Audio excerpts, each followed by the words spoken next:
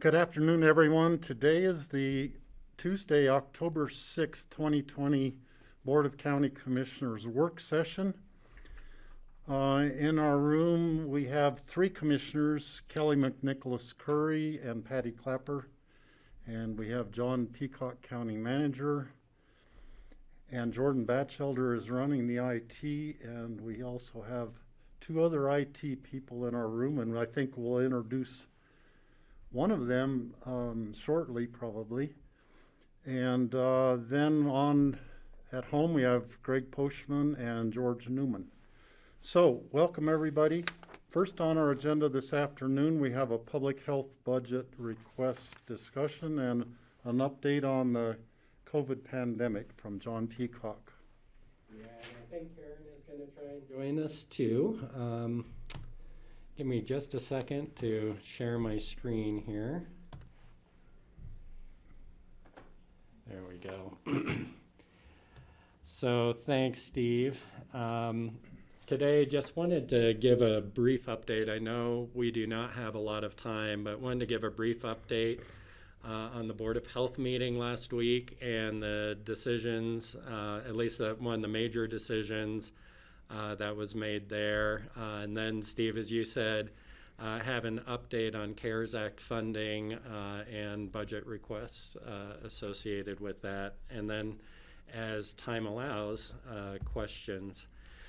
So, just real briefly, the last week, the Board of Health had a briefing from staff about the state's new coronameter.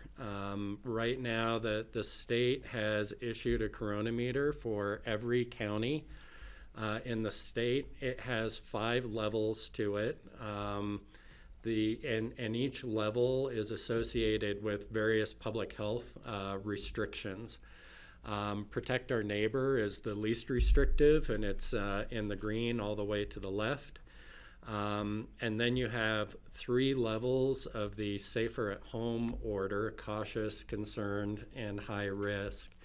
And each of those have different levels of mitigation associated with them. And then, of course, stay at home, which is essentially what we experienced in March and April. The state's coronameter relies on 3 metrics: new cases over a 2-week period, percent positivity on testing over a 14-day rolling average, and then the impact on hospitalizations. Are they stable, declining, or increasing? And this is a screenshot from the state's data. Currently, Pickens County sits in the level 2 concern.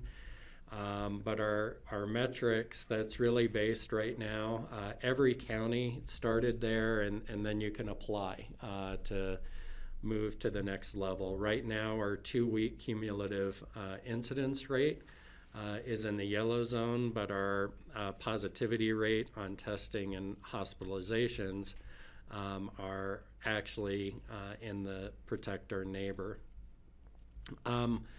For the county to be able to move into the next level, the county needs to make a request to the state to move to that next level. And then you have to demonstrate, or the request has to be made after all 3 metrics have been at or below the level that you're applying for a 2-week period.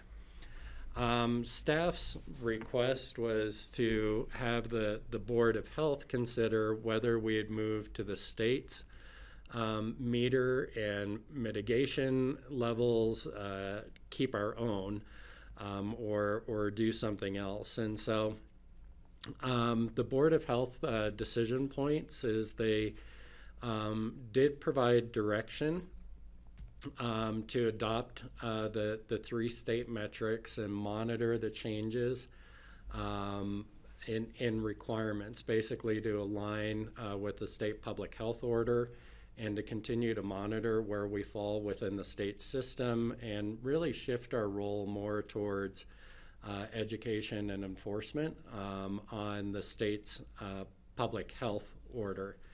However, there is also, I think, a pretty robust discussion that the county's coronameter had more data in it. It was a more robust instrument. We had, and currently have 10 levels in our coronameter. And so the Board of Health asked that we have a tool to continue to monitor our local data so that we can get a sense of what direction our indicators are moving to help the Board of Health make decisions as to whether to apply for the next level. And so you'll see that this was a sample of what this might look like, is having the state coronameter with their 3 metrics and where we sit, and then having additional metrics and what they mean that we're tracking on the county level that aren't being tracked necessarily in the state's coronameter. And what that will do is both provide our community as well as decision makers with indicators of where we're at. In terms of, I'm going to skip down to number 4 and then talk about the public health order. The process for moving to the next level is staff will monitor the data in the state's coronameter, and at the Board of Health meetings, which do happen every 2 weeks. So the timing is very good right now for us to be revisiting the data. If the county's data supports moving to the next lower level, so in our case it'd be level 1 or protect our neighbors, staff would be presenting the data in the state's coronameter as well as the locally tracked data as far as trends, and asking for Board of Health direction to either apply or remain in our current level. And so the Board of Health is really going to be making those decisions with data and advice of public health staff. Kelly? Thank you. What population, is this based on our year-round population, or is this based on what we're tracking as our current? Yeah, Kelly, that's a great Inflated question. population. This is based on the census population, so it does not take account of second homeowners. It does not take account of long-term visitors, those who are here over 30 days. It doesn't take account of our short-term visitors, nor does it take account of our transient workforce. And so the data we're being measured against is just under 18,000 in population. As we've seen in some of our studies, at our busiest times, our population can swell to 53,000. We're anticipating we're really between 39 and 42,000 at our peak times during the pandemic. Okay.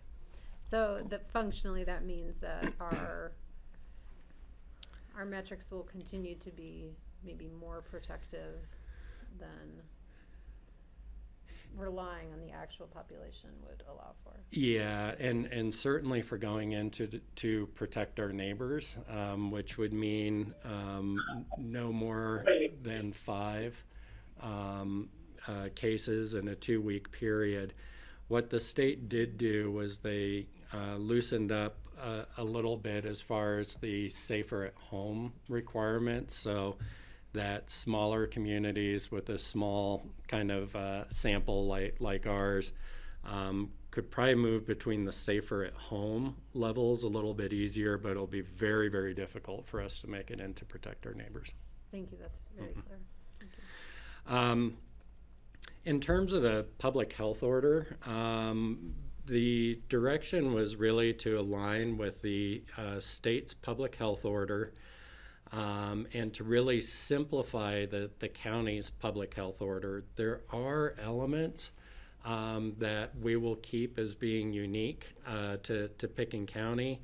That includes requirements around face coverings, requirements for business and event safety plans, requirements for cooperation with case investigation and contact tracing,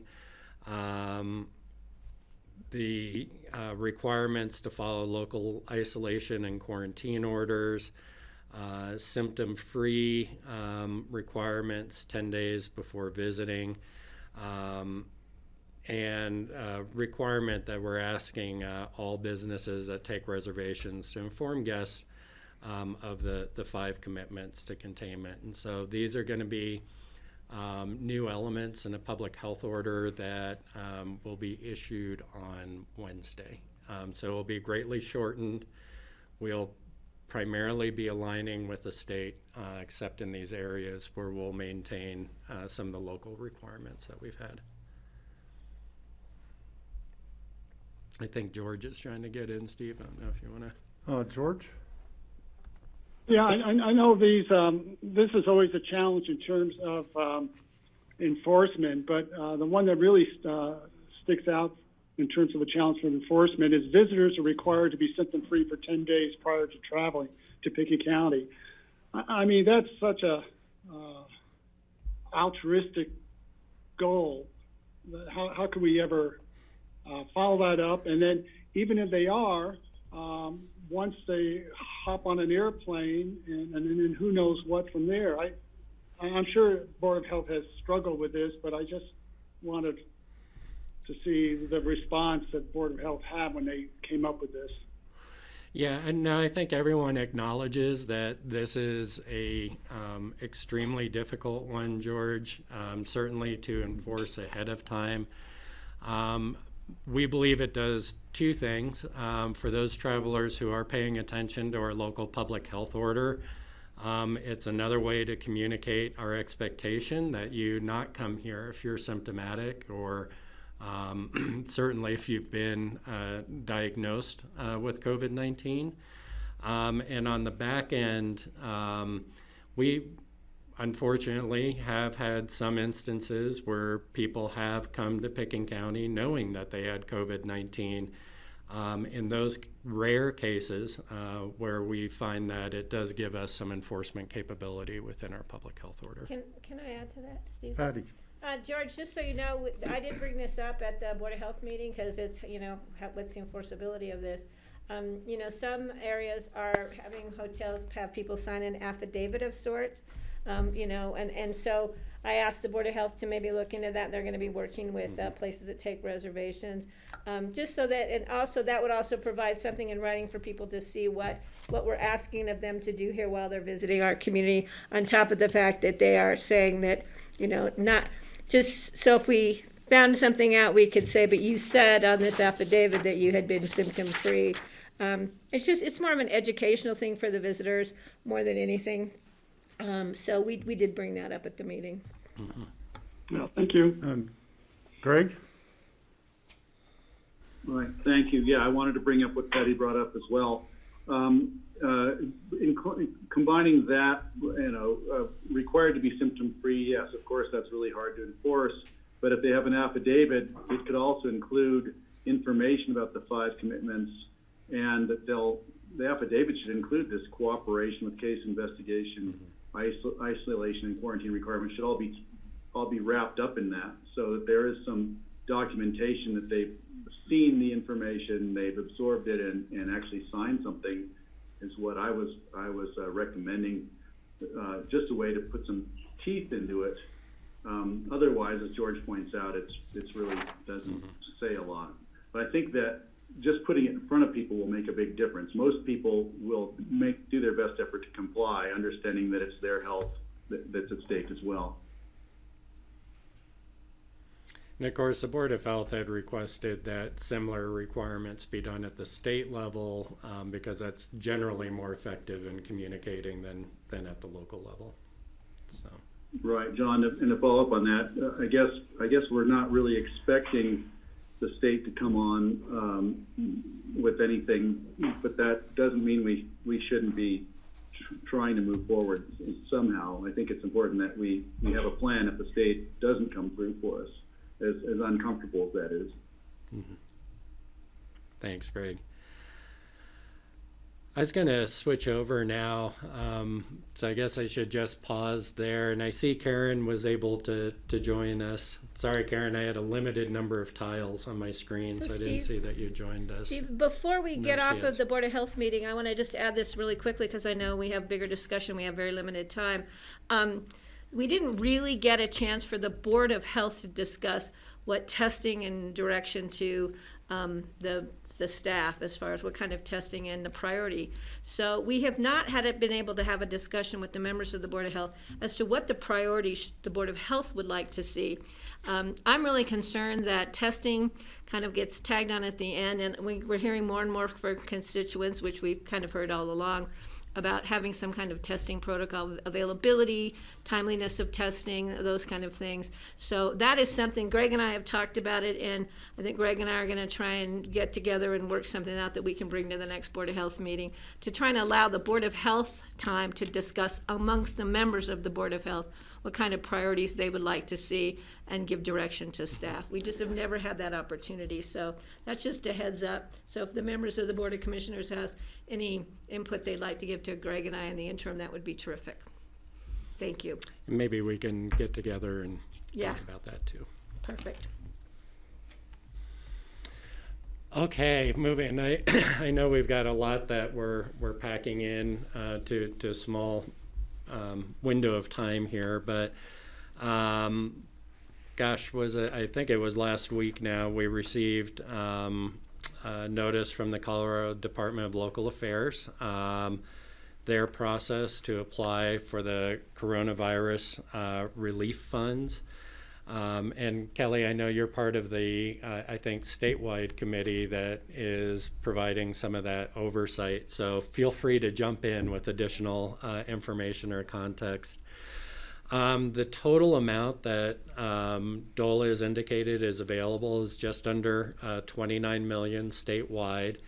The 5 large counties that received the initial CARES Act distribution are not qualified to receive that. So it's the remaining counties, smaller population counties, as well as special districts and municipalities that can apply. We would anticipate, just like we did in the first round, applying with reimbursements that have been collected from both our municipalities and the county, and distributed according to the IGA where we are all operating under, which has 55% of those proceeds coming to the county and 45% going to municipalities based on their Pickens County population. It is really difficult to estimate exactly how much we will draw down. We have we believe we have over $2.5 million to $3 million in reimbursements, potentially more, that we can submit that qualify for CARES Act funding. Obviously, that this is a statewide program. We're not estimating getting 100% of that reimbursed. We've estimated anywhere from conservatively receiving $350,000, which would be $192,000 plus to the county, to $1 million, which would be $550,000. Splitting the difference, we think it's probably going to be more in the $700,000 to $750,000 range. That may prove to be conservative, to be honest. We're finding that a number of counties aren't right now even going to be able to spend their full allocation from the first round. Yeah. So I'll just jump in and give a general overview of where the initial allocations in the CARES Act and then where the reserve bucket of that money stands. So, you know, Pickens County was very organized and very prompt in submitting our initial requests. And as you may remember, the first 90% of that CARES Act allocation to local governments was then distributed out to 61 counties based on population. Those counties still had to submit a reimbursement application to get that allocation. As of last Friday, only 16% of the initial allocation had been applied for. So, you know, there's still opportunity for jurisdictions to submit their reimbursement application for that initial allocation. But if that timing passes, the plan for that money was always to roll into the reserve. And universally, the hope is to spend it all locally and not send any of it back federally. So there's still a big question about where that remaining huge chunk from the first allocation, whether it's going to be fully drawn down or how much of it will roll into the reserve.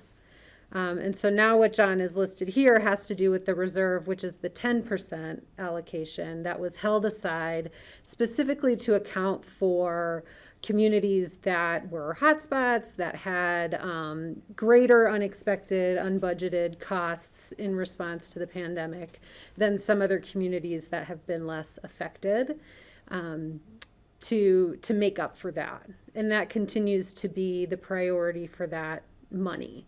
And so there's a scoring process for how jurisdictions can access that reserve funding. And I think we're really confident that our application for that reserve funding will score highly. So that's the process now that we're into. So I have a question. Can we still apply for the initial that hasn't been drawn down then first? Or tie it in or wait till it goes to the reserve? Or because we have, it's my understanding, we have a lot more of documented expenses that we think would comply with what we're required to do to get these funds. So we don't know. We do. So we were allocated just over 1.5 million between the county and municipalities. So we've submitted and been approved for that full reimbursement already.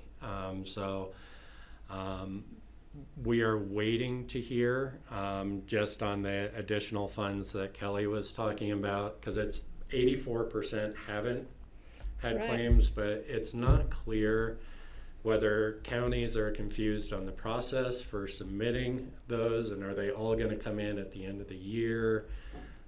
How much is really out there, I don't think DOLA knows, so we'd have to wait for DOLA To see if it come back rolls and- into the reserve and then that bumps up our But again, opportunity. there's been no discussion about a cap. So for, as far as the reserve goes, we know right now there's at least 28 million in it. That could grow. I think it's likely it will grow by some amount, that communities will just say, we just didn't spend everything you gave us, so here, we're giving it back. There's been no cap set on what an individual jurisdiction can apply for from the reserve. It just has to score highly based on the criteria. And again, those criteria are favor communities that had greater expenditures due to the public health emergency that were unbudgeted for. And So this could directly to include- public health expenses. This could include qualified expenses that have already been paid by the local jurisdiction. Correct. Or ones that are determined that will be paid by the end of the year. Right. Correct. Okay, so I think that's a real positive. If Oh, people we're- didn't apply, that's gonna put more money into a pot that hopefully we can get more than the million to 700,000 to $1 million there. We are positioned very well, Okay. and if in fact the numbers that Kelly has put out stay anywhere near where they are, I think we'll be positioned to do better than any of the numbers Right. listed here. So we'll have There's to just wait some and see. unknowns. There's some Yeah. unknowns, yeah, Keep us and going. so we really don't know, and so we've tried to estimate here realistically what we think what range will come down in. The good news is that we did not estimate getting these reserve funds when we came to you in May, because it was unclear how those dollars would come down. We are proposing, there's one more piece. We're also working with Snowmass Village, who has been working with us to use their CARES Act fund distribution, the 170, for capacity enhancements to ensure that services are available in Snowmass Village for contact tracing, consumer protection, help with test coordination and that sort of thing. And so that's a great potential partnership and is also included in here. We're still nailing down the details of those buckets that funding could be used for. Karen, unless you have any updates on that. We have identified the need for 3 positions. The first is a testing and vaccine analyst. This is really someone to help us with planning. Testing is a complicated challenge, and we do not have a dedicated resource either from the state or locally working on that. And we're anticipating we'll have a similar level of complexity in planning once a vaccine is prepared. And we're being told now by the CDC to start that planning process in conjunction with the state. And so we feel strongly that having a dedicated resource to that will help better inform and move these discussions forward. We see the need going into winter for an additional case investigator, contact tracer. We'd like to be able to have a dedicated resource, particularly for the schools as they go back in, so that you have someone who's familiar with that environment and that we can get on any potential outbreaks quickly in order to keep the schools open. And then the financial analyst, it looks like my text got cut off here. I'm sorry. There's more in the memo, of course. But you may recall in 2017, we had a 0.25 FTE dedicated to public health for financing needs, financial and accounting needs, 0.75 to human services. The amount of grants that we've been pulling down, even pre-COVID, but particularly now during COVID, has increased the workload exponentially on that position. It's something I know Connie can speak to, but we are seeing the need to be able to keep up and stay ahead of all of these reimbursements and grant reporting requirements to have that position. In terms of salary, right now, looking over this year's budget and next year's budget, we would need to draw down on the county side $178,000, so that'd be less than a $350,000 total reimbursement, which would net $192,000 in order to make these three positions kind of a net zero impact on our current fund balance. We think that's going to happen, and so we have the 2020, if we get 178,914, we'd carry over 156,000 into 2021, which would mean these three positions would have no net impact on our current fund balance projections. Obviously, if you get the revenue reimbursement and you don't make these expenditures, it would add to it. So just to be clear on that. Patty? Yeah, I have a couple of questions. On the one that we would like to do a dedicated resource for the schools, I asked to find out information if the school district receives any CARE Act funds. And like Snowmass is so kindly saying we're going to use a portion of ours to help, pay down the cost of having a contact tracer and consumer protection person for Snowmass. I would like to see if we can get the same from the school if they got CARES Act money. So I did have that, and thanks for reminding me, Patty. I did have a follow-up conversation with the school district, and they did get a CARES Act funding reimbursement, but they have already allocated it on additional supplies, cleaning, their bus they're having to increase their transportation routes, and so that money went very quickly. So they got a smaller distribution than we did. Are they not allowed to or able to apply for any of these reserve funds? I don't Special believe so. districts? They don't technically qualify as a special district. That's correct. Because that would be an appropriate use, I Right. think, for some of these reserves funds to go to these special districts. Okay, so no money from the school district. But we will include this as part of our reimbursable expenses, at Right. least for 2020, and if any of this gets extended to 2021. So on the financial analyst, so now we'll have two full-time, one for dedicated to human health.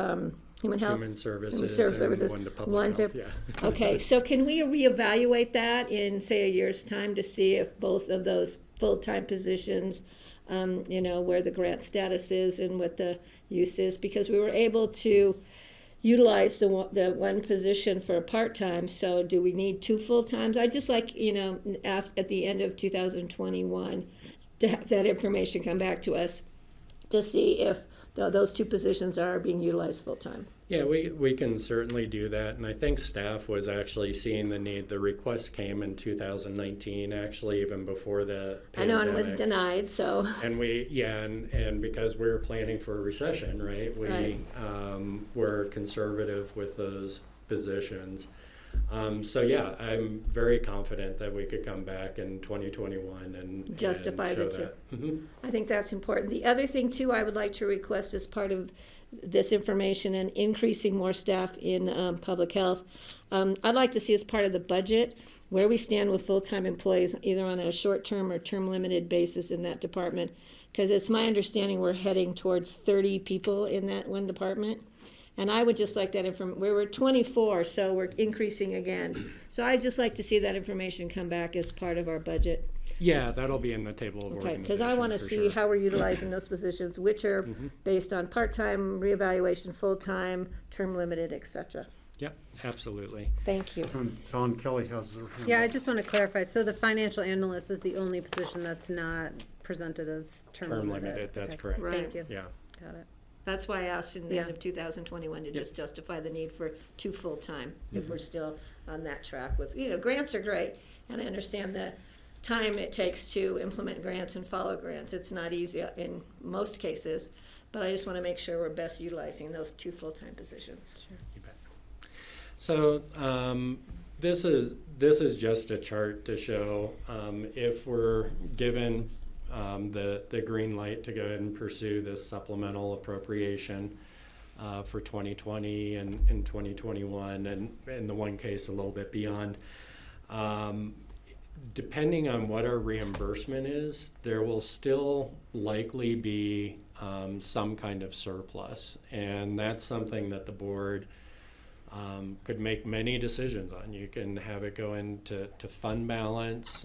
There may be other relief needs. I know, I believe it was at our last meeting, Kelly had brought up the possibility of some support for businesses for the winter. There may be some other ideas out there, but I do think it's pretty, I really do think north of this 230,000 number is probably realistic for the board right now. And so we can put that on for a future discussion, or if the board has some ideas now when we're preparing our next supplemental appropriation. If you want to appropriate these for a purpose, or even appropriate them as a COVID contingency or something that gives you some flexibility, I think we'd feel comfortable counting on those revenues. And we can wait to see where the CARES Act distribution finally comes out before we spend them. Kelly? Yeah, I mean, I'd like us to brainstorm some ideas. I'm not sure we have time now to do that. You know, you guys have heard me we've had ideas since the beginning about how should we or can we or support businesses, and I think mechanisms to do that. Another thought I had was health insurance for workers in our community. Is there a way to help them access health insurance more easily this winter? So I don't know. I think we should start generating some ideas among the board. And I think we should go for the full, any penny we have that can be reimbursed, we should apply for it. Even those that we think, we could have through the end of the year, we should apply for it. Would funds from the reserve qualify, for reimbursement, if they were used to help with health insurance or business sustainability?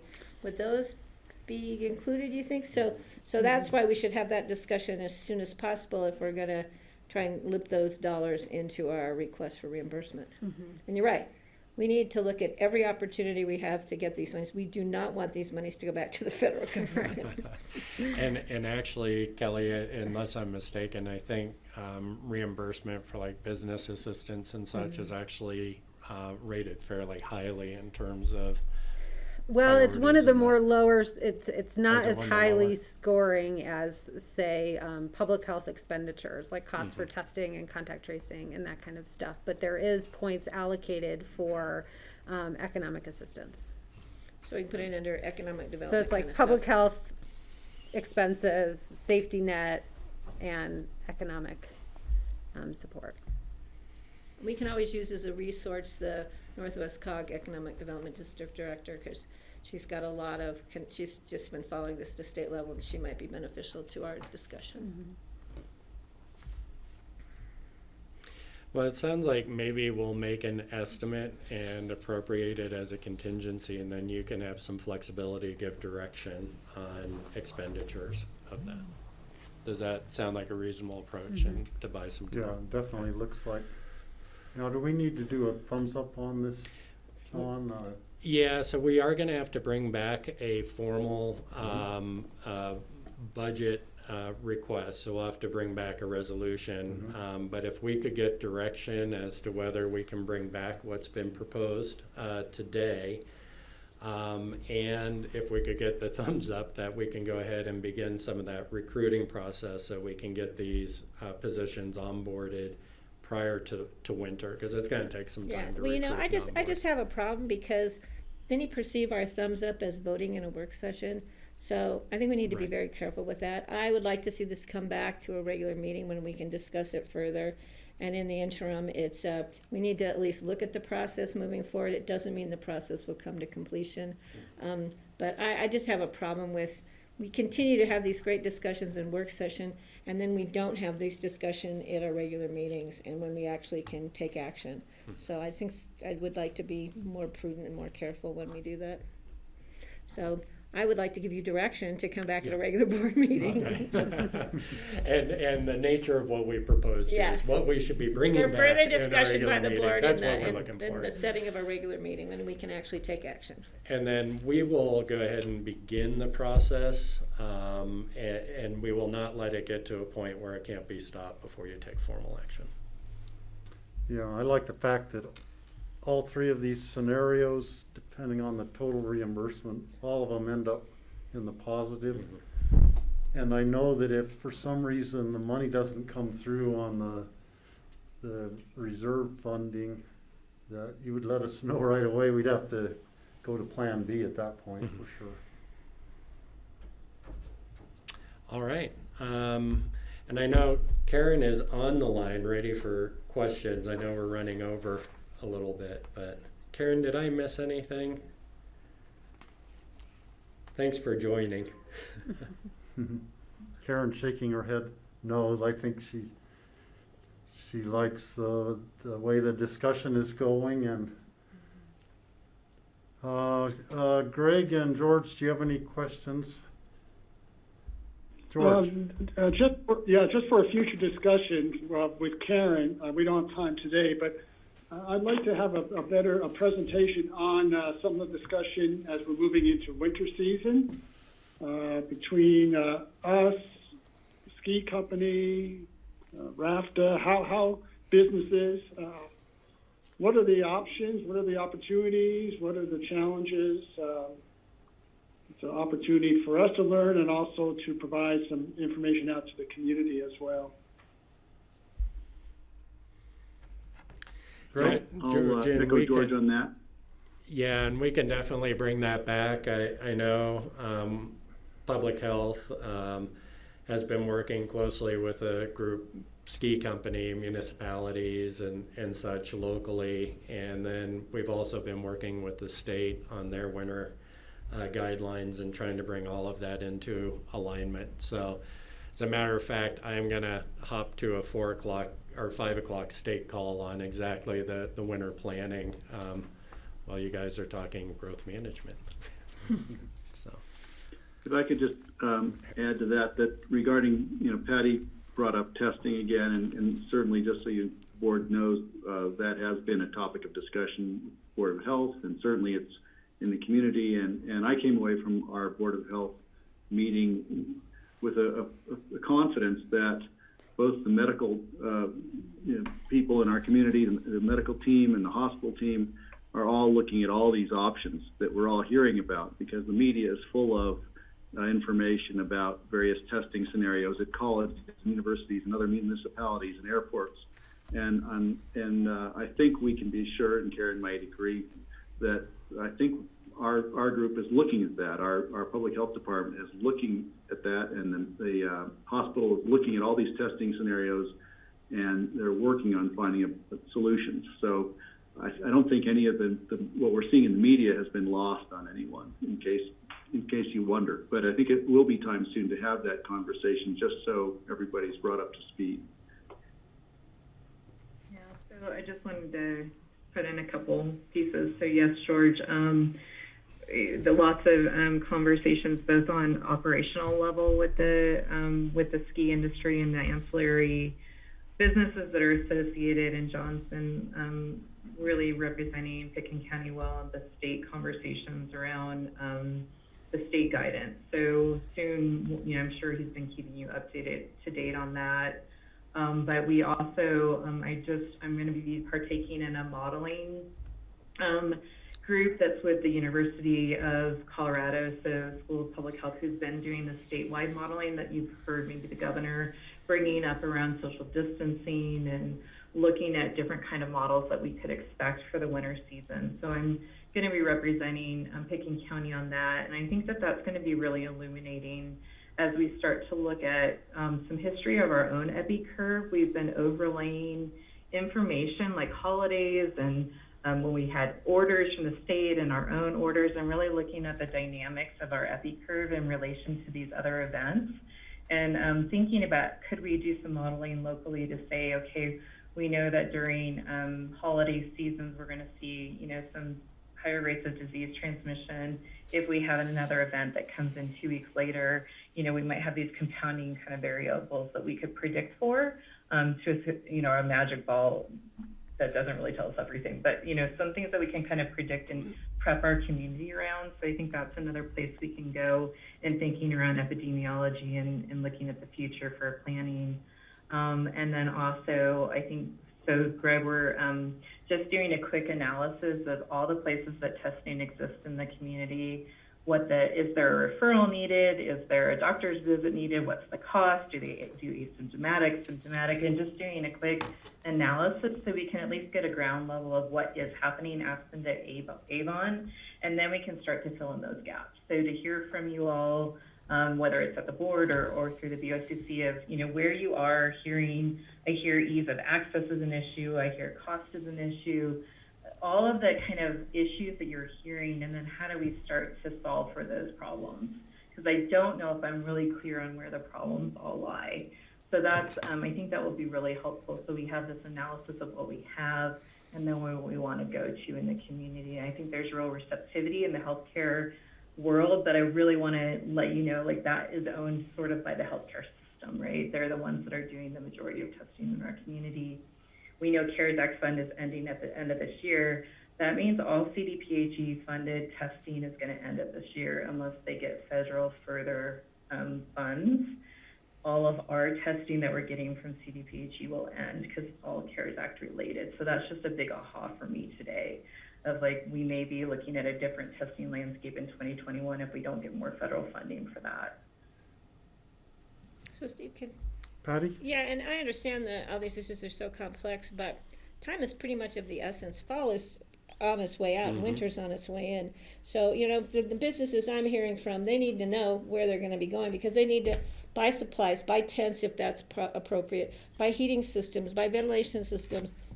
And it's not like they can be told on Monday that they can open on Tuesday if they have to have X, Y, and Z in place, and so they need to plan ahead. So I know we need to be careful in moving forward too quickly, but we need to be cognizant of the fact that winter is around the corner. And the same thing with testing. We've been looking at testing from the get-go. We've had all kinds of different information, things that have proven not to work, proven maybe to work, we don't know. But, you know, the comments we're hearing from the community now is the time frame for them to get testing, the turnaround time for testing. And it's really difficult to wait that 3 or 4 days after you've been tested. It's an emotional, very emotional, psychological, mental health threat that looming over people's heads. So we need to find a way to turn these things around quickly, because, you know, we're how many months into this and we still don't have a real grasp on how we can test this community as this community is requesting they be tested. So I don't want to push it so we do the wrong thing, but I think we need to keep in mind that time is of the essence in these two matters.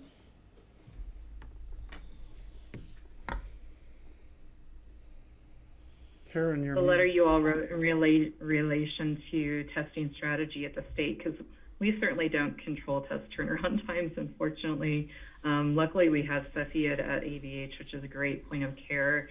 We're trying to advocate for more point of care, which allows for that rapid testing, and then you don't worry about test turnaround times. But the state lab or LabCorp, they're kind of ultimately, they're the ones that can turn those tests around. And the curative tests that we just got from the state have a TAT of about 48 to 72 hours. I'm really hoping that will help mitigate the longer test turnaround times that the state lab's been having.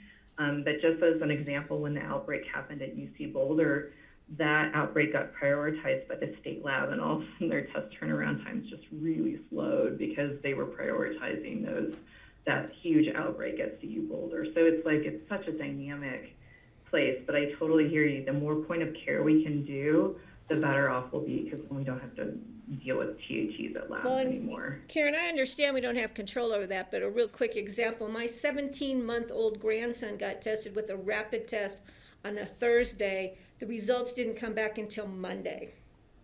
So, that was a very difficult situation for the family to be in for that. If anything, they say 72 hours and it's 5 days out. People expect it 72 hours. So, it's very difficult for people to assume something and then being told, well, we didn't get it back in 72. It's better to say it could be 5 days so people don't wait. But to have a rapid test done that took on a Thursday that took until a Monday for the results to come back is totally unacceptable. Was that here, Patty? It or was is at that- Valley View Hospital. Okay.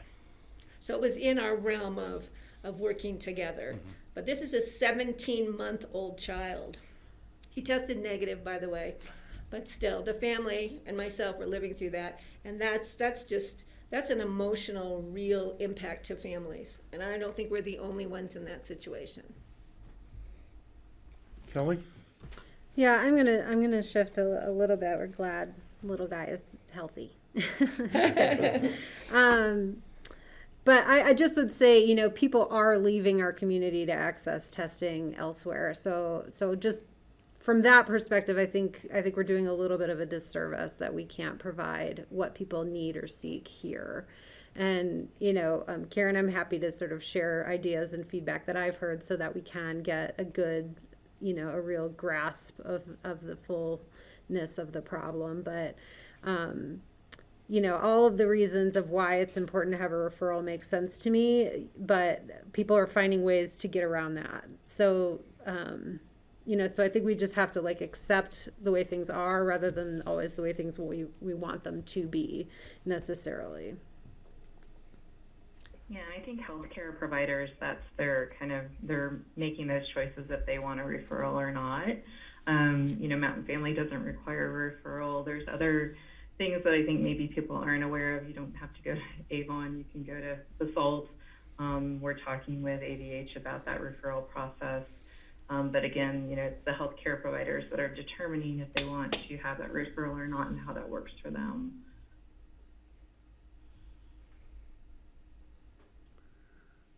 Okay, is that it, John and Karen? I think we've reached the end of the discussion. Thank you very much for the updates and the discussion on these issues. It's like a never-ending saga with the next chapter coming next week, or maybe even sooner than that. So let's move on to our next item, and we're about 20 minutes behind. We knew we were going to run over on the public health discussion. Thanks, Karen. Next item, we have the ASC visioning discussion. Our continuing saga on this also. So John Peacock and Rich Engelhardt are available to continue our discussion on making these many decisions we are involved in. Oops, hold on, I hit the wrong button there. There we go. So we have a limited amount of time scheduled today and a longer amount of time scheduled tomorrow. And I believe we'll need to find some future work sessions because there's still a lot of outstanding questions that the board has that the public has also been asking around different options and such, and alternatives to getting where we want to get, whether the discussion is around privatization and funding and those sorts of things. But we're still in the process of figuring out, before we figure out how we're going to get there, figuring out where we want to get, right? And what our goals are for the project. And so today we wanted to pick up where we left off. We had left off the discussion with the flexible gate concept. The board had given some direction. We want to make sure we captured that direction correctly, so reaffirm that.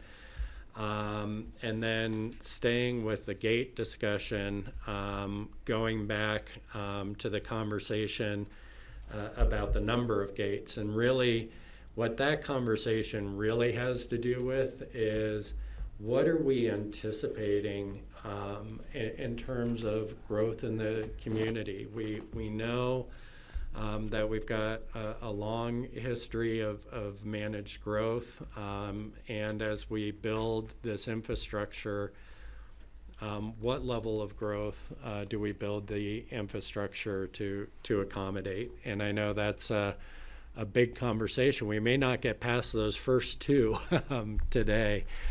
And then we're getting into the bigger questions, remaining recommendations from the Vision Committee in terms of their runway, airfield recommendations, and the Common Ground recommendation airport map. And I anticipate we'll get more into those conversations tomorrow.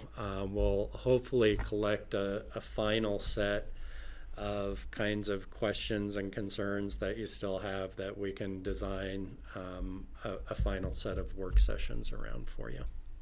Does that sound like a reasonable way to move forward? Yes.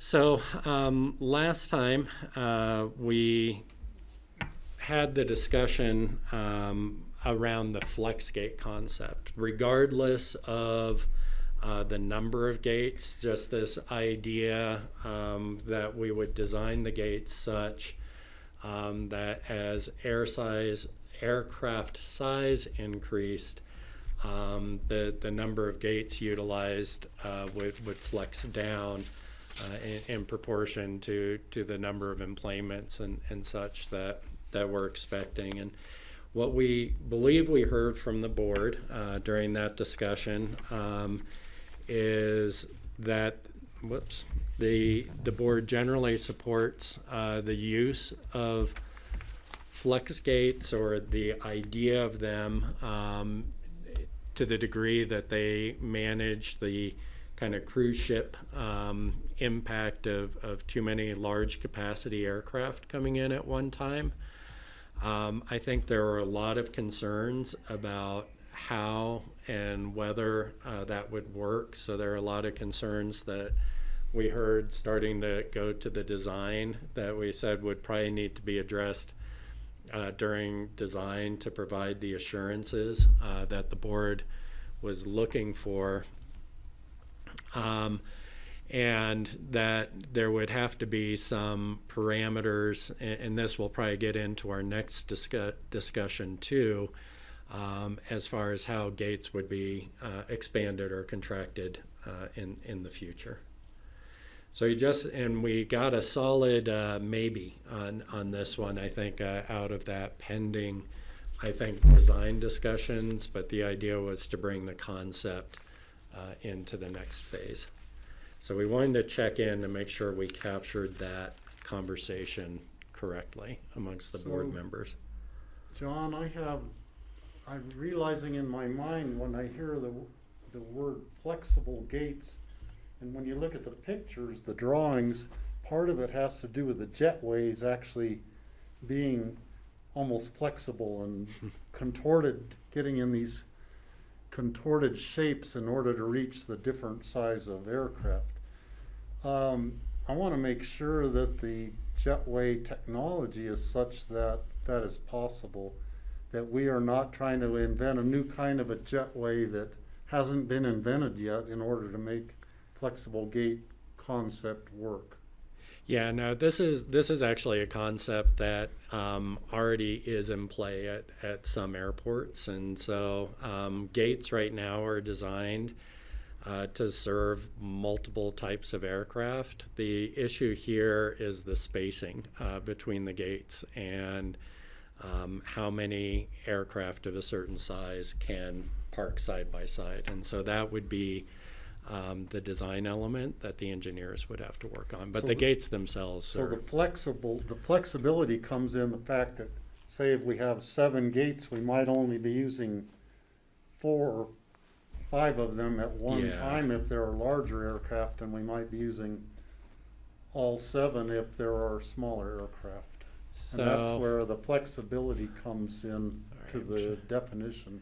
yeah, and so Steve, you might be able to see on the screen here that in each one of the scenarios, once you get to 3 of the larger wingspan aircraft, basically there isn't the spacing between the gates like there is when you have the smaller aircraft. So it makes one of the gates unusable. However, you're still meeting the enplanement targets because you've flown more seats in on the larger aircraft. And so you can see, like in this example, which is the 8-gate example, well, let's do the 7-gate example because I think that's what was recommended with 76-seat aircraft, and they built in a load capacity. I can't remember if it was 60 or 65%. You'd have 343 passengers. With 2 larger jets, you'd have 397 at one time. But with the flex gates, once you squeeze one out with the 3 larger jets, and I'm sorry, I cannot seem to get rid of that, you'd go down to 375. So that's the flexible part, that the capacity flexes with the size of aircraft to meet our enplanement targets. Mhm. Is that? That makes sense. Totally makes sense. So are we, and I know there was some skepticism at the last meeting that I think would need to be addressed through design. So I have a question. The other bullet Patty and point, then George. did we ever get to that other bullet point? I'm not quite sure. The third one? or Arrival the- only, yeah, We did not, so I think Okay. we should Okay, talk so- about that. because that's a little confusing. I don't have a problem with the 7-gate flex, and I think a lot of the details to be worked out when we get to designing the terminal. We Mhm. can't really do that now because we don't know what kind of terminal we're going to design. Kelly? Don't forget Oh, to wait, George. George was first. George first, then Kelly. Yeah, I mean, it seems like, John, that we're not really drawing a line in the sand at this point because we're going to have years to develop these concepts, find out, learn more information over the next several years in terms of how the airlines will be responding to COVID. And so it just seems like what we want to do is remain flexible and adaptable. And we have plenty of time to do that if we allow the process just to go forward. So we're not locking ourselves in. And if we find out 2 years from now that, oh, you know what, we only need 6 + 1 flex, or we need 7 + 1 flex, we would have the ability to make those changes. Yeah, in terms of the numbers, I agree. We need to kind of set a stake in the ground because I think right now everything we're looking at probably doesn't match up with an unconstrained forecast of what growth could be. And so we're looking at constrained forecasts, and that's where I think we need to understand where you all think growth might go as it's managed in the future. Kelly? Thanks. Yeah, this might beg that bullet point that we're calling attention to, but I wanted to revisit, I think, a point that Greg has raised as far as will there additionally be space on the tarmac for people to deplane separate from the number of gates. So I am Right. supportive of the flexible gate concept. The number 7, I think, is still debatable, and that will come Right. up. But I do want to understand if, for example, as part of this arrival only process, planes on the tarmac that will be deplaning as well. Yeah, so this would be a design element too, but what the Vision Committee was concerned about, quite legitimately for any of us who have flown in the winter, is irregular operations because of weather. And when planes do get those windows to fly in, sometimes you have more than, whether it's 6 or 7 or however many we end up with coming in. And we have what are right now called remain overnight positions that aren't gates. And so in the vision document, when we get to the map, you'll see 2 remain overnight kind of parking places on either side of the gates, basically.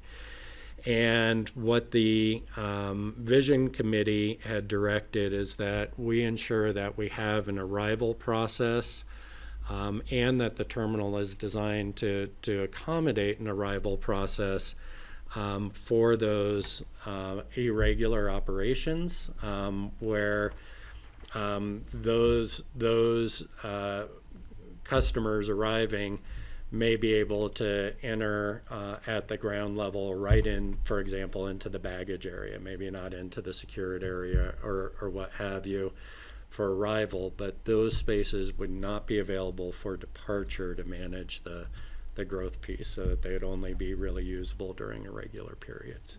So we didn't nail down the exact hows, but we understood that would need to be considered when designing a terminal, make sure that you had flow and access from that tarmac level, and that we needed to be thinking through that going forward. So we want to be able to accomplish that. So that's what they're asking. Okay, and yeah, I totally agree with that. The worst PR thing I could think is we build a new terminal and then we have people sitting out there for half an hour on planes waiting to get off, just sitting on the tarmac, not able to get off the plane, and that happens to everybody in big city airports from time to time. And if we have this provision so we can unload them down a portable ramp and get them into the terminal and on the way, that will really enhance the customer experience. Makes for a better flow. Yeah. Now, as far as moving people back out, you'll still be constrained then for those planes to leave. They'll have to wait for a gate to be open and parked at. So it'd be like the Hotel California, right? You can get here, but you can't leave. Now, the other option that I could see, John, would be that we actually build another gate that normally is not being used for departures. But in the case of where we have extra planes coming in all at once, you could actually pull one of them into the extra gate, whether it's the 7th gate or the 8th gate or whatever. They could unload their passengers into the secure area, and then their departure could be moved from whatever gate they were scheduled at to that gate. And that would be another option that we could look at instead of, I mean, I like the idea of just unloading onto the ground and having him walk right into the baggage claim, but if we can get the plane into position to load people at the same time for their departure and get a faster turnaround on the departure, that there's advantages to that too. Yeah, so it's certainly something that we can explore further. I think one of the challenges that the board would have is that we're really the airlines are primarily paying the cost of the terminal improvements. And if you build that kind of capacity and holding it just for that use versus going both directions can be a really difficult discussion. In fact, typically once that kind of infrastructure is built, They're going to use use both it. directions. They're going to use it for coming and going however they want. And so I would just caution the board if that capacity issue is a concern, which is our next discussion, you may want to pay attention to that. Kelly? Yeah, no, I appreciate Steve's out of the box thinking all the time. And, you know, I do think we just went through the process of where we allocate the space, you know, so I just wonder if there's a way where we don't allocate that space out to airlines, or we just keep, you know, we absorb the cost of that, if that's the complexity of that, getting to a solution to that problem. So.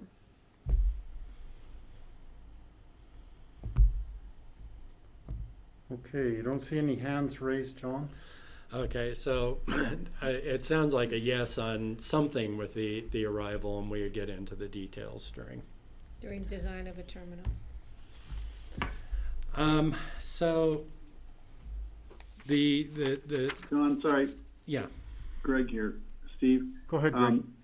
So the thing that I want to make sure is that we're not just assuming right now that it's going to be 7 gates.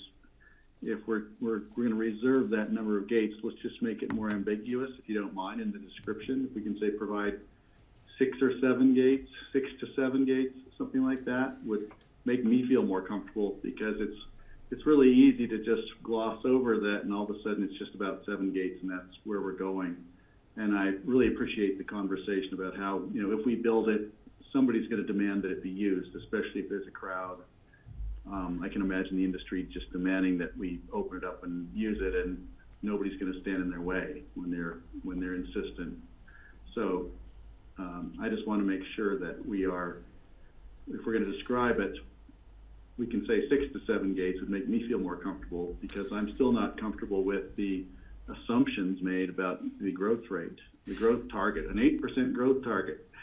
I don't like that. 0.8. It was 0.8, It's not 0.8, 8. Just to be clear, it's 0.8, Don't not scare 8. everybody. I would say But we say Thank you. up to Moving Point on eight, to but that. even still, it's an assumption, right? Up to 7 gates. If I could just say, that's actually, the Vision Committee, I think, very purposely teased those 2 questions apart separately. One was the concept of flex gates, which you just gave direction on. Now we're getting into the number of gates, and Greg, you're exactly right. This is going to bring us back now to that goal, because we're still waiting for you guys to make a decision on the community goals, and the only one that you haven't yet is that 0.8% growth target. And I Right, want to thank be you. So I'll give a thumbs up on the flex Okay. gate concept. I think it's going to work as long as we understand the entire playing field that we're doing it on, and I'm ready for the next conversation. It sounds like I'm not necessarily against any particular rate. I just want to understand the assumptions. Sure.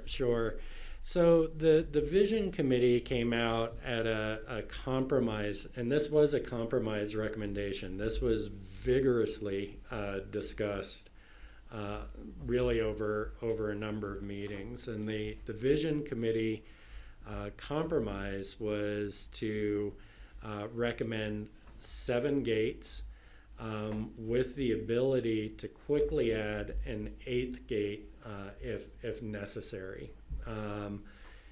And that was based on the 0.8% growth target, which was set really early on in the process. And the Airport Experience Committee was very explicit that they felt that 8 gates were necessary for a number of reasons. One, we just talked about, we have a number of irregular operations, and they wanted to ensure we had capacity for the customer experience to absorb the irregular operations. There is also an employee experience component associated with that in terms of allowing some downtime between peaks for recovery in the facility. And so, if you're always running at peak, it's hard to keep up with all the cleaning and stocking and catching up kind of issues that everyone's managing there. Because of the concerns, because the 7 gates with the fleet forecast did come out to being able to accommodate higher than that 0.8%. I believe it is 1.1%. I'll ask Rich to correct me if I was wrong on that, Rich or GR, which was slightly higher, but they felt within the range of the 0.8, what was acceptable. And they felt that being able to add an 8th gate quickly accommodated the need if commissioners at the time found that the customer experience or employee experience was not being met. there was the concerns about comfort and being able to move folks. But Greg, I think to the point that you were trying to make, this really depends largely on what kind of growth target we're looking at. And I want to talk about this 0.8% a little bit, because the 0.8% doesn't necessarily mean isn't related to 0.8% population growth or 0.8% people growth. What you need to think about it in terms of is 0.8% in terms of employments at the airport. And it may or may not relate to what's happening in the community. It may represent a change in mode of transportation from vehicle to aircraft. It may mean that if the airport doesn't have the capacities, more people are coming by rubber tire. This gets back to that kind of key question of, is the airport driving growth, or is the destination the reason people are coming here, driving both, or is it somewhere in between? Maybe that truth lies somewhere in the middle. It was the consensus amongst the participants in the visioning process came out to 0.8%. There were some that wanted it higher, some that wanted it lower, but this was kind of where the bell curve fell out.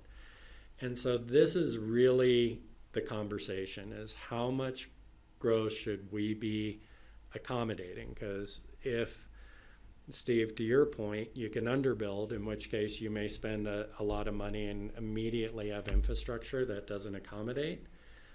But you could easily overbuild, and I think the concern there is induced growth, and you need to consider to what degree does an airport induce growth. So I'm just going to tee it up, and I think that calls a question into my mind. I remember several years ago, we had a maximum size terminal that the FAA had approved on the airport layout plan. I don't remember, it was 80,000 square feet or something. Is that 85. still the situation, that we want to define the maximum that we're asking for? And we can always downsize the square footage when we get to actually designing a terminal. It's easier to downsize a bigger plan than it is to expand if we plan a smaller terminal and then all of a sudden realize we need another gate right immediately, it's better to plan that in ahead of time.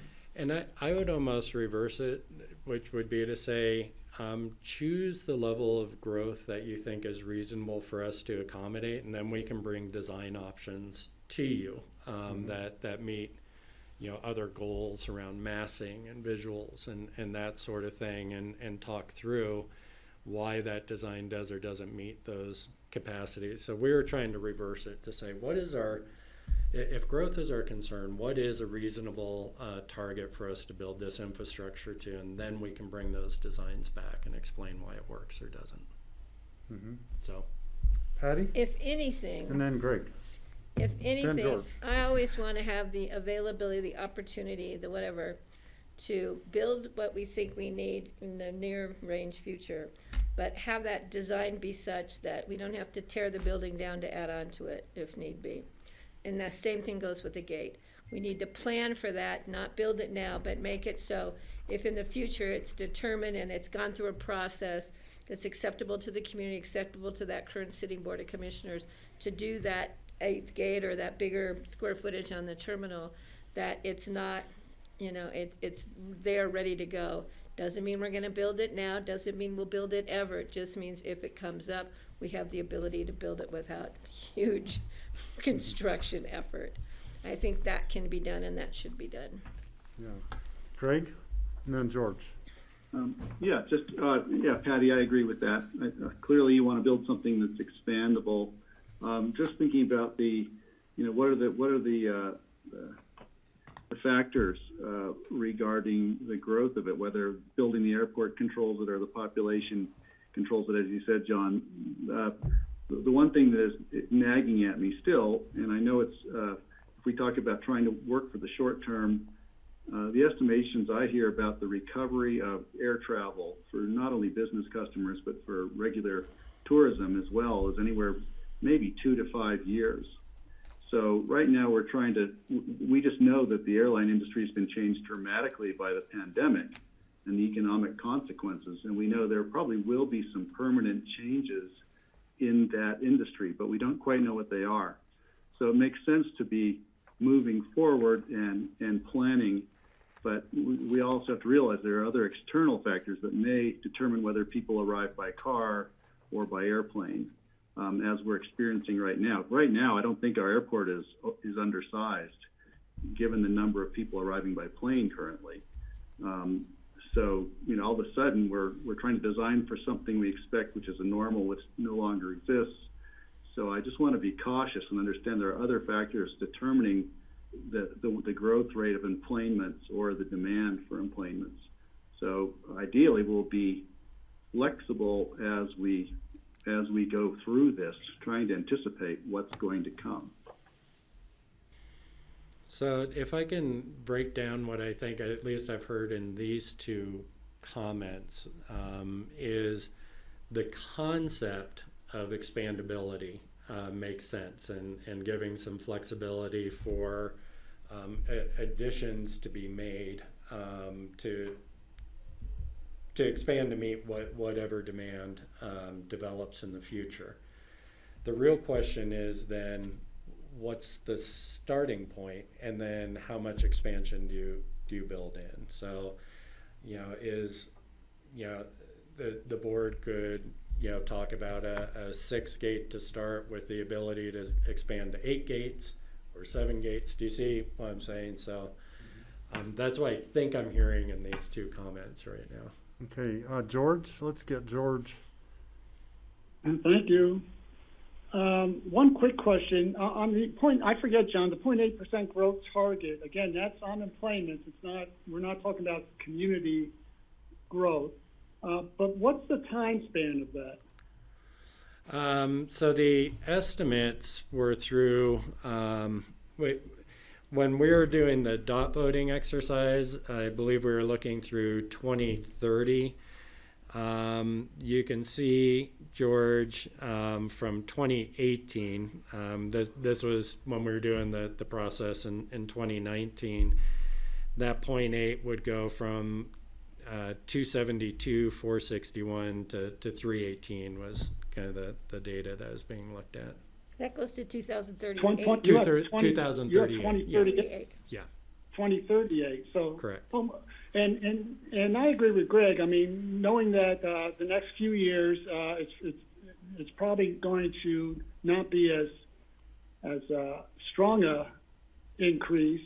So it may just be a few years beyond that, but it's going to be within that realm of this 2038 or 2040, 41.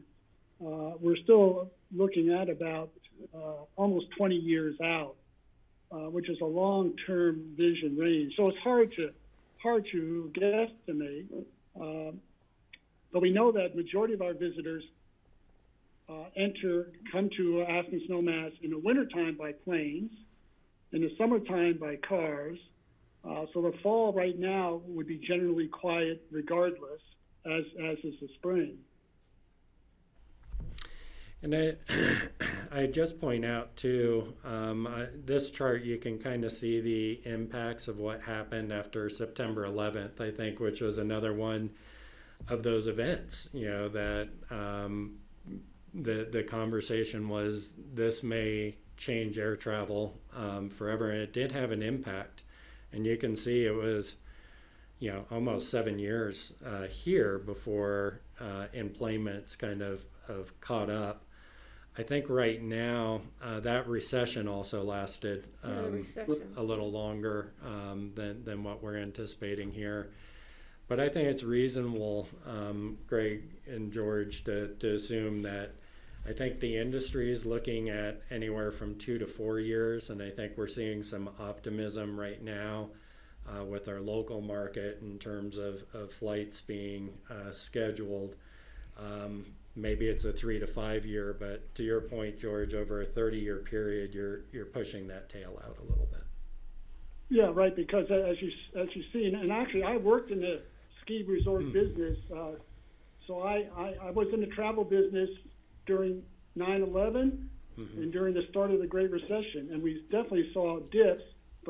And we'll probably see. Obviously, COVID will show another dip, and over the next 30 years, we'll probably see another dip. So it's going to go up and down very slow. You're not going to see a huge increase or huge decrease either way. Kind of like the stock market, right? Well, and this is a nice flat line, and what you can see is there's obviously a lot of elasticity year to year depending on what's happening with the economy or the weather or what have you.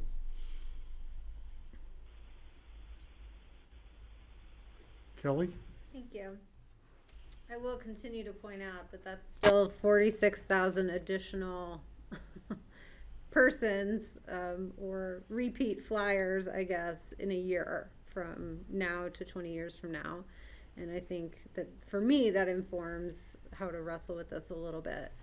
What I'm still struggling with is divorcing the commitment to a 0.8% growth target from what the number of gates actually results in, and those are not the same. So I guess we've wrestled with that a little bit, but I guess I don't fully understand how did the committee wrestle with that to look at, you know, a commitment to a 0.8% growth, but an outcome with 7 gates of having closer to a 1.2% growth in employments. Yeah, and so in I point you. This is a little hard to read, but the 0.8% growth was set at the beginning of the process. So it was before the committee understood what levers or such. And it was always understood as an aspirational goal that they would get as close to as possible. And so there weren't a lot of tools that the committee found would precisely dial in that number. Gates was one, and it's not a precise instrument, but it's one that came close, and so that's where they felt like it was a reasonable amount given that 0.8% growth, and that's where and it was balancing the airport experience with the ability to accommodate growth. At 6 gates, the folks who are analyzing the market started to see you're falling below that 0.8 and that you had a facility that was running at full capacity a great deal of the time, but you don't reach that. And one of the things that you don't reach that until the out years, right? So if you had a 6-gate facility, it doesn't mean that you're running full capacity from day one. And so it may be 7 to 10 years out that you start to run up against those growth constraints. And so one option would be for you to start smaller with the ability to expand. The downside of that is it's always an additional increment of cost as you mobilize to build in phases versus building at once. And so I don't know if that helps, Kelly. Yeah, I guess I'm just trying to, look at the real question that's before us, because, we have the benefit of all the work that's been done. So we don't have to, look at this 0.8% and commit to it in the same way that the committee did, because now we know, what do these additional gates get us to? So I just am struggling to divorce the questions, because to me they're very inextricably linked. So I guess it's a little bit, I think it's more useful for us to focus on the number of gates than to focus on the 0.8%. And if we frame how we choose the gates based on a growth goal, then that's how we choose them. But, you know, I don't look at whether we decide on 0.8% or not as like holding us back from making these other decisions.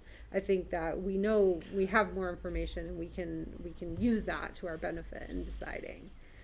So I guess that's just more a procedural recommendation on, like, you know, talking about gate numbers and what that means for employments rather than a growth number and what that means for employments when it gets thrown out the window as soon as we start talking about gates. Or vice versa. Yeah. So excuse me, let me jump to George. George, go ahead. Well, I just want to mention part of our discussion with the gates. If you go down the 6-gate scenario, and even if you're using the current employments, how that impacts passengers, how it impacts staff at the airport, the turnovers, the stress. So there's other factors in there as well that we sort of glossed over. We talked about it, but it needs to be part of this conversation because it's not just planes coming in. It's how often then, if it's only 6 gates, the frequency, and then the turnaround the staff has to deal with. And George, at the same load factors, I think that is something that was considered also. You can see we currently have 8 gates that can park this many aircraft. So you can have 392 people at one turn. When you look at the 7-gate scenario, the highest turn you get is 397. So you're only, adding five people capacity per maximum turn. And so I think they felt like that was kind of keeping things relatively where they are today, even though we're accommodating larger aircraft. So that was one way they got to 7. When you go to 6 gates, you can see there's no hourly turn that matches where we are today. Steve? Plus, you also have to take into consideration the unknowns of what the airlines will schedule. So what are the airlines going to be scheduling so that American, United, and Delta all have everybody coming in at the same time, or will they be scattered throughout the day? We don't know that. So that's kind of the unknown. I guess we're planning for the worst case scenario when every gate's full and every plane has a load capacity of X. Yeah. So that's another. So we did model. Yeah, I remember, but we don't know what's going to happen in the future with scheduling. Sure. It's a model. It's a prediction, but we would anticipate, based on what we're seeing today, that if you had an unlimited number of gates, if you had 11 gates, this is what that distribution would look like. But then what happens if we have direct flights and that, there's a lot of unknowns, so we're trying to do the best we can to guesstimate the future use. Correct. And to eliminate the and how many of those gates will be full with planes that are sitting there waiting for their departure time that, so they'll be full, but they won't be deplaning or implaning, the other reverse. So this chart you have up here, John, is the one that I am in favor of the 7 gates instead of the 6. Because if you project forward 5 years, say we recover 100% to where within 5 years, right about when we're finishing the terminal, if we only had 6 gates and had 4 straight hours maxed out, I've been in that situation running a counter at the cross-country ski center where for 4 hours you are maxed out, and at the end of the day you're ready to quit. You're exhausted, you're like, why am I doing this? It would be really hard on the employees. The terminal would just be full of people for 4 straight hours, and there would be a higher level of stress for everybody. You look at the 7 gates, and it's only 2 hours that are at the peak capacity. The others are lesser amount. It's a much more peaceful situation, not so hectic. And I think it would be a lot better experience for the employees and for the people flying. And that's why I favor planning for the 7 gates now. We might not need the 7 gates for 5 years, but it's gonna take us that long to build the terminal anyhow, or approximately. I don't remember Rich's guideline on his timetable. Mm-hmm. Well, and you're right, Steve. This is, I just want to make sure everyone sees this is out to 2033 in terms of projections.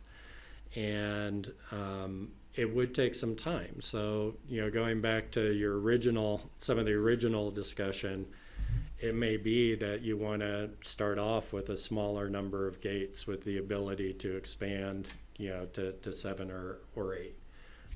As that need arises, and maybe that need arises as soon as we're ready to build, depending on what that timeline is. So that is an option. So we should just say up to 7 gates, with the ability in the future to add an 8th gate with those certain provisions.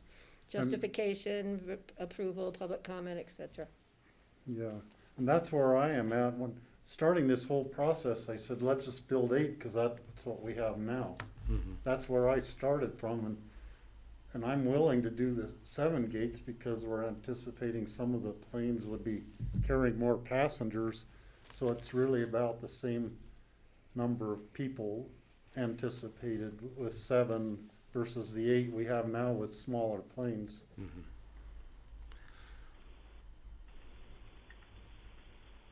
So it sounds like Patty and Steve it sounds like you two are in the same space of up to 7. Well, I think Greg was saying, 6 or 7, so why don't we just say up to 7, because it may come back that we decide we need 5. We don't know. So why don't we just say up to 7? That doesn't commit us. That says we can do 6 or 5 or 4 or 3 or 2 or 1, with the opportunity to add another gate in the future based on those provisions. So I actually like the wording of the vision committee. The wording they used is flexible. It has that flexibility built into it. But we could add the words up to 7, and I don't think they said it that way, but that gives us the flexibility And that's when what we're in Greg's the planning asking. process to adjust it a little bit up or down as needed when we're in the planning process and when we know more what's happening in the airline industry. Let's see, Greg, give it the thumbs up. George? Yeah, I would go back to the 7 gates, 7 flex. If you say up to, all we're doing is we're basically opening up the door for just further debate and further discussions back to 5 or back to 6 without having the background that we have here. So I'm more comfortable saying a 7 flex, which gives us that adaptability and flexibility to look as we learn more in the next few years. Up to is very nebulous, and I think it's just going to cause further debate and consternation going forward, frankly. So I would not support that language. So point of clarification, George, are you saying 7 flex, meaning you could go to 6 or 8? Well, we could say if you want to have a range, I would say anywhere between 6 and 8. That's probably the more reality of what may happen in the next 20 years. But I'm comfortable with 7. I just think that up to is just. Well, I was trying to find a way to accommodate Greg's without pitting us down to 6 to 7. Well, okay, well, you can accommodate me just as well. I know. Well, I'm kind of on your side of it anyway. I think 7 is appropriate with the opportunity to go to 8. So, but Well, I was trying to get us to a Greg's consensus. waving his white flag, I think. Greg? Sorry, Greg, I Never. tried. No, never. Don't surrender. I think that the important thing here is that we are letting the community know that we're watching what's happening with the industry, and we're going to be flexible in our own criteria for designing. So if you want to say 6 to 8 gates, if that's more certain for George, I'm happy to go along with that, because I think it gives the message to the community that we're not certain where this is going, and we're going to be watching it closely, and we're not going to overbuild this thing. but we're going to be flexible. And if we can say something along those lines, I'm good and I'm ready to move on. Kelly? I can agree with that. Kelly? Well, I'm just gonna stick my, stick in the sand. I'm comfortable with 6 gates based on the employment targets and that I'm comfortable with. And I think that there also could be, added benefits of having commercial traffic throughout the day, which, as we all know, when there's not commercial traffic, it's just getting filled in with the GA. With the opportunity to go up, to build an additional or 2 additional gates in the future. But I feel like there are so many other things that are related to having so many additional people in our community that we have not wrestled with, that need to be wrestled with, that, I would rather see what is still growth, but a smaller level of growth in employments over the next 20 years. So that's where my stick is in the sand. So my view on the growth of the employments, I want to see a growth in employments and a decrease in the number of people driving cars from elsewhere to drive all the way here. That's what my goal would be. And if that's what's driving the increased employments is fewer people bringing their cars, then I think that's a positive for the community. I can argue that. If it's growth in employments because we have the cruise ship mentality and these big group bookings where they're all arriving on an airplane and then we need more hotels and all that, that's a different kind of growth in employments. That's what everybody's afraid of.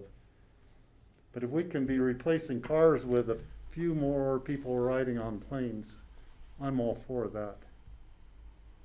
Greg? And then George. So Steve, I just want to point out the assumptions that you're making. You're going to assume that cars will remain dirty and airplanes will remain dirty, so you'd rather have fewer cars because airplanes are more efficient per passenger. But what if we electrified the automobile fleet as rapidly as they say they're doing, and we had more electric cars, but the planes did not get electrified as quickly? Would that change the way you saw this? I would say definitely, Greg. Yeah. George. Right, yeah, so just theoretically, we're getting theoretical here, but I just want to say I'm not sure the assumptions are going to really help us. I don't think you're conversation theoretical. Well, we're not going to build our way out of lanes, Greg. And so if I used to fly people into Denver or into Eagle or into Grand Junction because of price or because of ability, they're on our roads. So whether it's electric or gas, it's not going to decrease the congestion that we see. But it seems like we almost should have a consensus of between 6 and 8 gates. Kelly's on the low side.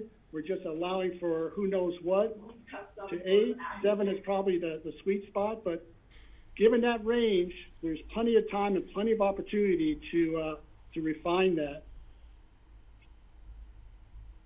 Thanks, George. I'll go along with that, and I definitely am on the lower end with Kelly, but I think there's room for. I think we're getting somewhere. Where are we? Well, so I think if I were to put this into a recommendation, we've got, the board is recommending between 6 to 8 gates. That staff would analyze the ability of the lower end 6 gates to meet market needs, and design such to allow for expansion up to 2 more 8 gates, possibly? Yeah, I think that's roughly what I'm hearing might build consensus. So we're. I would just add a little qualifier that I do, going back to the earlier point, in my mind, that also presumes an allowance to have an arrivals only process as well. So Can you unpack? That other I'm not bullet sure. point. Right. So when we talked about the flex gate, so 6 gates helps with, in terms of the ordinary schedule of people in and out. Right. From the customer service experience, I do think that the ability to have an arrivals only process for those times of delays where we can get Right. people out, into the terminal quickly is important as well. I'm good with it, because I'm not sure we can design a terminal that allows for expansion, but 2 more regular gates with jetways, but that will be determined when we get to that process. Did I capture a compromise position or no? Yeah. Well, Patty says Voting yes. for the group. looking at it mathematically, we are at 6.6 gates, which we have to round that up or down, so we have to round it to 7. 6 to 8 gates with the ability to do arrival only deplanements in those situations.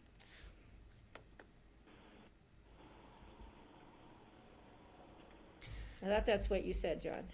Well, what I was trying to do was to force staff to come back with a smaller design and show capacity with the ability to expand, and then the board could choose gates from there between Right. 6 and 8. So, John, I have But a that question. staff would be directed to start at the low end and work up, is what I think would build consensus here. That's what I'm. So What I I have a like. question Sounds good about to me. the ability to expand. I know there was talk about building a terminal that could be added on, would be easy to add on to. There's also the possibility of you build the terminal a certain size, you don't use all the space right now, you could then add the 7th or the 8th gate by cutting a hole in the wall and getting a jetway to accommodate it. So when the vision committee's talking about the ability to expand, what are they looking at? Yeah, I Doing think the addition to the building or just cutting a hole in the wall and building a new gate? doing the addition, and there's a few reasons for that. One is that decision is a bigger decision for a board to make. So the expanding the capacity at the terminal would be a public process and would also have a significant budgetary kind of decision associated with it. 2, we're going to be financing the square footage that gets built. And so the more square footage you build and pay for, you've got to finance, and if it's non-revenue producing, that, if you sit on it for 10 years without producing revenue, that's probably not the best way to spend those interest payments.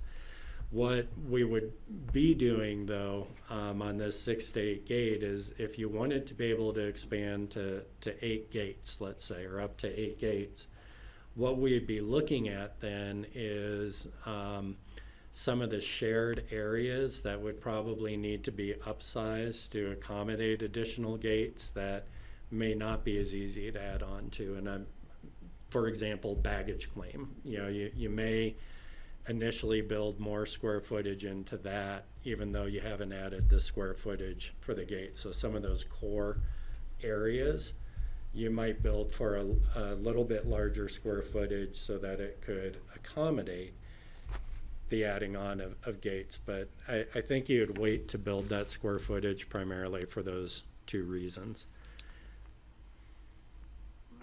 Okay. So did we end up at 6 to 8 gates? Yeah, but I think the caveat in there that I was testing with you guys was kind of challenging staff to bring back Okay. the smaller end first, as far as that design, and justify it going up. In a way, George, I think that addresses the certainty piece. Then the decision criteria is around whatever our new projections are for employment and growth, and the board can make decisions during design then.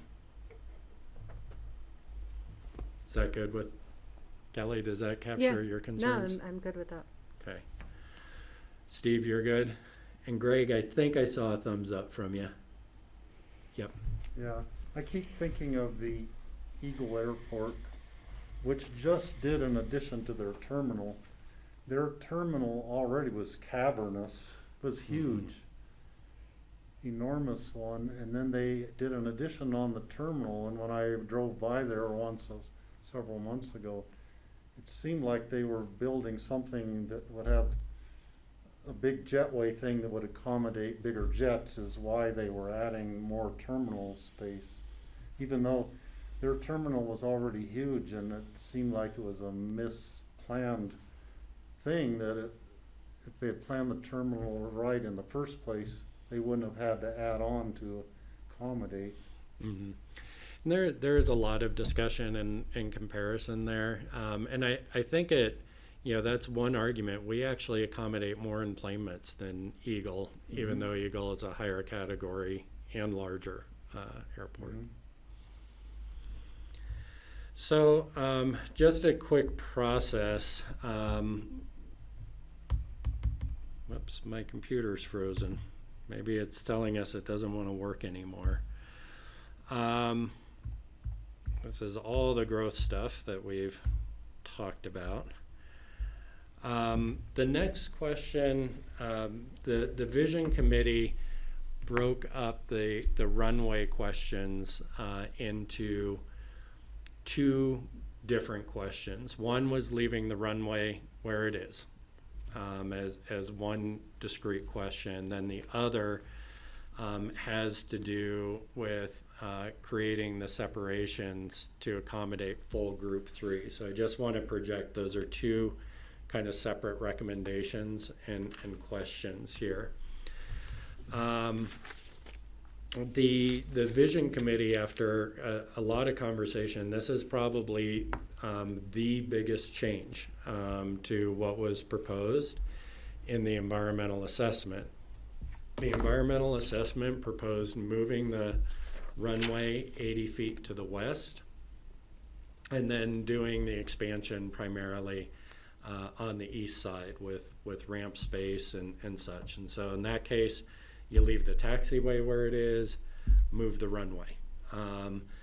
The Vision Committee, some Vision Committee members were concerned about that because of the moving it to the west, put it 80 feet closer, that approach potentially 80 feet closer to Shale Bluffs. Now, our Alex Siebold, who does a lot of that approach analysis and such, had analyzed it and didn't think that, at least from the FAA's perspective, that would be a significant safety issue.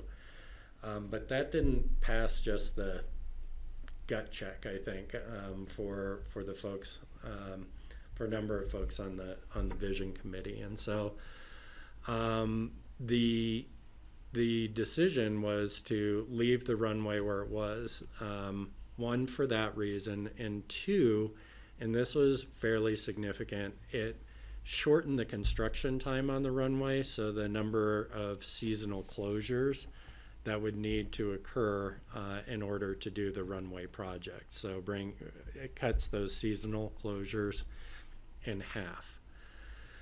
The challenging part is it requires a future relocation of the existing tower in order to have aircraft not have to jog around it and still meet that 400-foot separation.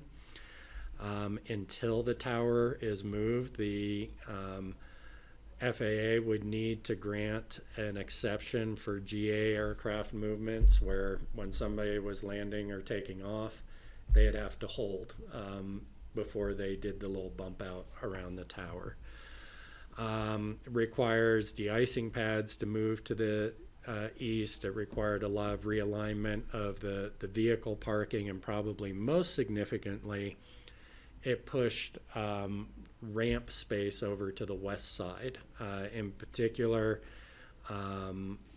GA parking for our fixed-based aircraft, so currently what's in the patio shelters primarily, over to the west side, as well as some parking for for aircraft that may be staying here on a little bit longer term basis, jet aircraft and such.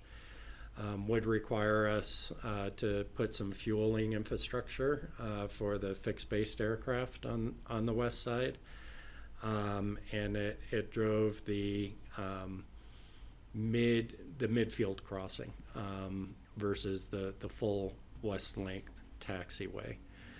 The Vision Committee felt that the trade-offs for reducing the disruptions during construction, not moving the 80 feet closer to Shale Bluffs, outweighed the other concerns. Did it also not mean the impact to open space that it'd have to go to a vote? Because it wouldn't be impacting open space and it wouldn't require any relocation of Owl Creek Road. So that's by not if we did a full west side taxiway. If we don't move the runway and we do a full west side taxiway, it would require some movement of Owl Creek Road. And our new survey shows there would still be some acquisition of open space which needed is still require a public vote. Which is why you've got the midfield. And I don't know if GR's on. He may have. Because this map, Common Ground recommendation says no impact to open space. That's correct, because you have the midfield crossing. Right. Yeah. And GR or Rich, is there more to add on that for the west side? No, John, that's right. That's what drove that decision, really was the impact on the full length. So, and not, again, I think John hit it. This is a major change compared to what the EA cleared, and that's why those additional components are now being looked at. Kelly? Yeah, I just want to raise some of the concerns that I think that have been brought to us about this, and I'll just sort of rattle them off. But some concerns we've heard about this recommendation is that it came late in the process, and so maybe didn't have a full vetting to look at what are the unintended consequences of this. That the moving the runway option went through that thorough evaluation. And some of those, I guess, include, is there an environmental component to have to move the de-icing pads? Is there an environmental component to locating gas infrastructure on the west side? Is there an environmental component to GA and planes having to travel further, in the whole sort of climate change greenhouse gas emission equation? Are we looking at this holistically enough, and are we creating more by moving those or not? Is the saving of the concrete for the current runway made negative by the additional concrete that we have to pour to accommodate plane and rental car parking? So those are questions that have emerged, I think, from this recommendation that, I think some of which we should wrestle with. So I don't know if the committee wrestled with those before they came to this. I think, so I think there's... What does that mean for moving forward? Yeah, so I think there is recognition that this would implicate an additional NEPA process. The runway move went through an environmental assessment, and the visioning process is definitely not intended to be as rigorous as that. And if the board were to choose to move the runway, we already have a FONSI on that and the environmental assessment. If the board, based on the Vision Committee's assessment and recommendation, wanted to analyze leaving the runway where it is, we don't have approval from the FAA to do that. So we'd have to have all of these conversations.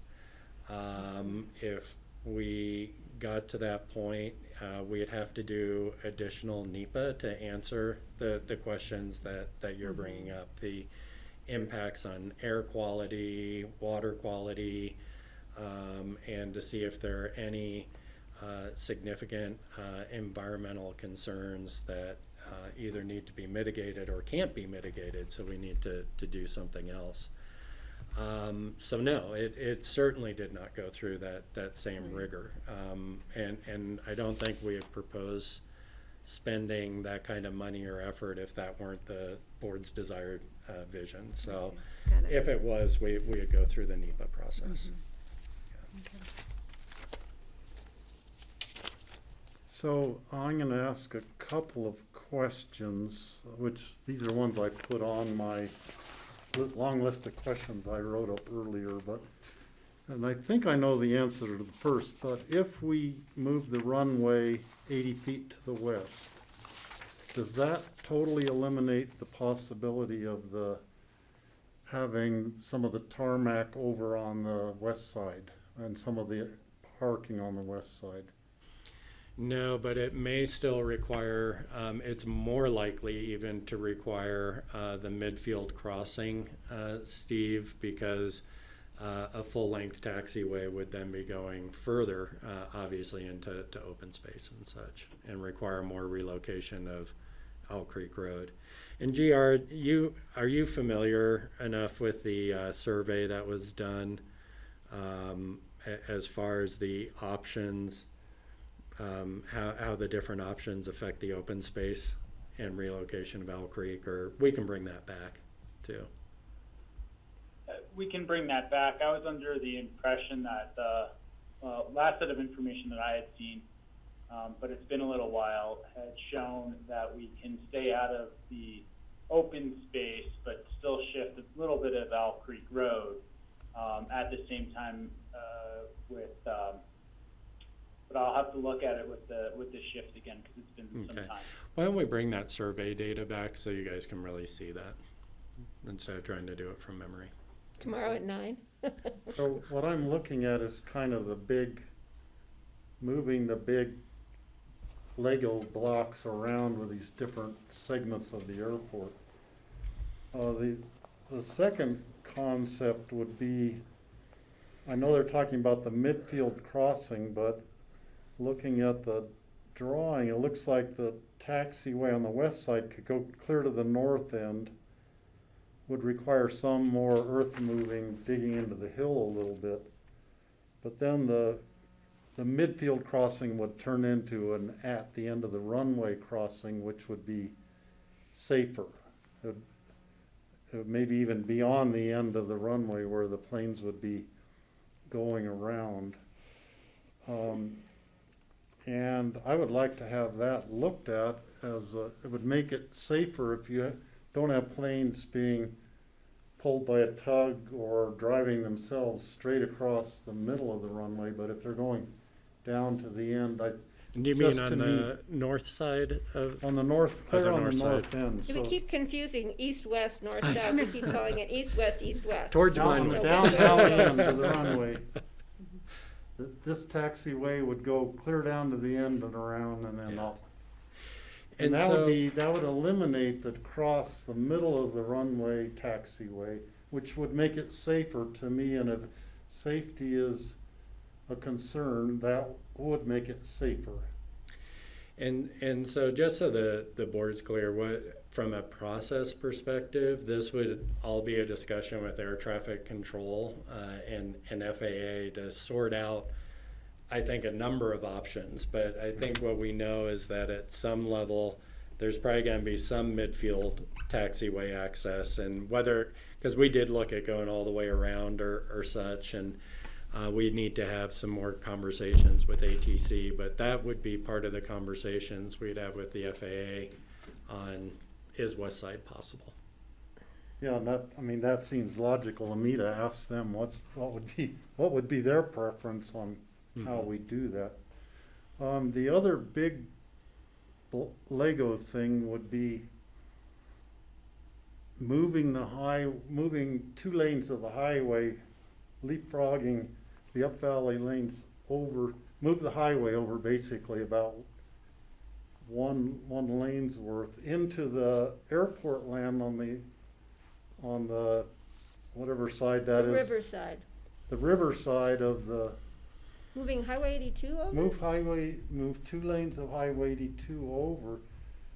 That would give more room for all the GA. Now, it wouldn't go clear through the whole, it wouldn't be through the whole airport area. It would come back in somewhere around the service center road. But it would give a lot of extra room in that GA parking area for, We don't own all of that land though. Some of it's privately owned through there. well, it would be, the Tom Sardi land would be the one Yeah. private part that I think would be impacted. Yeah. And it, I've looked at it every time I go by in the bus. I think I look at that. I think engineering wise, it would be possible. It might be cheaper. It might be a cheaper alternative. I don't know what it costs to build a mile of, or half a mile of highway versus a mile of runway or taxiway, but you know, it might actually end up being cheaper to move the highway than to do some of the other options. And I'm not talking about moving all 4 lanes of the highway, but just taking the ones on the furthest west side and just putting them on the other side. So 2 lanes of the highway would stay exactly where they are. The down valley lanes would become the up valley lanes. And we'd have new down valley lanes over into the airport land that is reserved for solar farm on the map, or it could be parking lot for rental cars, or, you know, whatever use the airport was gonna make for it.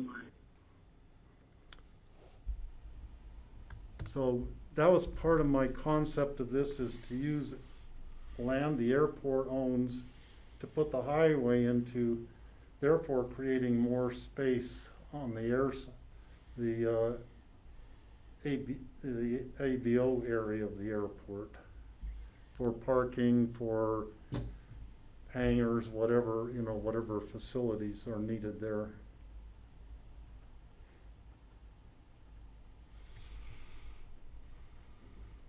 So what you're talking about is this portion right in here and flipping this lane over to the other Yeah, side. so the highway would move over. 2 lanes worth would just be like leapfrogged over to the other side of the highway, and would create that much more square footage for space for the airport to use on the side of the airport where it would really help a lot, rather than on the other side of the highway where it's hard for the airport to use that land.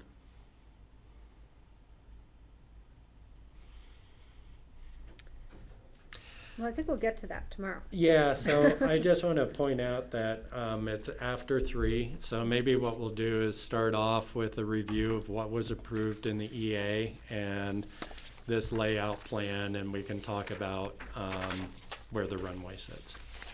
So thank you all for another session of laboriously working through Chipping this. away.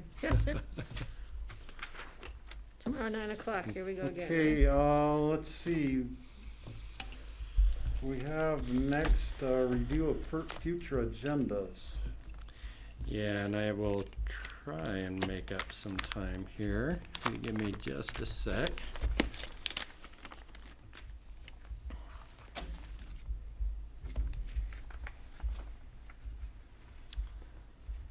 So, couple of things. Picken County Cares Awards. We still plan to honor our community and volunteers. It will obviously be different this year because we can't have the gathering, particularly in this room, that we're used to. But we are planning a celebration for actually the 14th. So it's coming right up. We've been accepting nominations. There's been a committee looking at that. And all recipients will be zoomed in for the presentation. We'll have the proclamations sent out separately. So not how we typically honor our volunteers, but we wanted to be sure that we didn't miss that opportunity to recognize our community.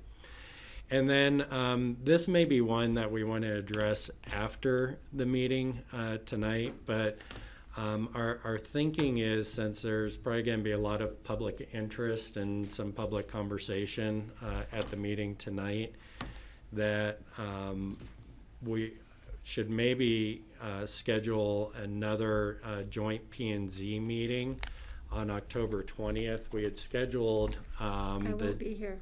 Oh, you won't be here, that's right. I have to be at University Hospital. That's right. But the concept of scheduling another meeting makes sense. Yeah, but Yeah, the concept so of scheduling another meeting We makes sense. can make that decision after tonight. We're just anticipating you're going to need more time for joint meeting and to get through all the materials. That's it. That's all I had for future agendas. And thank you for that reminder, Patty. Sorry. George?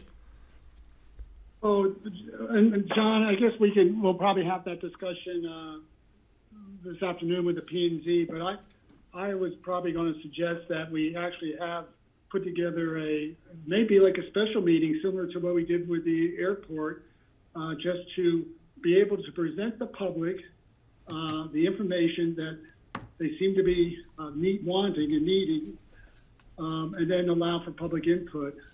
So that would probably need a good block of time, a 3-hour block, and maybe just pick a time when an off date, and we just set up a special meeting and try to accomplish that. I agree. Fine with that.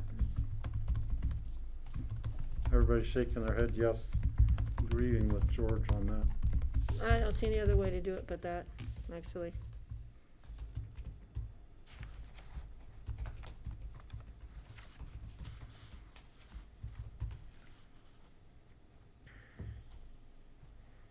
Kelly?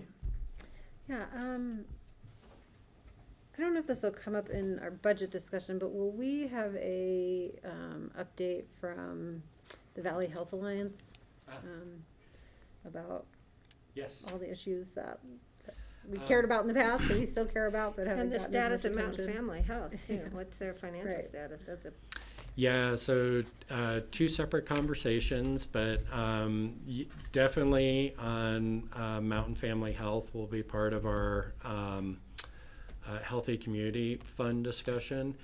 And we have been waiting for final word from Division of Insurance on the health plan rates. And we will set up a time for a presentation from Valley Health Alliance on that. But that has been moving forward, and I think is going to be exciting. Because we're going to be into needing Open to promote enrollment. open I enrollment know. here. Yeah. George has. George? Well, the other thing, I mentioned this last week, John, at some point we should probably schedule a time in with the ski company as we're moving into winter, so to get a good overview in terms of their plans as they coordinate with the Board of Health and operations. Yeah, and as we finalize, I think we're going to get finalized with the state and locally and then try and get that scheduled, George. They're still figuring that Great, out thanks. too. Yeah. Yeah. So if John doesn't have anything else, I have just one little weird thing. And I'm sorry I don't know the answer, but on October the 13th, work session, we have a hold for CB interviews. I'm not certain what CB is. Citizen Board? Citizen board interviews. So it's not a specific board, it's just, I'm like, Yeah. what board do we have that's the CB board? And I'm so glad you said citizen board. I kept having citizen band pop into my head, which is old school. Is that a new group? I'm like, what board do we have that's a CB interview? So it's just a generic term that I've never heard used before. Okay, thank you, that clarifies that. Breaker died. I know, CB, we have a CB group now? That's we all all I get had. to choose our handles. Yeah. Okay, is that it for future agendas? Yeah, I got us back on time. Moving on to board open discussion. Give me just a second, make sure I didn't have.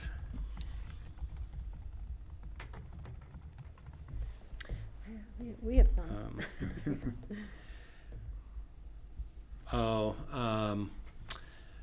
So just a reminder, if Jeanette hasn't caught you yet, we have the letter to the Public Utilities Commission for Black Hills Energy on-site energy audits for the board to sign.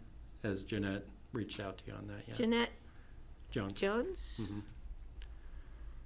We could initiate it via DocuSign if it's easier to do it electronically. I don't know what letter, am I missing something? I don't know what Yeah, letter it's that is, one- why it's Jeanette would one be that- sending us a letter. CORE has asked the commissioners to sign. But it went and- through Jeanette Jones?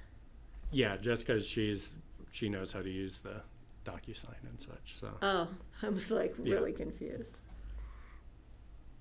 What letter did, I'm looking at George, what did? I think Greg may be able to give some background on it too.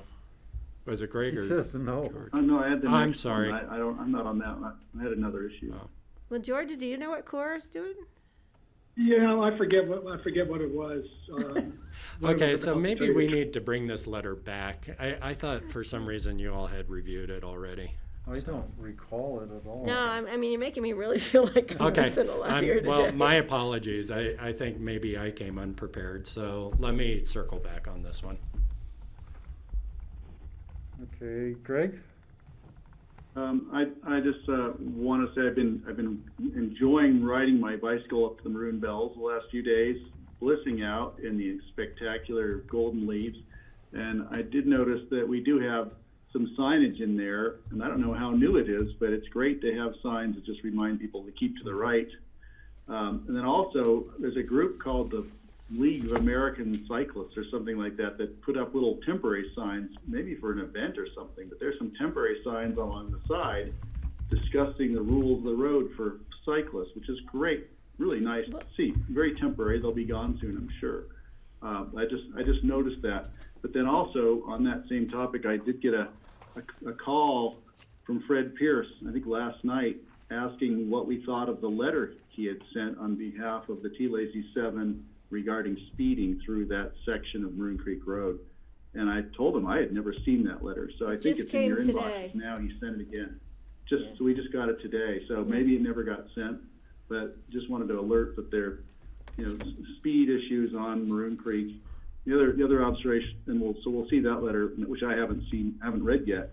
But the other issue also, or just thing to bring up, is that I noticed at the end of the day when I'm up there riding, the RAFTA must have been 5 or 6 buses stacked up waiting to haul people down. So it seems like they've got a system in place to get the Maroon Bells leaf peepers off. But it takes a lot of buses, a lot of bus trips. When I'm riding up, in the afternoons, there's a lot of bus activity in there. But it does seem to be working. It'd be great if they were all electric, but we're not there yet. So I have, I guess it's Kelly and I would have a topic that we need to figure out. This Friday is the day that CCI is voting on the legislative priorities for CCI. There are currently, I think, 24 bills still in the docket, and they will only be taking 6 or 7 of them that will be priority CCI bills. We still have all 4 of ours are part of that 24. We're getting a lot of resistance from the conservative counties about really wanting to support, I'd say, any of ours, almost is a good way to put it, Kelly. Strategically, I think it would be better if we could decide today, just pick 2 of our bills that we really want to push, go into the CCI meeting on Friday and say we are dropping these other 2 legislative priorities for us. We will do them on our own or wait for another year for them. And I think strategically that would be good, because that would increase the likelihood that other counties then would support our other 2 items. If we leave all 4 of them on there, I think that they're just going to turn all of ours down, is my gut feeling. Well, and I'll just add, I think maybe as opposed to resistance, there's just not interest, particularly in two bills that are really only helpful for Picken right now, regarding the road signs. You know, we know we need a legislative fix, but nobody else is experiencing. Nobody else has the signs, so they're not running into issues with the Clean Colorado program like we are. So it's not that they're unsympathetic; they just have no skin in the game, I would say. And similarly with the airport fine legislative update. So we had requested that there be an update to the amount of the fine cap that a county can level for a violation. And we were told, we had to narrow that because there wouldn't be interest if it was for all fines, but we could narrow it to airports, and that's just made it, irrelevant for a lot of the CCI membership. There are no other counties that have that issue, period. We're the only one with that issue. Yeah, so they get the local control issue and everything, but, I just think that there lacks some interest there. Now, Steve has been doing a lot of work on the hemp bill with John Ely and several other counties who have had similar desire to have more regulation over the location of hemp grows. So I do think there is a broader constituency there, but there's also pushback from the right to farm communities and just generally from counties that don't think there should be any regulation of agricultural product. So I do think that we have a broader constituency there. And then with regards to the RET, we had a lot of support chime in about, saying, particularly our other resort communities that said that, the ability to seek a RET could be really helpful, and, that our desire to do it, it would be limited to communities who wanted to go after it. It would be permissive. So we actually did have a lot of people chime in there. Whether any of our bills get the vote of 65% of the membership is, I think, low. Just That's knowing putting it CCI, nicely. yeah. But that's sort of the landscape for the 4 bills that we have proposed. So I do agree with Steve that if we want any of them to have a shot, it'll help if we pull some off the list. So we need to decide today because that meeting is Friday. George? I think that makes sense, Steve and Kelly, and I think it sounds. I'm glad to hear that there's some movement in terms of supporting hemp. Local control. I'm actually a little surprised from some of the conservative counties because, frankly, those counties don't even allow sites. So you might bring that up in terms of those pro-ag people since they don't allow grow sites. And then the bread, of course, for those that want to do it. So I think that's a good strategy to go forward. I'm also curious about which bills that you think are just on the opposite realm in terms of what we would be wanting to support. So I'll bring up the list if anyone else wants to weigh in. I'll just say that, there's some interest in folks wanting to revisit the police accountability bill that went through after the legislature reconvened into June. So I wouldn't be surprised if CCI supports that, but what we're hearing from staff is that is going to be really difficult to move forward, to move any changes forward right now. So that's just one, but let me pull up the whole list. There's a differential response to adult protection that seems to have a lot of traction behind it at CCI. All the human services directors are behind that. It would be similar to, there is differential response in child protection services, which is being very successful. And Nan Sundin really supports this bill, and it seems to be getting a lot of support at CCI. Could you define differential response? Uh, What does that mean? it gives the human resources people more flexibility in how they deal with a adult protection case. They're not locked into just such a rigid. So they can view each rigid case on its own merit. treatment for, Right. the way they have to handle Can it. they put it in simpler terms and differential response? Right. All right, got it. I would say there's two bills that we will probably vote to oppose. One of them has to do with a request to curb childcare licensing requirements. And this is from Lake County. They're having a hard time hiring childcare directors, and so they want to loosen their requirements. A lot of counties don't support that, and they think that there's probably resources that Lake haven't used yet to try and fill those positions. So that's one. And then another one is, we've had the conversation about looking at short-term rentals and lodging, and how do we equitably assess the tax rate, whether commercial or residential, for that commercial use.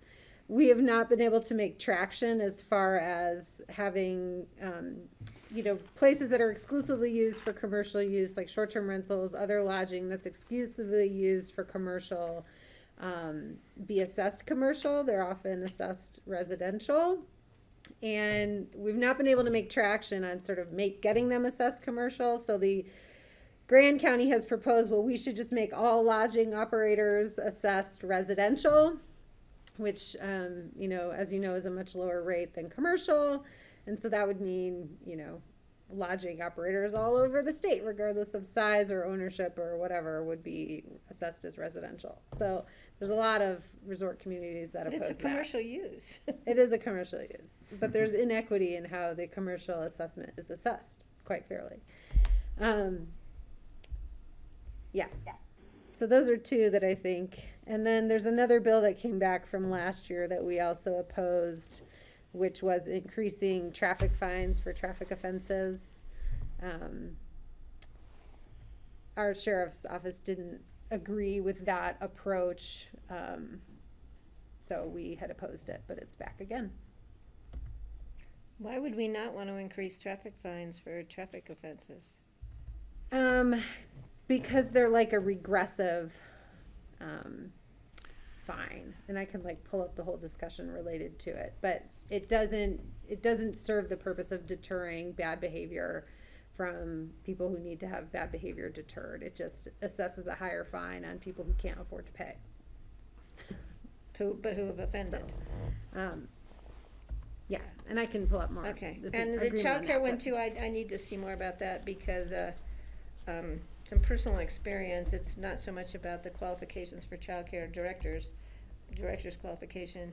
I just would, I'll pull that, if you can send that more information to me before we. Sure. Because there's been some issues ongoing with COVID that's making it really hard for people to provide childcare that are qualified, but that might be a totally different story than this proposed bill. So Kelly, getting back to our two bills, if we want to, I think we should take two bills and really support them, and then would remove two. And it sounds like you would say keep the RET bill and the hemp bill as the two that we're pushing for. I don't think we're going to get the RET bill approved. But I think we still need to keep it out there. It's a heavy lift kind of a thing. It's really kind of a 2-year project in the state legislature to get that through. It's a lot of educational piece, and if we kept it on as one of our two, we could be working on the educational piece at least this Friday, and then it's probably not going to get through the vote, but I think we should support that, and then drop the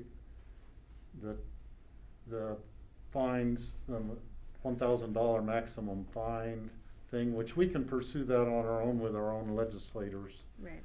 That was a fairly Well, and easy more one. importantly, I think the road, the Clean Colorado program, we know it requires a legislative fix. CDOT has told us that, and I think we need to just pursue it on our own regardless, because that was our number one bill we had on the Yeah. list for CCI. I just am not sure we're gonna it's not gonna be prioritized because it's not a Yeah. priority for anybody else.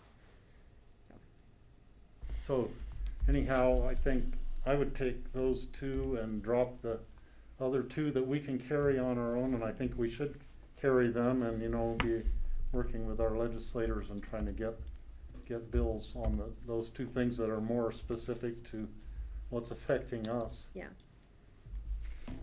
Greg? Well, just wanted to quip that, aren't you too glad that you don't have to drive to Denver for these meetings Oh where my we God, get nowhere? so glad. Sorry. We have saved so many man hours of driving back and forth, let me tell you. But I do miss the in-person meetings where there's a lot of networking that happens at the in-person meetings that is not happening now, and I do miss that part of it. So is that okay with everybody Yeah, if I we think that's pull great. the Thanks for bringing fine it to- bill yeah. and the road sign bill off the list? Okay, and then we'll report out how the vote goes. Thank you. Yeah, thank you. I have one really quick thing to Yeah, say. Patty. Just really quick, John, I think at some point we need to have a discussion about the use of this building. We have this beautiful building, we're heating, we're cooling, we're cleaning, and we have so much space that nobody is utilizing. I'd like to just see what we might be thinking about in the future, and, we're looking at space for public health, redoing a building in Emma when we have the second floor. ComDev, how many people work from there anymore, and just some thoughts and ideas. I just feel like if people aren't gonna be coming back to work, but they need touchdown space or whatever, I'd rather look at the possibilities of repurposing space in this building before we look at spending taxpayer dollars on building a new site. Sure. Just So, just a conversation. yeah, and so there's kind of the near-term COVID-oriented kind of pieces, and then the longer-term kind of conversation. I think I'm hearing. Yeah, because both I in know there. about people with COVID, but I'm also hearing from staff that after COVID, they still don't want to come back to the building to work. So we need to decide what we're going to do with this beautiful building, short-term, long-term, before we look at the expense of building more space, basalt, when maybe we could repurpose space we have that's already here in this building. Hey, Patty, you could get Sally on the phone. I think the penthouse would be like 30 million. It's good views. I was thinking we're looking for a space for a homeless shelter. I already thought of that. I also thought about childcare, but it has to be They on the could just ground move floor. into ComDev maybe or something, I don't know. Just tongue in cheek, of course. Trust me, but that's come up. so many people are working at home right now that. We just need to have the discussion. We should have that discussion. So I'm glad we built a little smaller building than the bigger one than was first introduced. Okay, if that's it for open discussion. We are due for a break.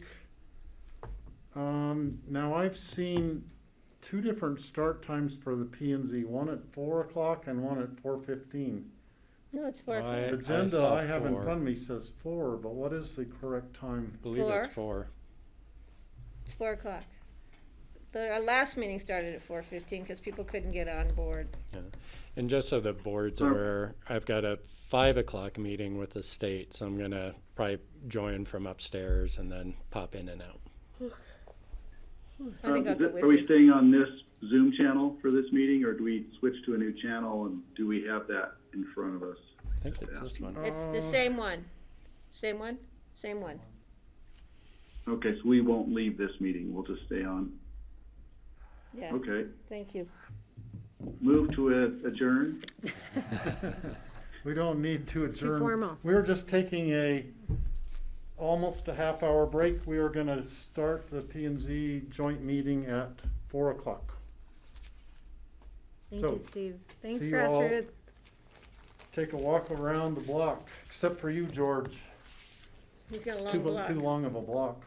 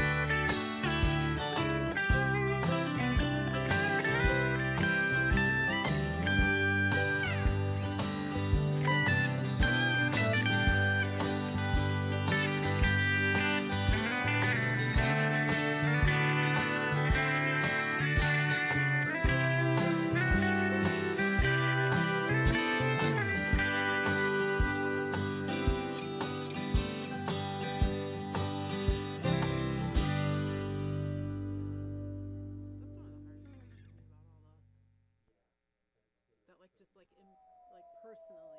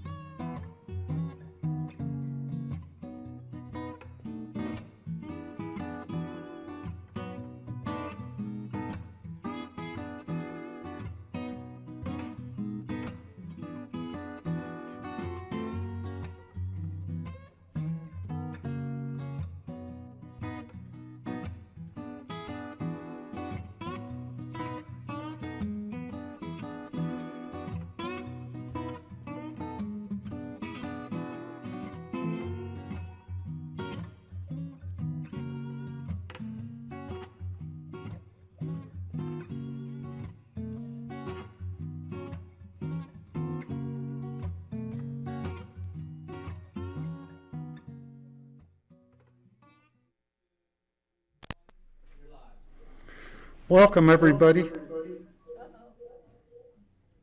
Let's see, I am muted on here. Just a second, we have a technical. I'm on.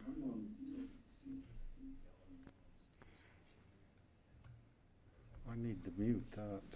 You're muted now. I just unmuted it. You're good now. So Okay. Yeah. Okay, let's try again. That's better. That was my technological glitch, having two mics going at once. So welcome to the Tuesday, October 6, 2020 joint meeting of the Pickens County BOCC and the Planning and Zoning Board. Our topic today will be the growth management concepts, which we worked on before on September 15th. And what we're going to do is there will be 2 periods of public comment. Well, let me go through the agenda just real quickly. We're going to have commissioners' comments from both boards if anyone wishes to make a comment, planning staff comments, and then public comments about issues that don't have to do with the growth management discussion that we are having. Then we're going to have planning staff will do a presentation about where we are in the process, give a basic rundown on things we have discussed. Then we will do board comments or board questions of the staff regarding the presentation. Then we will open it up for public comments about the growth management proposed changes. It includes house size limitations, growth management, TDRs are the 3 main topics. After the public comments, and those will be limited for the public's information to 3 minutes per person at this time. If you have longer comments, you will just need to write them down and get them to us in an email or a letter. Then we will take it back to the boards for further discussion, and we are planning on having the meeting run until 6 o'clock. So at this time, I'll open it up for comments of the BOCC or P&Z, and I know George has comments. George Newman. Thanks, Steve. We've all received a flurry of emails on the last day or so, and we've seen an ad in the paper, and I just wanted to make some comments in regard to that. The ads are sponsored by the Committee for Responsible Growth in Pickens County, and I think that's a great name for a committee because that's the exact intention for the BOCC to be looking at how we can better manage our growth and its impacts in a responsible way. I think for those who are not aware of the processes we've been going through with ComDev over the last year, I just wanted to sort of give everyone a sort of a quick overview. ComDev has put together 2 different processes utilizing 2 different committees. And the first committee really focused on energy specifically, and they met and they passed on their recommendations to the PHO and to the BOCC, and we enacted a lot of their recommendations. And they included updating our building codes. We created a new energy code that became much more restrictive for required for energy efficient residential homes. We increased our rent fees, and we changed our GMQS allotment in terms of making GMQS more competitive and more beneficial for the community. So then we moved on to our current discussions with our another committee, and they've started to look at issues such as how to make the GMQS process even better through the scoring system. Looking at ways to utilize our TDR program better, finding other ways to utilize TDRs besides just going through bypassing GMQS or house sizes. And of course, we're looking at house size exemptions. as well as maximum house sizes. The 70% of our greenhouse gases come from our built environment. And one of the notes on this flyer, this ad, talks about, and I quote it, under the hidden guise of climate action. Well, there's nothing hidden about climate action plans and the importance of climate change. A year ago, the BOCC passed a resolution declaring Pickens County in an emergency climate action needs. We have created a climate action plan, and we have directed staff to look at any and all new development and special reviews under the lens of our climate action plan and looking at climate change. We know that there are impacts to growth, which goes beyond energy use. We're really looking at our carbon footprint and how to reduce our greenhouse gas emissions. And so beyond just making homes more energy efficient, we have to realize that there are other impacts. There's impacts from growth management due to job generation, due to traffic generation, certainly impacts to our landfill. And a topic we really, it's hard to get a grip on is just in terms of water use. Here we are in a serious drought, and wells are actually going dry. And so how does that impact the way we view growth management? So I just want to try to let people know who have expressed concerns. They're probably not getting all the information that they really need.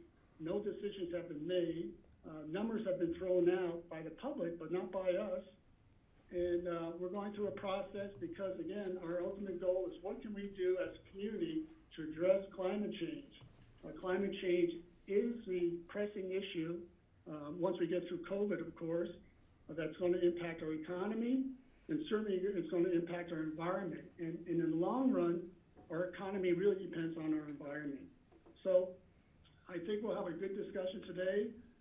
I don't suspect we'll have any decisions, and I hope those who are listening in will have a chance to learn in terms of all the data that we've seen and how the discussion will go for the future. Thank you.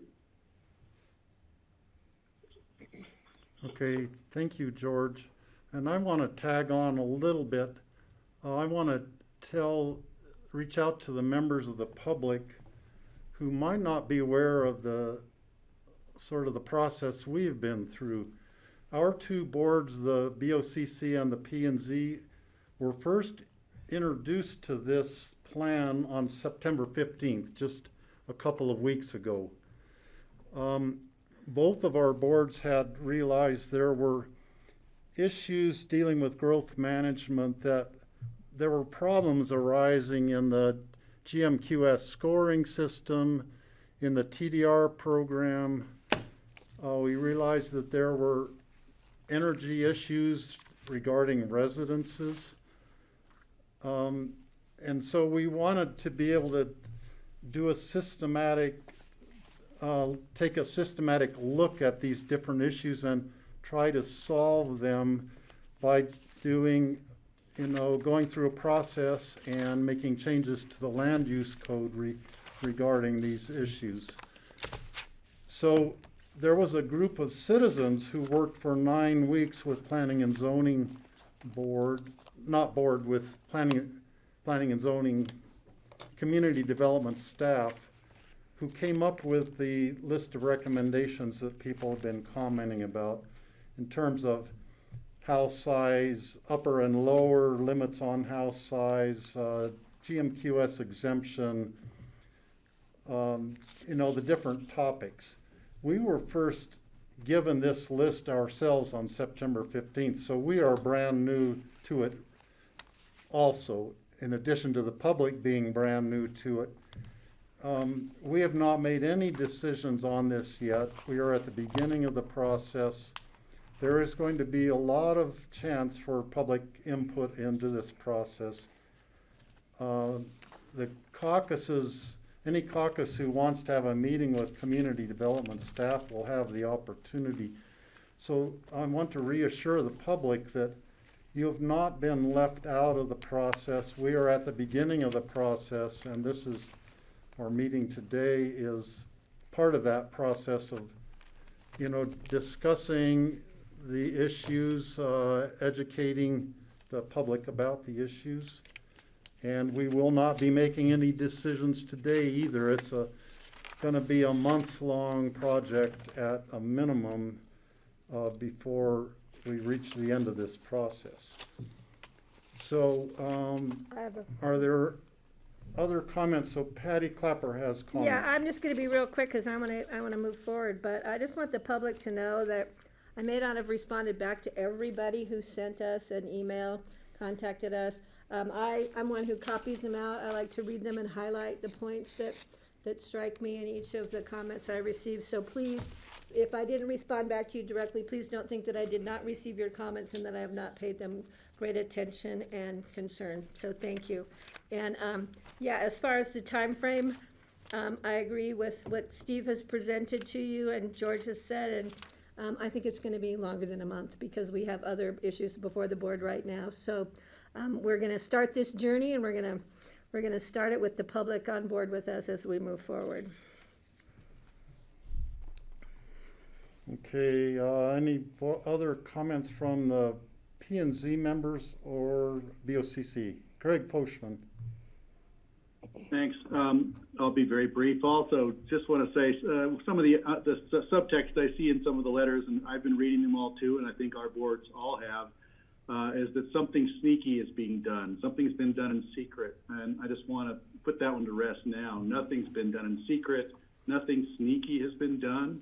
This has been ongoing, but we also realize the COVID-19 pandemic caused a lot of disruption, and a lot of people just, the lives have changed enough so we don't all know what's going on. So the committee should be assured, the community should be assured that we're going to go through a public process with this, and their voices will be heard. And I can assure you nothing is being done in secret. I think that's one we need to put to rest now. Okay, any other board member comments?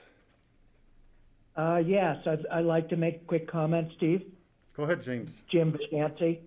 I have received phone calls, emails, talked to dozens of people over the last couple of days who are all of a sudden becoming aware of this issue.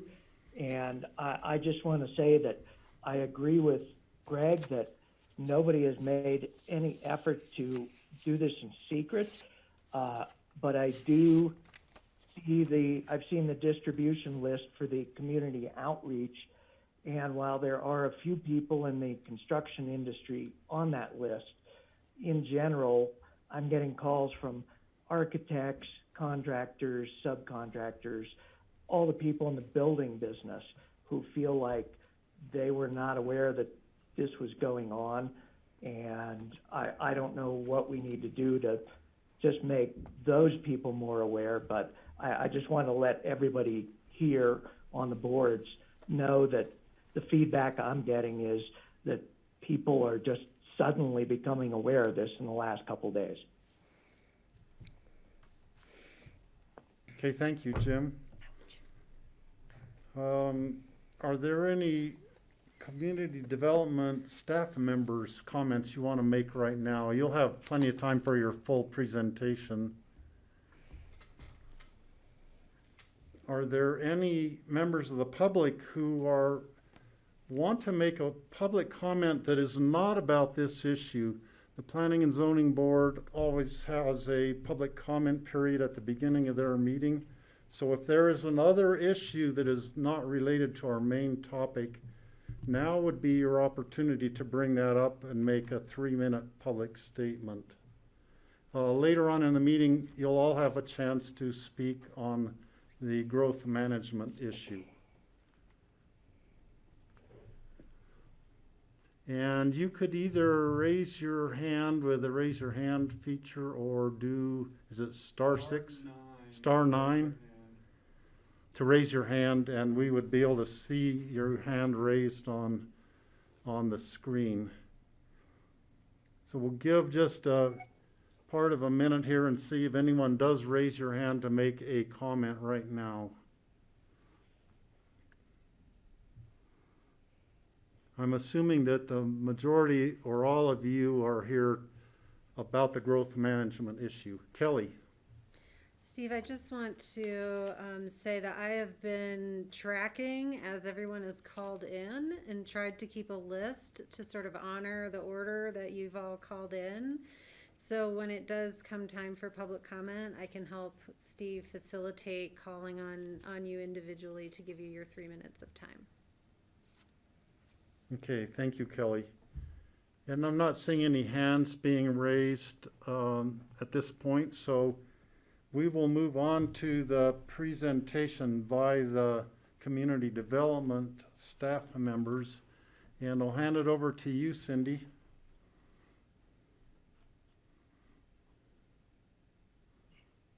All right, thank you. Hopefully I'm unmuted. Can you hear me? Great, thank you. All right, well, today I'm here with Ellen Sassano and Zach Hendricks, who have been helping on this project. And we have a number of slides we're going to introduce. First of all, we had originally planned this meeting as a download of much of the data that we had acquired and developed throughout the public outreach process this summer. But we've shifted courses given the amount of public awareness on the topic, and we're asked to put together a number of slides about the process and where we are so that we can give some context to this issue and then allow the board to take public comment after that. So with that, Zach, do you have our slides to begin with? Thank you. So the recent context, we just wanted to kind of set the stage. Recently, we're saying recently in the last, several years, we've seen a lot of activity relative to the issues that the board asked us to look into. And I'm just going to go as far back as 2017 when we got our latest update on the greenhouse gas emissions inventory. With that, we have been looking with P&Z and the Board of County Commissioners during work sessions on the topic of growth, the growth management quota system, mostly as it relates to the scoring system, and then infrastructure capacity. We've had several studies done that we have used throughout this process. And then in 2019 to current, we've been looking at our climate action plan, updating that internally, and looking at the goals associated with the greenhouse gas inventory and what the board would like to see as far as goals for greenhouse gas emissions reduction. In 2020, the Board of County Commissioners in January met at their annual retreat. And relative to growth management, the board outlined several things for the staff to accomplish. And we looked at revising the growth management allotments and approval timeframe, which we looked at earlier this year, and have adopted that by ordinance. We are right now in the reviewing and updating and looking at the growth management provisions of the Land Use Code. And as you remember from some of our work sessions earlier, many of the public may not know this, but with the board and the P&Z, we developed what we call the anatomy of the growth management system and the Land Use Code.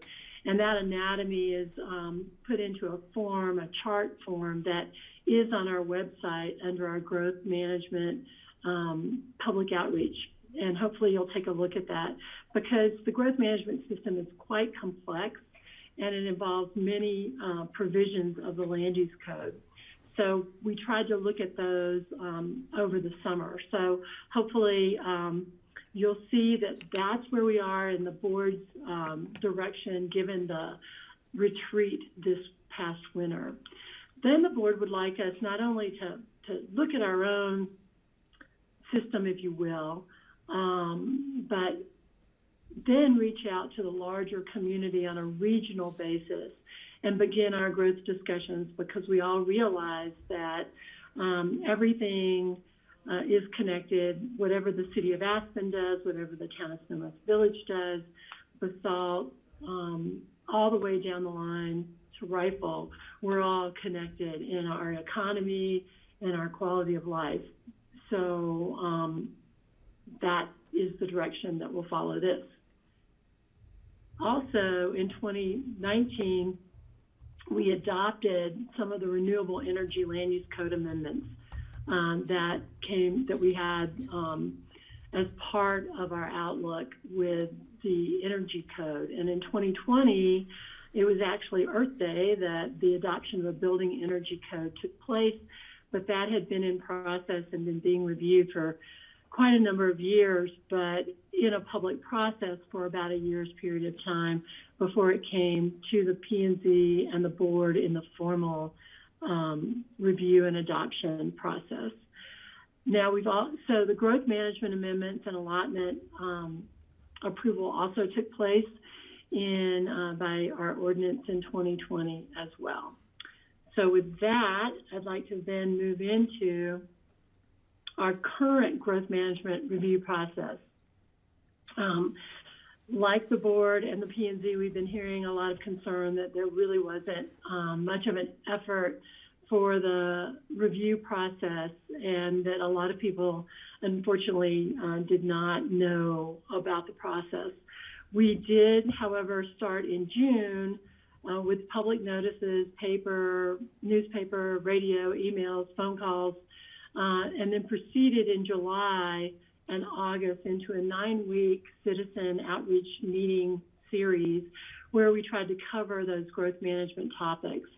And that went through until the recent meeting where we unveiled what had resulted from the citizen outreach process to the Board of County Commissioners and the P&Z. And there has been also a lot of comments that people thought, oh, there was another meeting that no one knew about on October 2nd. Well, that meeting was very targeted at the caucuses and what we call the caucus roundtable, where we invited people from the caucuses to join us.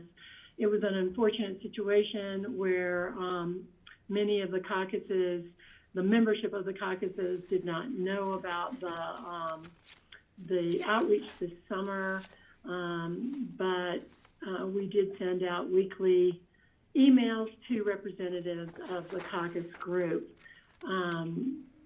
Then today we're at this joint work session with the board and the P&Z to continue the discussions. Many of you have asked about the process itself and what happens in a code amendment process if, in fact, this series of amendments goes forward. There's the public outreach, which we do for the larger types of code amendments such as this. Then there's where we are today, where the P&Z and the BOCC are in a series of work sessions. This is the second one. There's another work session scheduled for October 20th. Then the formal review process begins with the P&Z public meetings, resulting in recommendations to the Board of County Commissioners. We also are required by the Land Use Code to present code amendments to the caucuses in a formal way. And then the Board of County Commissioners goes through a public hearing process and adoption, there being at least 2 hearings where the public has formal notice. So that's the process that we're in, and that's where we are today. And just wondering if anyone has, if the Board of County Commissioners, my assumption, Steve, is you're running the meeting, so I'll let you or you and Kelly call on whomever to, if there's any questions out there from the board or the P&Z, and then however you'd like to open that up. Today we realized that there were going to be so many public comments that we were asked not to bring forth all the data at this meeting that we hope to cover soon, because we feel like throughout the public process and since the public process, we've continued to research and establish more data that we hope will be useful throughout the process. So are there questions from either one of the boards to Cindy about the process at this point? George?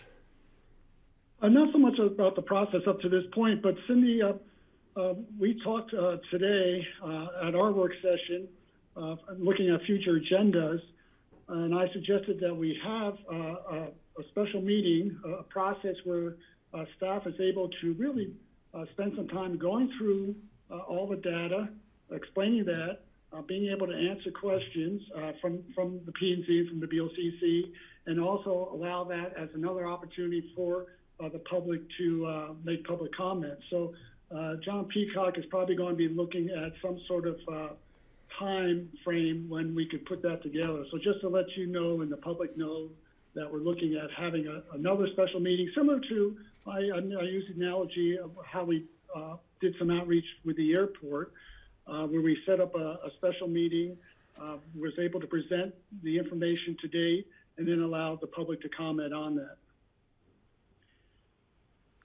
Thank you. We look forward to that. Thank you. Okay, Jim? I was just wondering, and this question comes from many of the people that I've talked to over the last few days, was wondering if there will be any additional public outreach meetings that allow people who haven't had input into the process up until now to participate. So Cindy, I'll be talking and then maybe Cindy can add on. Definitely outreach through the caucus system, which reaches, a pretty broad spectrum of the county. It seems to me that we could use specific outreach to the contractors and architects community, especially maybe also to the people who take care of the large homes.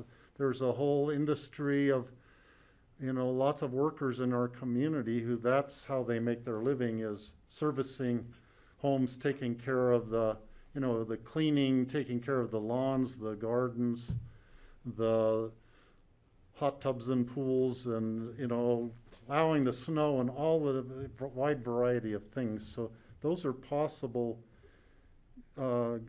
interest groups who we might want to do a special meeting just for them. Cindy or Ellen, do you want to weigh in? And I think that's a great suggestion, Steve. I'm most concerned about architects, contractors, subcontractors, and property managers that you mentioned.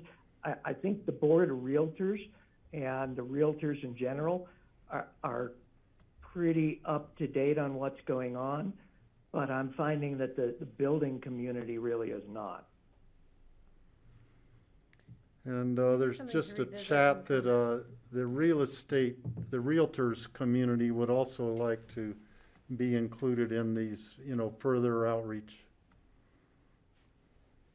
Kelly?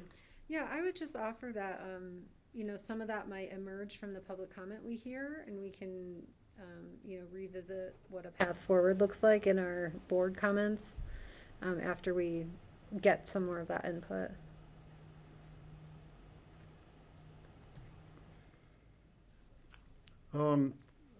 One point I would like to bring up, and I think now might be a good time to bring it up, is with the timeline that we set up initially, and the way Cindy had presented it at our September 15th meeting was we were going to be looking at part of these proposals in this last quarter of 2020, looking at another portion of it in the first quarter of 2021, and the final portion in the second quarter of 2021.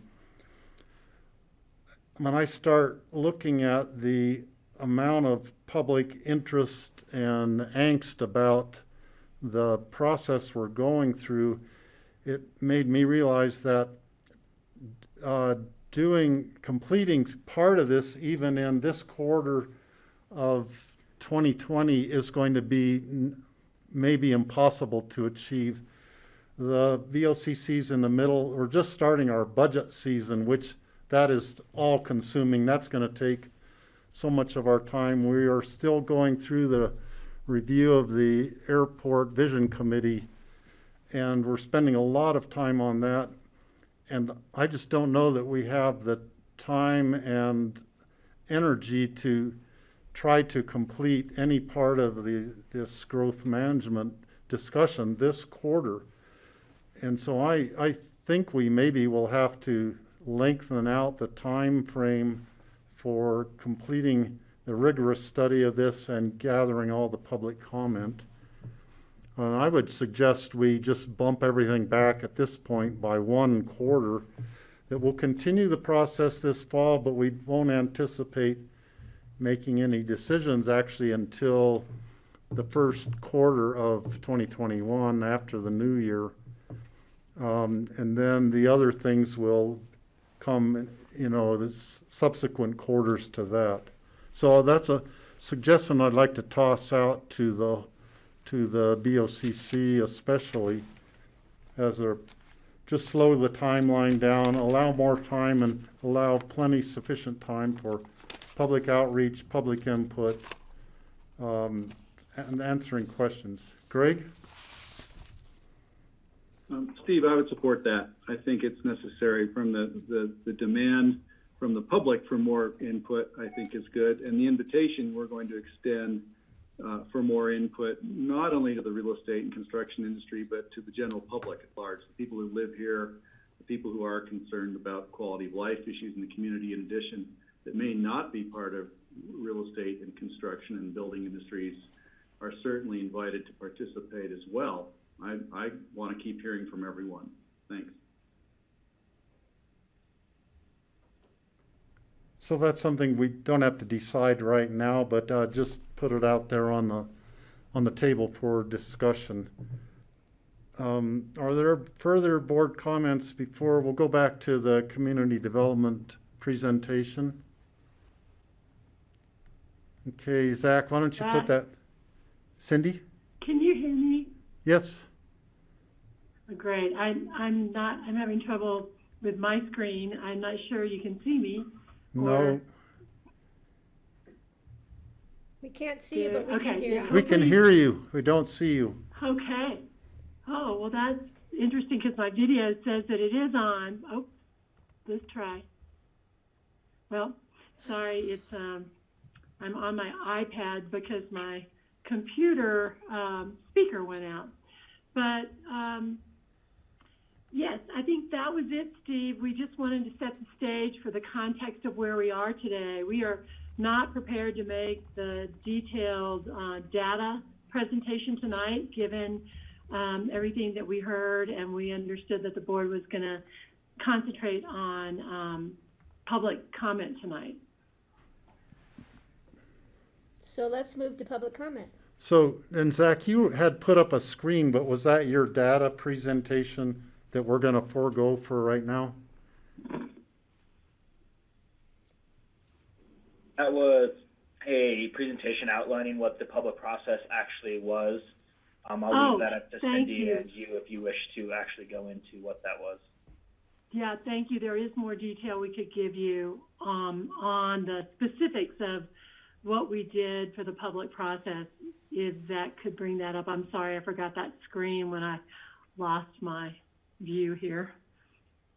And George has a question. George, why don't you jump in here? Yeah, I mean, I was going to suggest that to Cindy, just to at least perhaps if you give an overview in terms of some of these topics to educate the public, because to take public comment without having the public understanding all the information we're looking at is probably not doing them or us justice. Okay, we can do that. First of all, if you don't mind, we'll go through the remainder of this slide set that just gives a little bit more of the information about the public outreach process. Zach, can you run through that? Right, here we go. As we said earlier, the public outreach project began in June, and the final meeting was in late August. We did have about 20 to 25 participants each meeting with a core group, probably of about 15 to 20 that showed up every time. We followed the same format that we did with the Energy Code because we felt like that went so well. So it was basically the same format, meeting for a couple hours each week for those 9 weeks. And Zach, you might want to move on. We did put advertisements in the paper. These are the advertisements that went out 2 weeks before we started our public process. And we did have 12 radio spots on KAJX. And we also have an email list of about 90 people that did include many of the people that you did mention earlier, Steve, relative to the folks who had come to the Energy Code meetings, developers, architects, caucus representatives, real estate agents, students, and other citizens who participated. We have the email list here that we use. We don't expect you to, look at all of it in detail, but I would like to just summarize really quickly, and you can see we had representatives from the ski company, we had representatives from construction as well as real estate. We also had citizens just who are not involved on a day-to-day basis in planning, and we had some young folks. We started out the process by asking people, showing people the Board of County Commissioners vision statement that kicked off the process, and then we went in and asked people to submit to us their thoughts as far as their vision for the future. And we just wanted to let everyone know that our website is still up. It's if you go to the Pickens County website and go to community development, it is the Growth Management Public Outreach website. And on that website, we have a bunch of information, and maybe we can bring that up in a little bit when we go through the topics briefly. But we tried to cover all the topic areas in detail with as much data as we had, that we then used those studies and data to base some further analysis on. But in that process that I was just explaining, the public outreach process, we did realize that we weren't getting the development community and many of the people that Steve had mentioned earlier. So we did send out and solicit additional input by recording each one of the meetings that we had with our public outreach group, requesting that people review the recordings, review the materials that are on the website. And then we also, specifically to the development community, asked if people would review those, submit their comments in writing or in video, and that we could use those comments in our next meeting to download the information if the actual meeting time was not convenient for people. And we also offered to have special meetings to help walk people through the information. So with that, we kicked off those meetings, and we continue to discuss the information and develop information based on the board's vision statement that was developed in earlier work sessions, which was to utilize our growth management and land use code to create an equitable, sustainable, and resilient regional quality of life and economy for the future, and to meet our climate active objectives. With that, I'd also like to say that we're very lucky. We have a representative from the Department of Labor, Carolyn Tucker. She's on our call tonight listening as we go through this process. We contacted the folks from the Department of Labor, the State Department of Labor, to help us to understand any type of move that we might make with the land use code relative to house size, transferable development rights, future land use, energy provisions, any of that, what that might do relative to the economy. And we're still working on that. I'm not going to put Carolyn on the spot tonight, but she is listening. She has been reading our materials, and we will incorporate that part of the board's vision statement in terms of a robust and healthy economy as we move forward. We have not just looked at the climate action section of this, but bringing the idea about the labor force and the economy into our discussions is definitely something that we plan on doing as we go through the process. The topics that, George, if you wanted us to run through real quickly, I'll do that right now.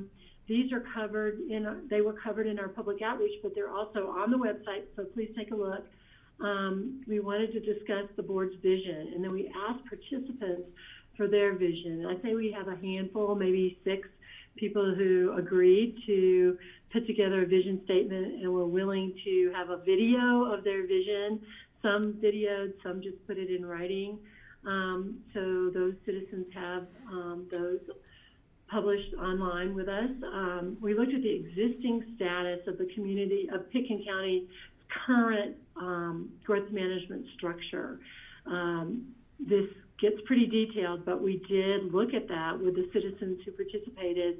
And as the P&Z knows, and as the board knows, by looking at the anatomy of growth management in the land use code, it's detailed, and we had a lot of people sticking through that with us and really becoming educated through the process. The board asked us specifically to look at growth patterns concerning the geographic locations of future development. And then that was, I think, more closely related to transit-oriented development potential in the county, given our need for affordable housing, and looking at that pattern as a potential pattern that is not currently part of our zoning scheme in Pitkin County, so we took a look at that.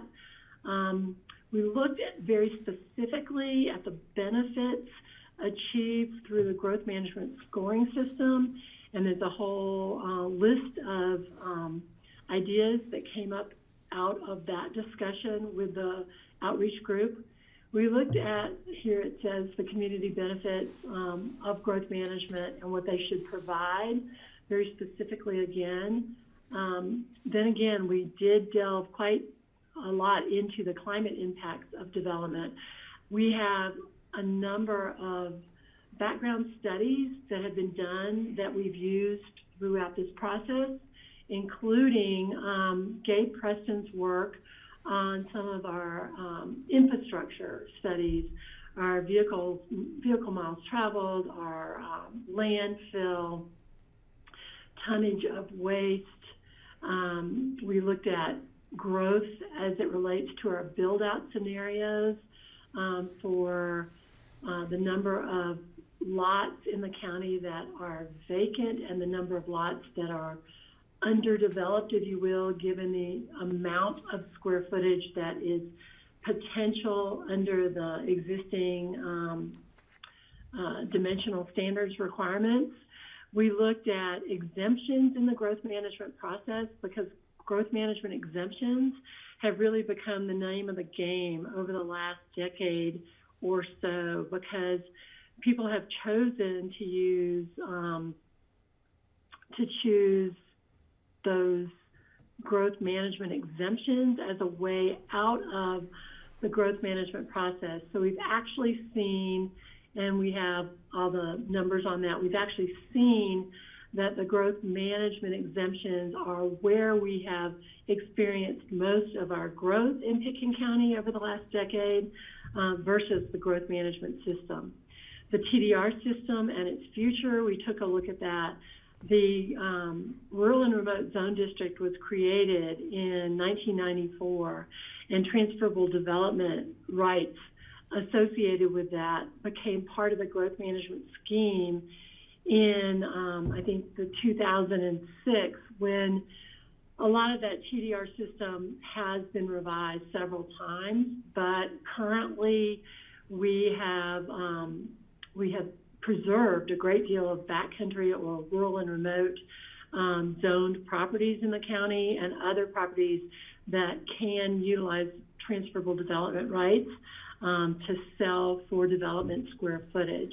We looked at that system and realized that there are about 135 outstanding transferable development rights that have been severed from the land but not yet utilized. At the current rate of use of those of those transferable development rights that are potentially on the market by those who have severed them, we think that that would be about a 20-year growth rate for those existing 135 transferable development rights that are out there. So we have looked at the thought of sunsetting the TDR system as it is today, but not sunsetting the use of TDRs that are in the system currently, and in fact coming up with more uses for TDRs within the urban growth boundary. We've also looked at the exempt square footage size, which today under our growth management system is 5,750 square feet, that we've looked at whether or not that should be reduced. The public outreach group did feel that that should be reduced in size. That number, the discussion was out there quite a bit relative to whether or not that number should be reduced and what it should be reduced to. We have looked at the square footage based in 2,500 square foot increments in order to give us a baseline to start with, looking at the impacts associated or the externalities associated with the square footage, and once again relating that to climate action and carbon relative to all those other impacts that we addressed earlier, such as vehicle miles traveled, the whole carbon package, if you will, construction waste, vehicle miles traveled, labor, which then relates to affordable housing development. We looked at the maximum house size square footage, which is currently 15,000 square feet, and discussed that and whether or not that should be reduced in size. And we had varying opinions on that, and I hope that before we start the public process, our comment tonight, I have been asked by Meg Haynes in our group to express her comments. She did participate in the 9-week series and is not able to be here tonight, so I told her I'd try to express her comments. And then we looked at the potential alternative structures for a growth management system.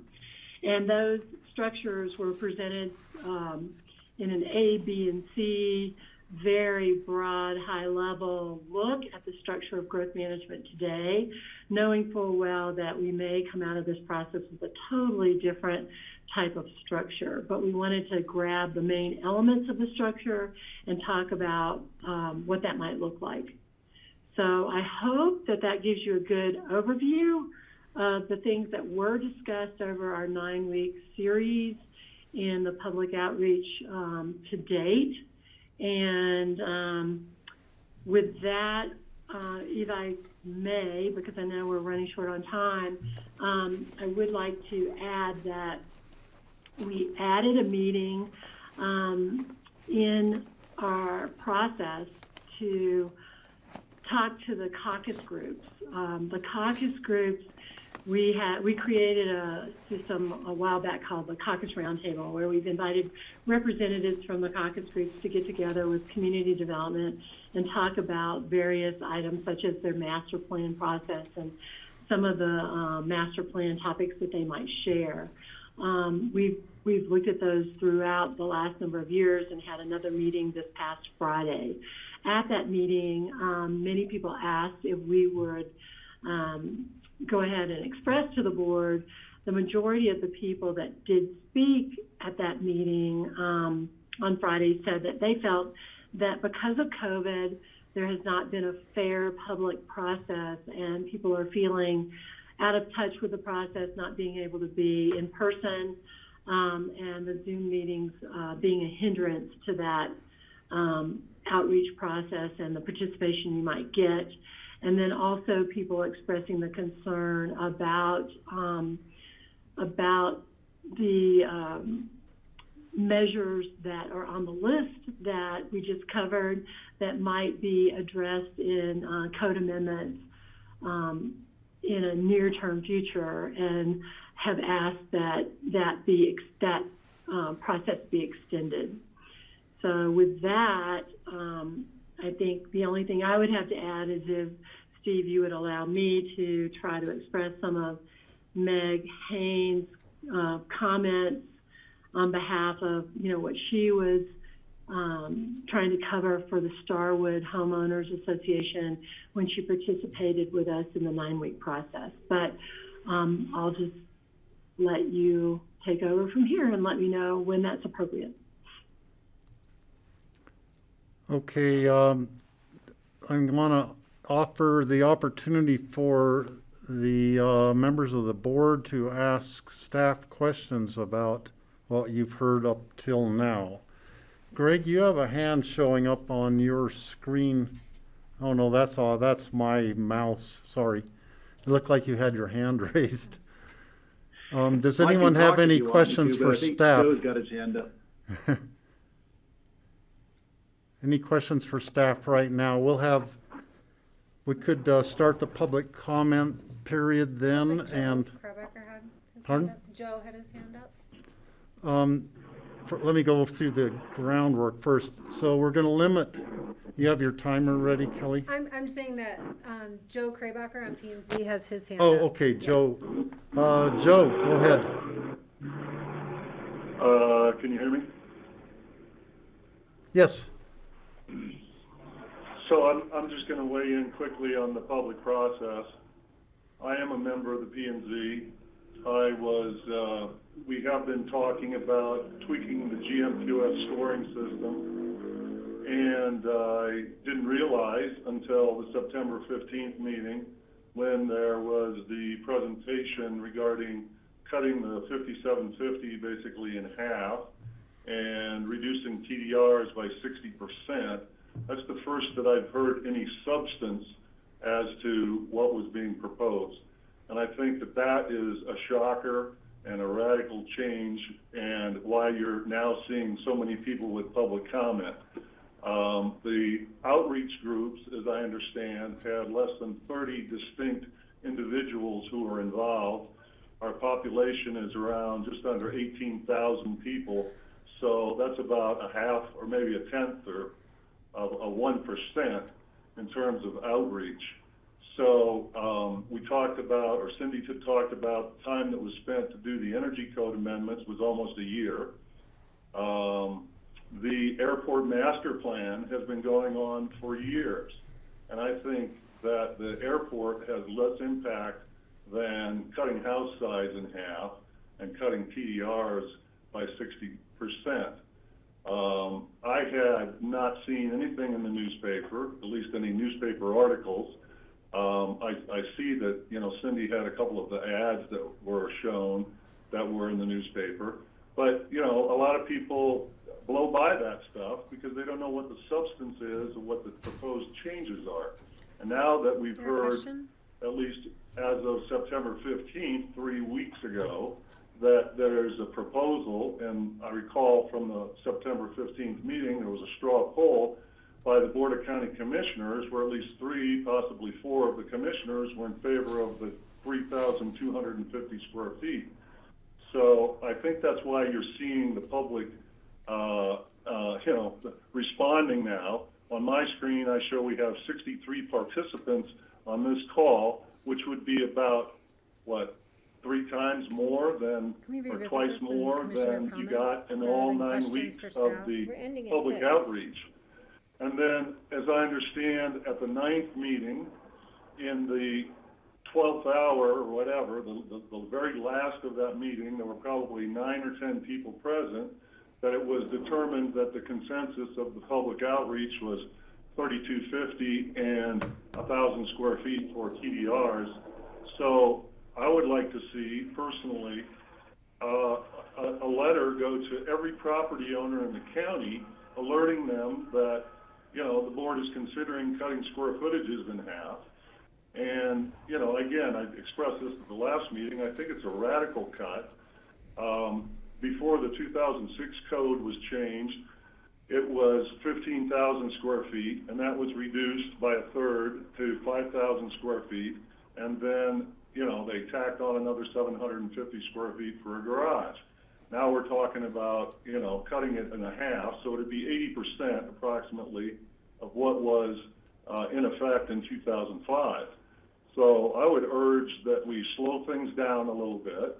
Most of the people I've talked to had no idea that the numbers that we saw 3 weeks ago were the numbers that, you know, were now being floated out as what's Can I just have proposed. call a point of order here, please? I want to hear every BOCC member and every P&Z board member's comments. Absolutely. And ordinarily we would have our questions for staff and then move on to public comment and then do a roundtable where every board member gets their opportunity to express what direction we should take forward and what our comments should be. So I just want to get us a little back on track for our agenda so that if we have questions for staff, we direct them now. Otherwise, we move towards listening to the 45 people who've called in and then close up with our board comments, if that's okay with everybody. Yeah, because this meeting is supposed to last for 1 more hour. Well, we have quite a few people who I've tracked your order of calling in. But, so Joe, I want to hear everything you have to say, and I appreciate and honor all of your ideas, but I think we just need to get back to our point of order and move this meeting as its course we ordinarily do. If that's okay by the chair.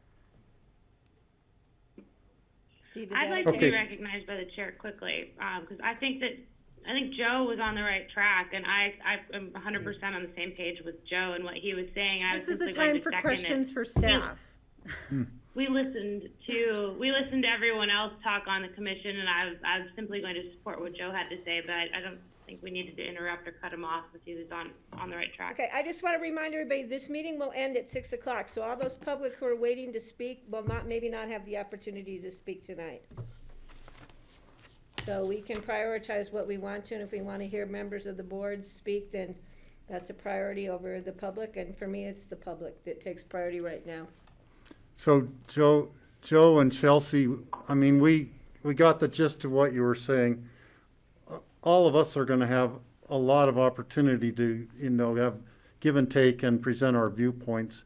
I'm going to go ahead and open the public hearing at this point so we can hear from members of the public, because a lot of them won't be able to be in on all of our meetings like we are all in our meetings.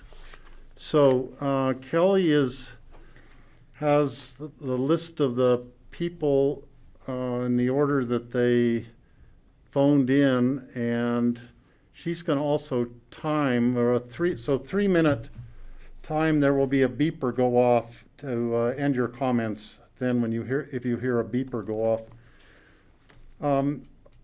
a lot of your comments will probably be the same, and you don't need to repeat everything that other people have said before you, but you could just say that you agree with that general sentiment, being opposed to whatever or in favor of some part of it.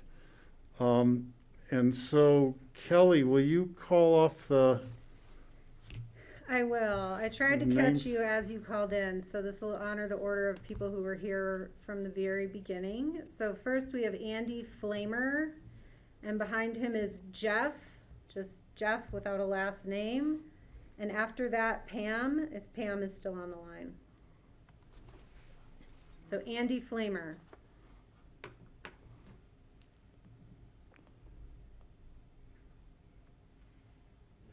And if you don't wish to speak, if you could just let us know. You know, Kelly, maybe we should have them raise their hand. I don't Well, know. but then people who have just called in are gonna get in front of people who Yeah, have I been waiting for an realize hour. that. So if Andy doesn't want to speak, he needs to let us know, but he's muted, right? He's muted. So Andy needs to unmute and let us know. Andy? Then we move to the next Okay, person. there is a chat that this is a webinar and they're not able to raise their hand, and is that true, Jordan? Okay, so the next we have is It's Jeff, not a webinar. I think they can, just Jeff. maybe somebody's on grassroots or something watching it. It says nobody can raise their hand, no We're not option gonna- to unmute. Star, what is it? We can't talk. Andy can't, and Jeff can. Jeff, can you hear us? I have no comment. I'm just listening. Thank you, Jeff. Pam, is Pam still on the phone? So let's go with Jeff if Jeff's on there. He just said he doesn't have a comment. Oh, he doesn't have a comment, okay. I do not see Pam. Okay. RJ Gallagher followed by Teston. I didn't see RJ on there anymore. Teston, you are now allowed to talk. Teston has no comment. Thank you. And Teston, we did see your chat comment earlier. Okay, next we have Jeff Conklin, followed by Justin Nyberg, I think. Jeff Conklin?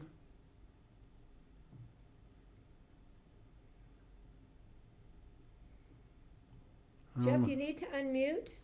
There, Jeff's unmuted. No, I don't have any comments at this time, but may at a future meeting. Thank you. Okay, thank you, Jeff. What was the next one, Kelly? Justin Nyberg says he has no comment. Okay. Okay, I have a Susan Stone Chen, followed by Tom Danis. I don't see Susan on there. Did she fall off? Oh, there she is. Susan, do you wish to comment? No she says no comment at this time. Tom Danny?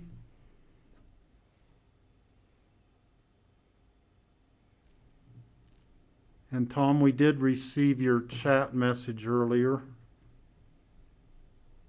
I didn't see it. He needs to unmute. Oh, I wonder what's going on. Tom, you need to unmute if you'd like to make a comment.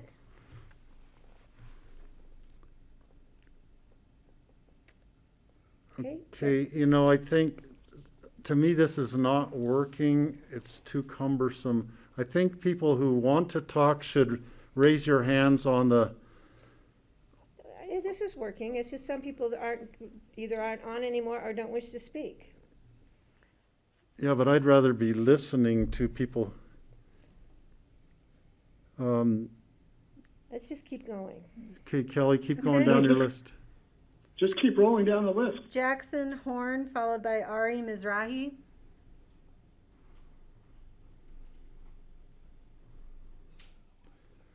Some people can't they have no way to raise their hand. They just need to unmute if they'd like to speak. Jackson, do you wish to speak?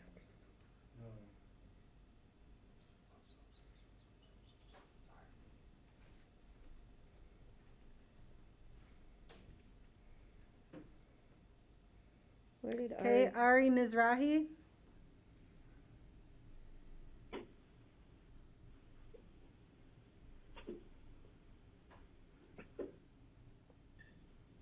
No comment at this time.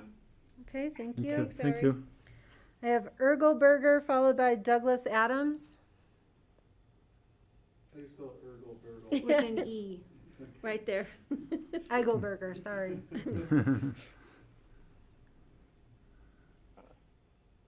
I have no comment at this time. Thank you. Okay, Douglas Adams, followed by Nick Chan.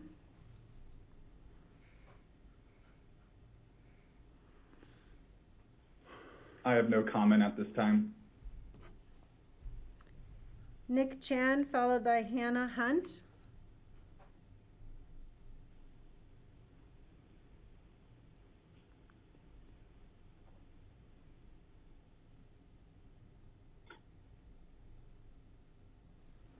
Nick, do you wish to comment?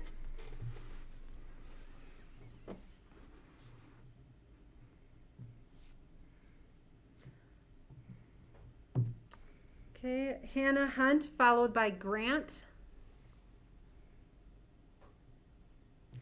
No Hannah. I didn't see her in there anymore. Okay, Grant, followed by Riley.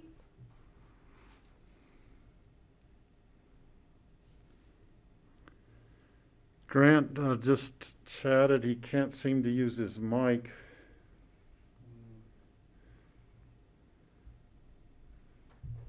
Okay, we can come back. I'm not scratching there people it is. off. Yeah, no, I generally agree with what Chelsea and Joe have stated. Okay, Thank you, Grant. Riley, followed by Kathy.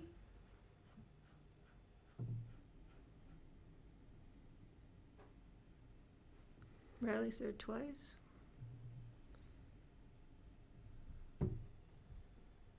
The real Riley. I have no comment at this time. Is that Riley Warwick? That's Riley. Shows up twice, okay. Thank Kathy, you, Riley. followed by Lisa McCann.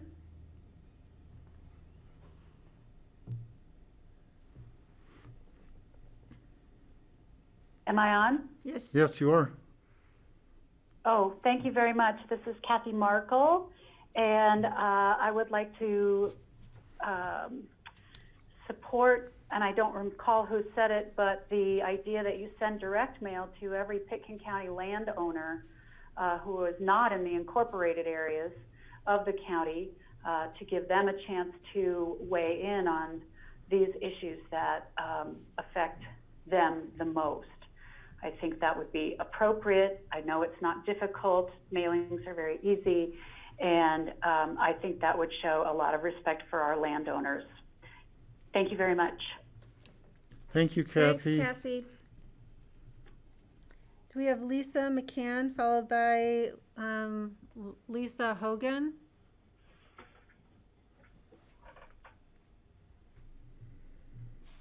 Are either of them on? Sorry.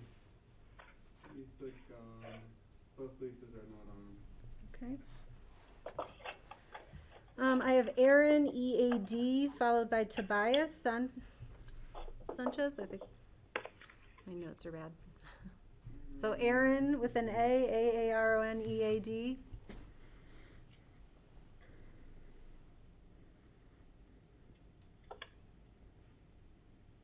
Yes, I agree with Joe and Chelsea. I think it's good to slow the process down and inform every landowner in the county of potential impact to their land value. And thanks to everyone on the committee. Thank you. Tobias, followed by Jay Mork.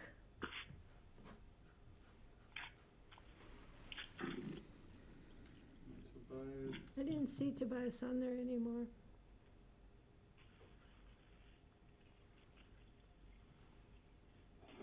Okay, Jay Mork, followed by Rutgers Construction. This is Tony Rutgers. Can you hear me? Yes, we can. Go ahead. What happened to Jay Mork? Well, good afternoon. I think the reason the construction industry hasn't been able to be involved is that they're too busy trying to follow all your energy code rules, and so they don't have time. They're just busy trying to get permits and such. I strongly recommend that you follow Joe's advice and slow this process down. It's not going to matter, okay, one way or another. I know we're in difficult times, COVID and all, but you really must realize that, you know, this means food on the table for an entire valley from Aspen down to Grand Junction or even to Avon. These people come from all over the place to work in this valley. So it's not a simple deal. take your time and talk to a lot of people. Thank you. Thank you very much. Tony, okay. Should we go back to Jay Mork? Well, and I think we've gone a little out of order because I don't know if they've called in twice or. So Jay Mork, and then again, if there's somebody who differently has joined in as Rutgers Construction on the Zoom, you will be after Jay Mork. So Jay Mork wanted to yield his time to Joe Krabacher to continue his comments. We don't do yielded time. So Joe's going to have time because the way it's going, Joe will have time. Well, it was also asked people who want to be on the mailing list, and Joe Krabacher put on a chat message to contact Cindy Hubin, cindy.hubin@pickenscounty.com, and she can add your email to a public outreach group that you would get contacted directly by community development about further meetings or information. Okay, was there someone who is listed as Rutgers Construction, separate from Tony, that is next on the list? You're up. Zach has his hand up. Zach? I've just received a number of emails and phone calls from people watching on YouTube that have been hoping to call in that haven't been able to access via Zoom. And I was just wondering if we could potentially get Grassroots to post the phone number and the ID to call in as well. Some people are having some difficulties calling in with Zoom, and as I understand, there's a number watching They're on YouTube. shaking their head no. I'm not sure. Let's see.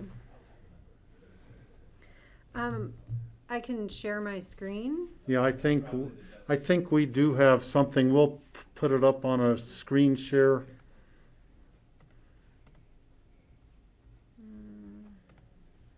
Can Kelly share a screen? There's the number right there at the bottom of the page in red, correct? Okay, so there are two Thank you, phone that was a good numbers on idea. the screen, if you can see the screen. You can call either one of those numbers.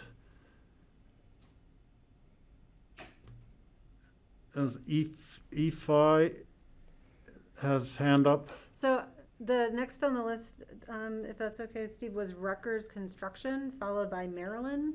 I think Rutgers was Tony, so. Screen, if you can see the screen. You can call either one of those numbers. Isn't it Mandy? I think we had someone on the line. After Rutgers was who, sorry? Maryland? I don't remember. Oh, Marilyn Manley?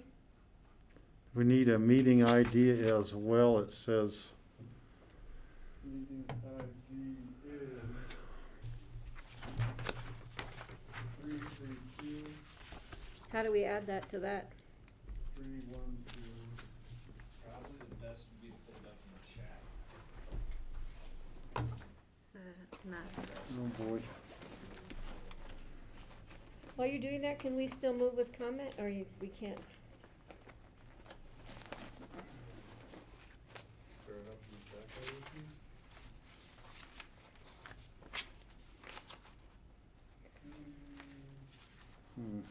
There's no meeting ID on our agenda. Not on the agenda. I was That's thinking what- there might be something on our agenda. That's what Kelly has posted there as our agenda. Yeah. I just want to apologize. This is not how we run meetings. We are more organized. Your comments mean everything. We want to hear them, and so we will get this figured out, and we will make sure there is time for everyone. Okay, can you unmute EFI? Has their hand raised? And they need to be unmuted. They couldn't.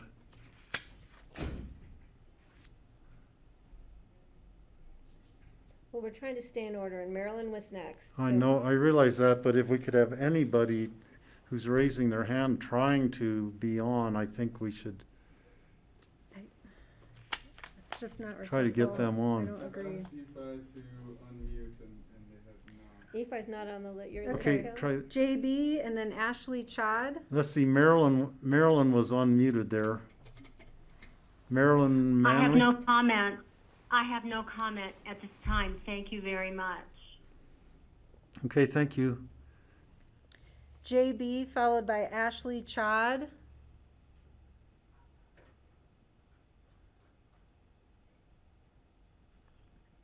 No comment on my end.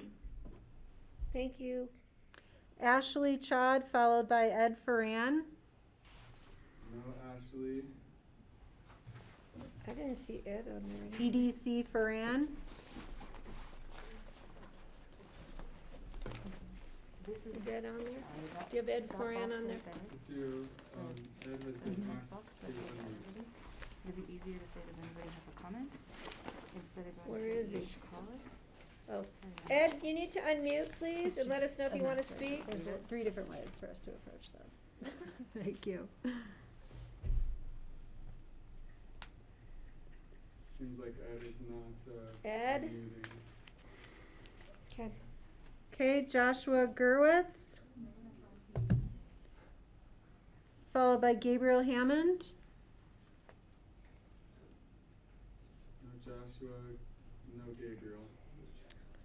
Okay, Dale Hubbard, followed by Kim Coates.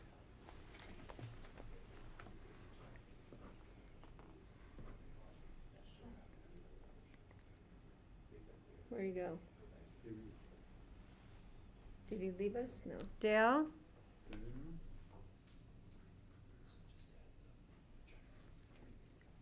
Are they not hearing it? Dale, do you wish to speak? You need to unmute.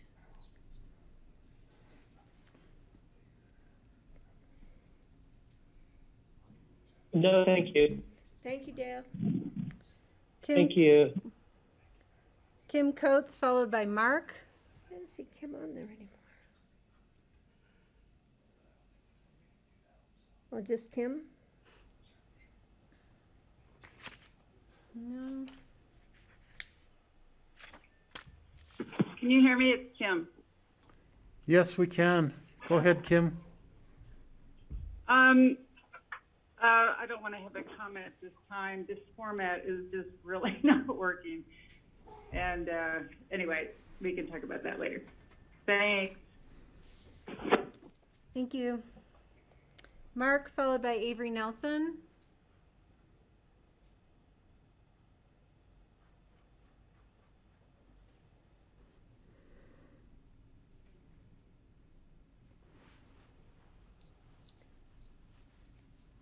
Mark, you need to unmute if you wish to speak.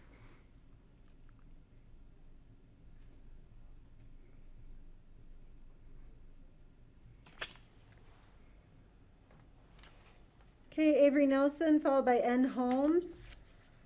Avery with an A, I imagine. Yeah. And the second one? N. Holmes. Which I don't see on there anymore. How do you spell that? N and then Holmes. Oh. N. No N. Okay, Randy Gold, followed by Brooke Peterson. Randy was still on there.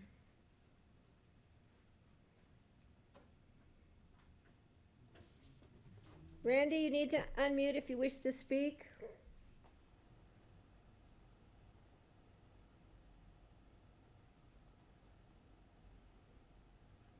The next one?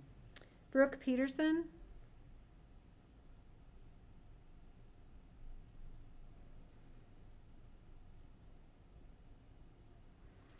Huh. Brooke, you Hear need me? to, oh, there you go. Yes, we can hear you, Brooke. Thank you. I couldn't agree more with Joe and Chelsea's comments relative to the process. To me, this entire matter is of equal, if not greater importance than the airport, since it affects the entirety of the county, as does the airport. I don't mean to minimize that.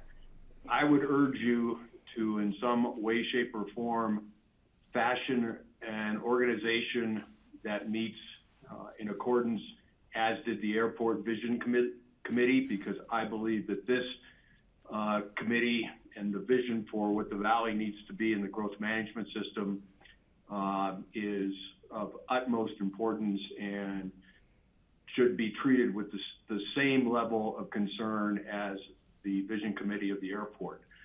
I would also add that, I've looked at the ads that Cindy posted and that were in the county, and I saw them when they were first published. And I think that they probably didn't give anybody the idea of the scope and expanse of what is now being discussed. Thank you. Thank you, Brooke. Phone number ending in 4005, followed by Brett.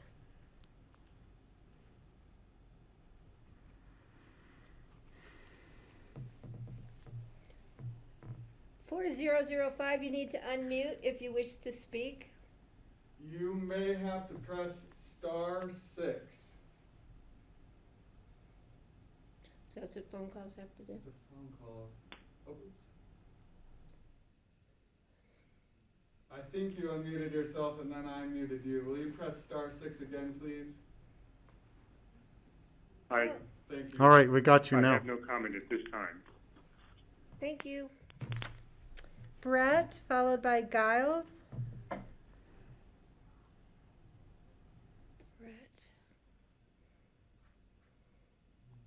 Can you hear me? Yes. No comment other than the letter that I sent in this morning to I believe the Pickens County Commissioners, as well as the gentleman who just previously spoke. I believe his name was Brooke.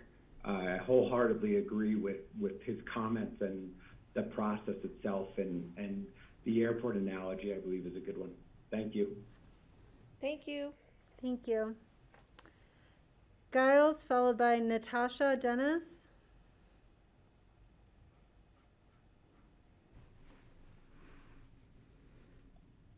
Hello, this is Giles. Can you hear me? Yes, we can. Okay, great. Sorry, the process has been a little tricky. This is huge. I've never seen anything like this in terms of the size of change that this could have on the architecture, construction, development industry. I echo everything that Joe has said, and I look forward to hearing more from him. Please slow the process down. This cannot be rushed through. This has to be very carefully thought through. That's all. Thank you. Thank you. Natasha Dennis, followed by Marilyn Lowley. Natasha, Marilyn Manley? No, but Okay. we can go with her because I don't have. We already tried Marilyn Manley, didn't we? Mm-hmm. And there's no Natasha. No Natasha. Okay, Nina, followed by R-E-R. There's no Nina. No Nina. And R-E-R, just the letters R-E-R? Yeah. No R-E-R. Okay. Lane Shea, followed by Marion Landsberg. Hi, this is Lane Shea. Can you hear me? Yes, go ahead, Lane. Oh, hi. Thank you all. I just wanted to second the comments from Joe Kraybacher that I think the public needs to have a lot more input and knowledge about this. Big land use changes, I think, can have a lot of unintended consequences. And so I just think the process should be slowed down and everything everyone else has said. Thank you, guys. Thanks, Lane. Thank you, Lane. Marion Landsberg, followed by Ian Staples. I didn't see a Marion on there. Okay, Ian Staples, followed by Daryl. No comment. Thank you. Did you hear that from Ian sounds like he said no comment. Okay. Daryl, followed by Effie.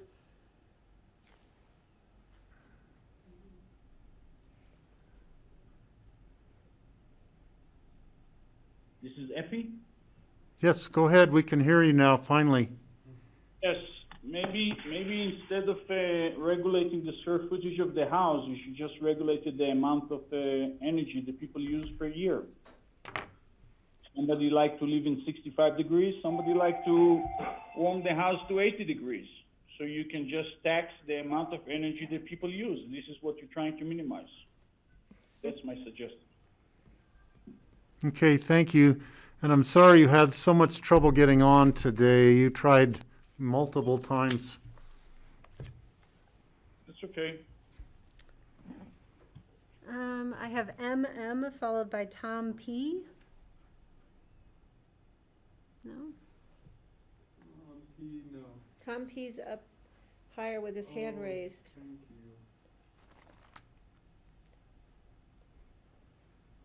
you. This is Tom P. Okay, we can hear you, Tom. Oh, great. Well, listen, I don't even live in Aspen yet, but my family and I purchased a lot 18 days ago with, I think, the reasonable expectation of being able to build up to 5,750 square feet. Frankly, we would build less than that. But to be told now that there's a serious effort to slash that square footage in half, it is half if you're not talking about garage, that was quite bracing to say the least. And I agree with Mr. Krabacher's comments that that is a drastic reduction. And I think I'm an environmental consultant. I'm green. I'm as green as they come, and I've emailed you all in the last 2 days. A lot of this is perception, and perception tends to become reality. And I think the perception is this was being done, willfully or not, outside of the light of day. I heard about a citizens group. Who appointed that citizens outreach group that then made these recommendations? I'm hearing that there was a straw poll among the commissioners, and hearing about, that is more than just discussion. That's disturbing. I support the idea of direct mail to every landowner in the county. I'm hearing about, we need to hear from construction people, realtors, planners. I mean, what about individual people? What about families like mine who own vacant land and want to build a house? We're trading one mountain town, we live in Jackson Hole right now, for another mountain town. And I got to tell you, I'm a little shocked by what I'm hearing.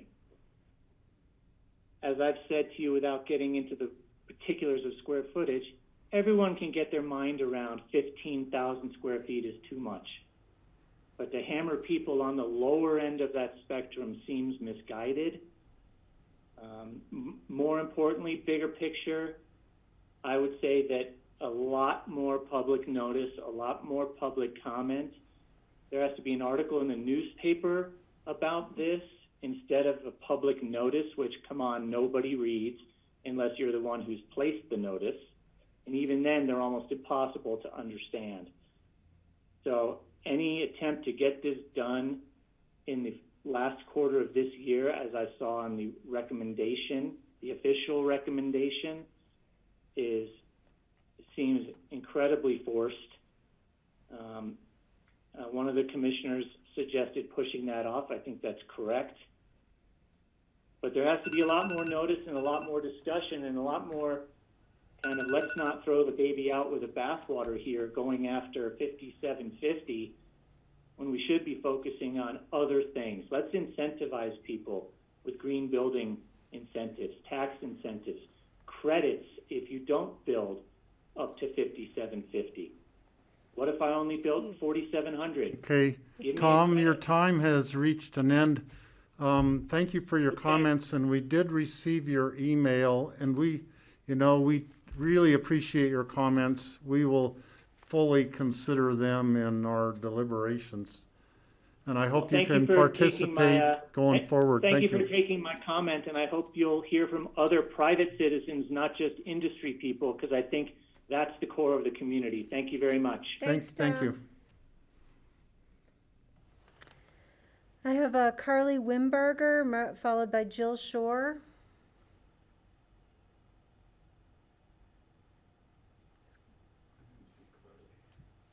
I didn't see a Carly unless it's with a Jill?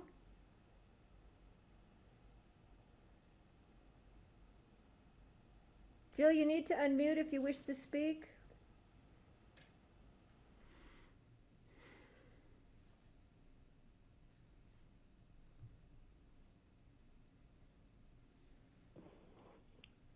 Could somebody remind everybody how they unmute again? Well- Yeah, if you could do that, Jordan. Yeah, Jill, if you're on a computer, or those who are on a computer, if you move your mouse, you'll see meeting controls. The bottom left looks like a microphone. There are options on it, so you may have to play around with those, but it should be as simple as clicking that microphone to mute or unmute. But if you're calling in, you need to hit. *6 if you are on a phone. And if you want, yeah, *6 if you're on a phone.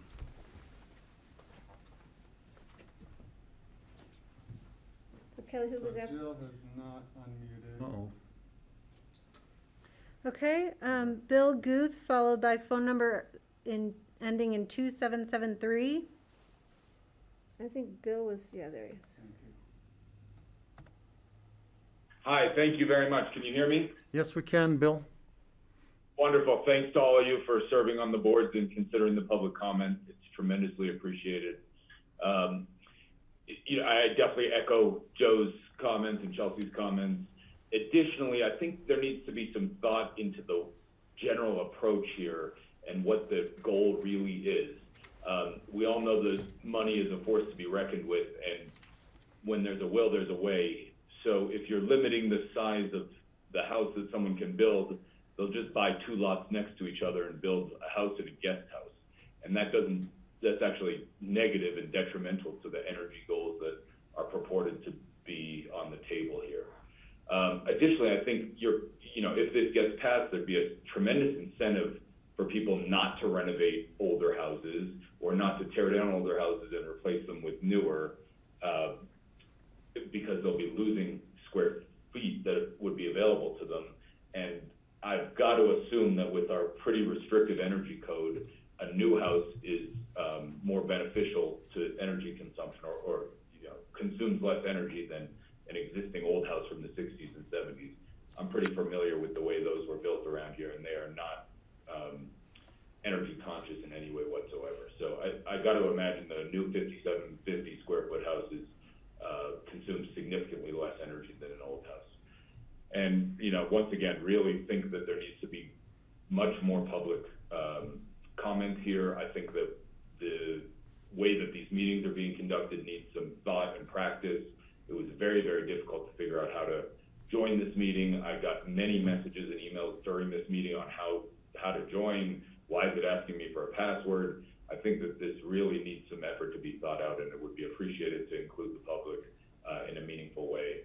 And please continue to do so. Thank you so much. Thank you for your comments, Bill. We appreciate them. Okay, the last one I have on my list, and then I see more people have called in, is the number ending 2773. They should hit *6 now if they. *6 to unmute yourself.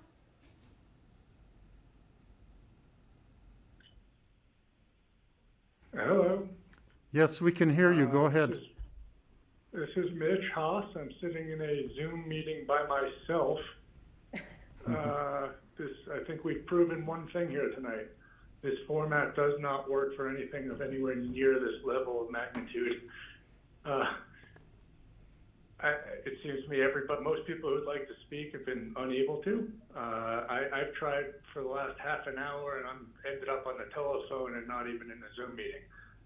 So, at any rate, most of my comments, I spoke with Meg Hayes, and she got them in as her own. But I'd like to point out that within the last year, I represented an applicant who amended 3 lines in the R15 zone district of the county, and I was made to send public notice to every single property owner in the entire R15 zone district. Seems to me if you're amending regulations that affect every property owner in the county, you are required to send public notice to every single property owner in the county. At least that's what I was told. I just don't understand the big hurry. I understand climate change is a very serious concern. I would say you've already taken the biggest step Pickens County can take to address that by having adopted a new energy code. I would say that the study you're using to base concerns of house size on climate change concerns on house size does not account for a single house that's ever been built under your new energy code. So you really have no way of knowing that a new house of 10,000 square feet has a bigger carbon footprint than any of these older houses of 2,000 or 3,000 square feet that you studied. Anyway, what's the big hurry?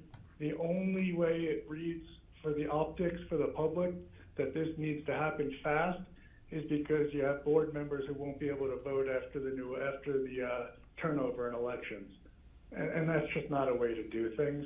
That kind of feels similar to trying to appoint a Supreme Court justice before an election, if you catch my drift. And I'm not saying that's what you're doing, but that's the optics. I really would say to you, slow down, let the public speak. The public process to date has been a farce. I haven't been able to attend, even though I want to, all the outreach meetings, because they're in the middle of the workday, and then you call them meetings, but it's 3 people talking to each other in a Zoom meeting with no ability to have interaction with them. This is just a failure of a process so far, and you should start over and do it the right way. Thank you. Thank you, Mitch. Thanks, Mitch. Right on time, too, buddy. So Steve, I'm happy to help organize how other folks, Well, I because think people have if- called in, I've not been able to keep up on the list. People have their hand raised, and maybe that's people we called on already. So Jackson Horn has a hand raised, and I can't remember if Jackson spoke already, but He didn't, he was early on the list, though. Hi, can you hear me? yes, we can. I just want to echo Mitch and Joe's point, as I'm sure a lot of people do. I think that the optics of this are not great. While that may not have been the intention, I think that you're going to have a lot of people unhappy with this process. I also think, echo Joe's point, that we do need to reach out to every single homeowner in the valley or in the county. This is something that people don't know about, and they need to. So we just got to do a better job of that. Thank you, Jackson. Thank you. Thank you, guys. And before we move on, I'll let Steve call on the next person, but just a reminder, if you have called in and you would like to speak, to raise your hand, please press *9. After you are called on to speak, please press *6 to unmute. So there is a number, it's WR66E6S, and it goes on and on and on. You have the floor if you can unmute yourself. And who is this? It looks like a... *6 to unmute. Is that a phone number? They've unmuted themselves. Let's see. Hello? Hello? We can hear you. Oh, good. Great. I'm Suzanne Caskey. I served on the Growth Outreach Committee. I can assure all of you that I never felt I was hiding from you when I volunteered for that particular group. I had prepared longer comments, but I'm going to pull out a couple of them and then I'll write to the commissioners the full comments that I have. In envisioning our future development, we must strengthen our past community commitment in no uncertain way to require that growth pay its own way. Now more than ever, the citizens of this community need reassurance that the cost of growth, those that are visible and invisible, are borne with accurate and true accounting by the development entity. This requires that we reassess in the most rigorous way and with the most up-to-date tools the real cost to the community of development. We need to start asking with every decision we make, who benefits and who pays. During the meetings of the Outreach Committee, for the first time, I saw the documents illustrating the enormous negative impact we incur the larger the square footage is of a home. It is not arithmetic, it is geometric. I found it stunning. These impacts, which it is clear are unsustainable, include the greater need for services, higher annual energy use, higher amounts of waste generated in construction, higher amounts of vehicle miles traveled daily. All of these impacts on our community lead to a more intense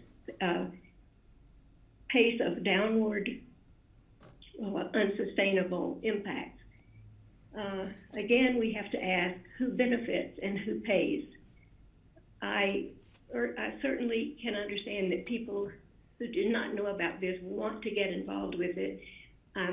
Appreciate the BOCC asking people to volunteer, and I was happy to be a part of it and would certainly continue to be.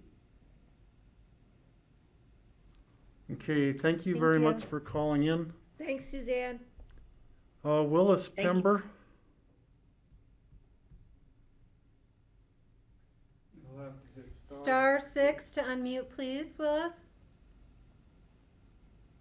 Hello. Hi. Yes, we can hear you. Hi. Is the volume appropriate? Yeah, we can hear you. Oh, good. Okay, good. Well, I would just like to, I'm an architect. Let me introduce myself, an architect in Aspen for many years. And I would just start by reiterating what Joe had to say about public outreach.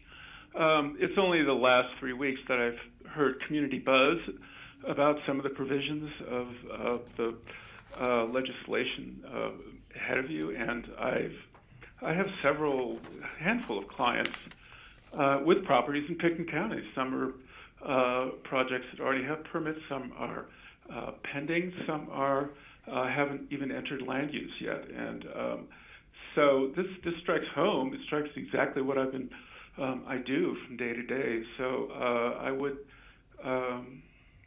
like a little breather for outreach, for more voices in the community.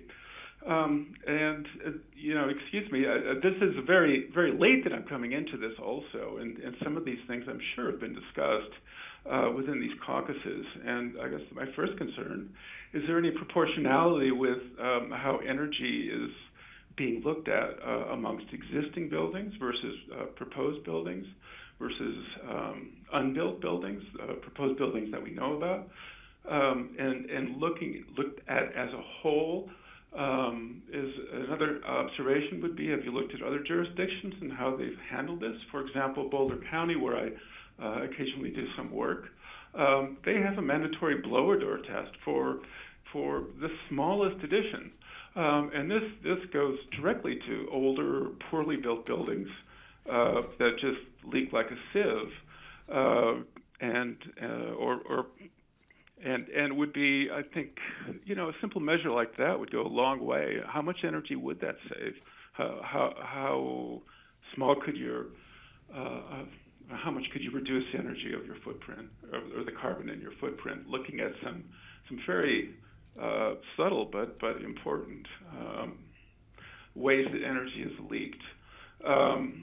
And the other observation I'd make is just a very broad one.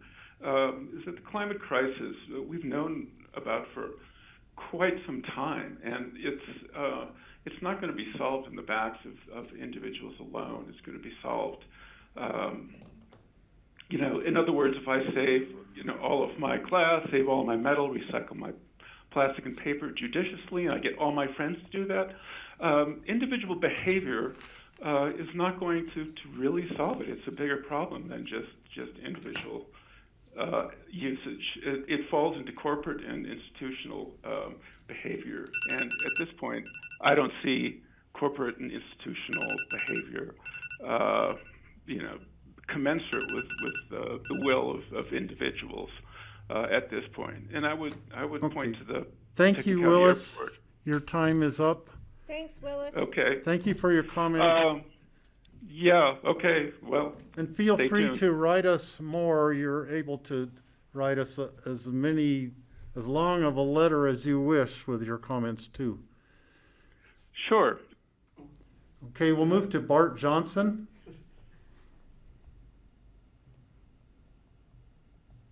Star 6 to Can you hear me? unmute. Yes. Thank you. Thanks for all your time today. I'm going to echo the sentiments of Joe and Chelsea. I'd like to add a little bit of flavor to that. In terms of the process, I think it's important to point out that, at least for me and most of my friends, nobody's reading print newspapers anymore. I jump online on my phone in the morning. I look at the Aspen Times articles. I don't look at any ads. That kind of stuff I think is blowing by most people in these times. And I think it's fair to say that there was notice and information given about this process, but I think the details of what was really in store for the community wasn't really made clear until last month. I believe Chairman Child himself indicated that he didn't understand the details of what staff really had in mind until he saw it in September.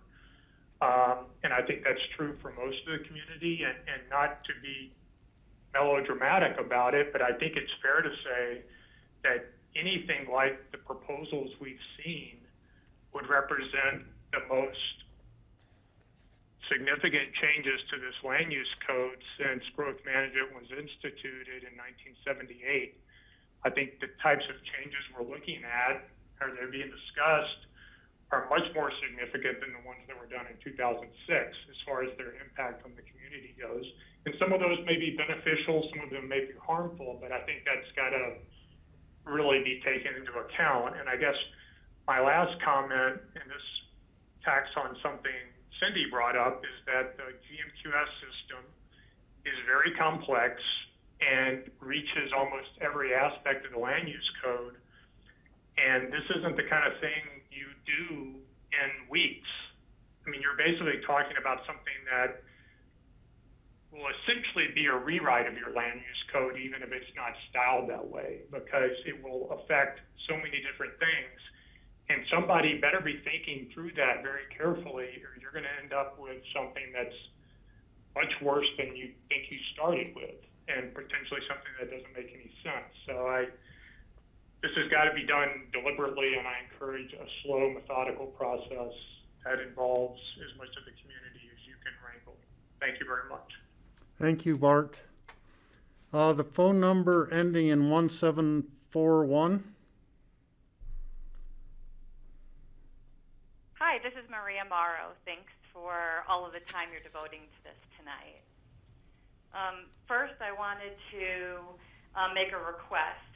One of the key components of the objective here was to balance growth and the community against the economics. And it's clear that although staff and council still wanted as early as today to make some cuts by the end of the year, there's absolutely no information about the economic impacts.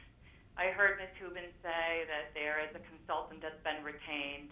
I would ask council, as you deliberate tonight, to require that there be some kind of an independent look at the economic impacts to jobs in all of these industries that are impacted, and to the homeowners who will be impacted and the costs.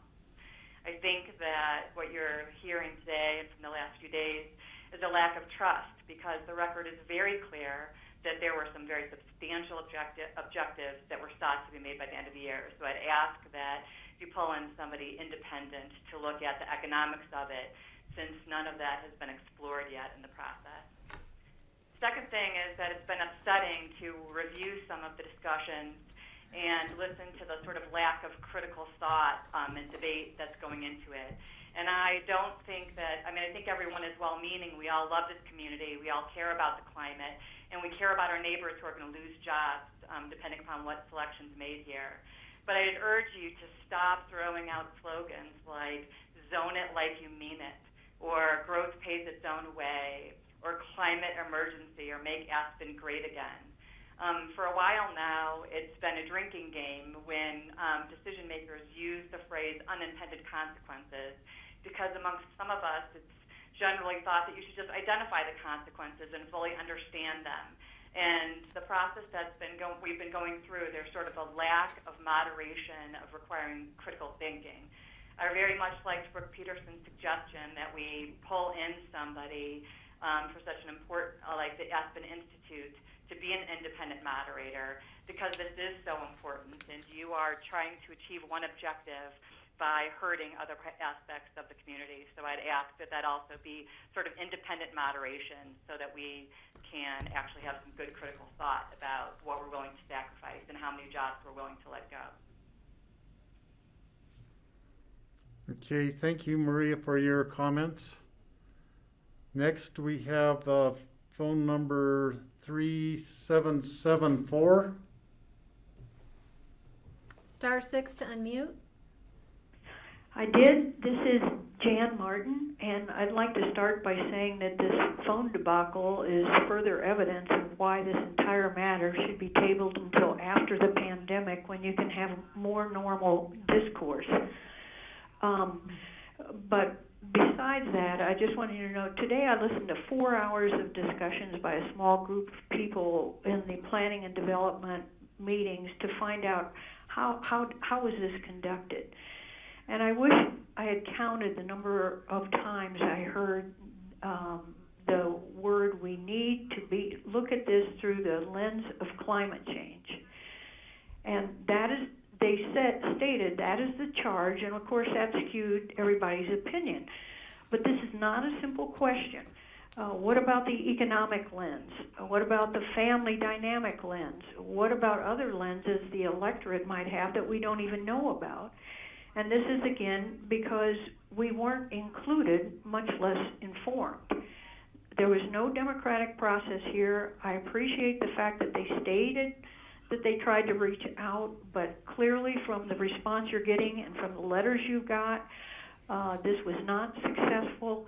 It's no way to govern, and I really would like to emphasize that we need to table this until a full-throated airing of the electorate is possible at the conclusion of the pandemic, because this is, at your own admission, very sloppy. Thank you. Thank you, Jan. Appreciate your comments. Next, we have phone number 8987. Oops, I skipped one. 8987. *6 to unmute.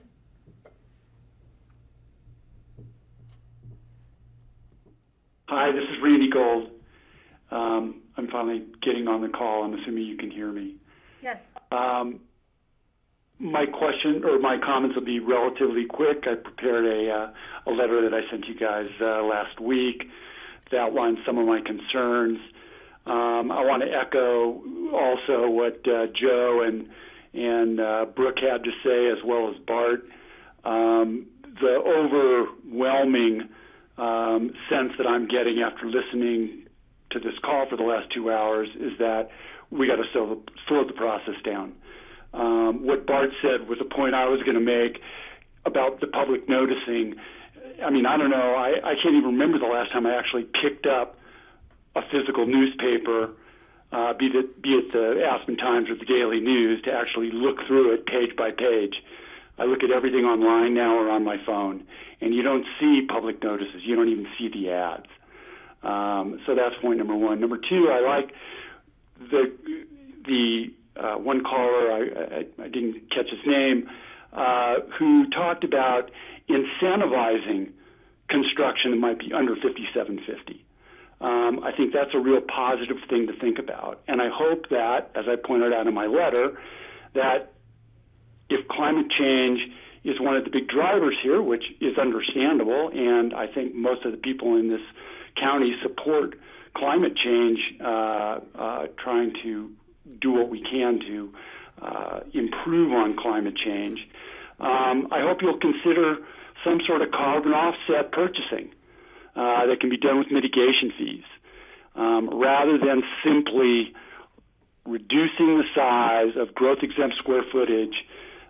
Is a real simple, understandable, and totally short-sighted way to get to your goal, at least from where I'm standing. And then the last point I'll make, that I also raised in the letter, that the last caller kind of opined on, and that is the impact on families. People that have been fortunate enough to buy houses in Pitkin County, like me, like my neighbor Glenn Horn, like a bunch of us that live in 2,500, 3,000 square foot, 1970s or 80s kind of houses. At some point, I mean, that's our future. I've been in the Valley and working here for over 40 years, and 10 years from now or 15 years from now, whenever it happens, that's our nest egg. And no one is going to keep that crummy 1970s house. It works great for me, but nobody else is keeping it. It's at the end of its life. And it's incredibly unfair, I think, to local families like ours to now reduce the size of what somebody can develop on that property 5 years from now. Okay, And I Reeves, think that's your a big time is up. impact on a lot of local families that I hope you'll consider as this process moves forward. Thank you. Okay, thank you very much. Okay, the phone number ending in 2204. *6 to unmute.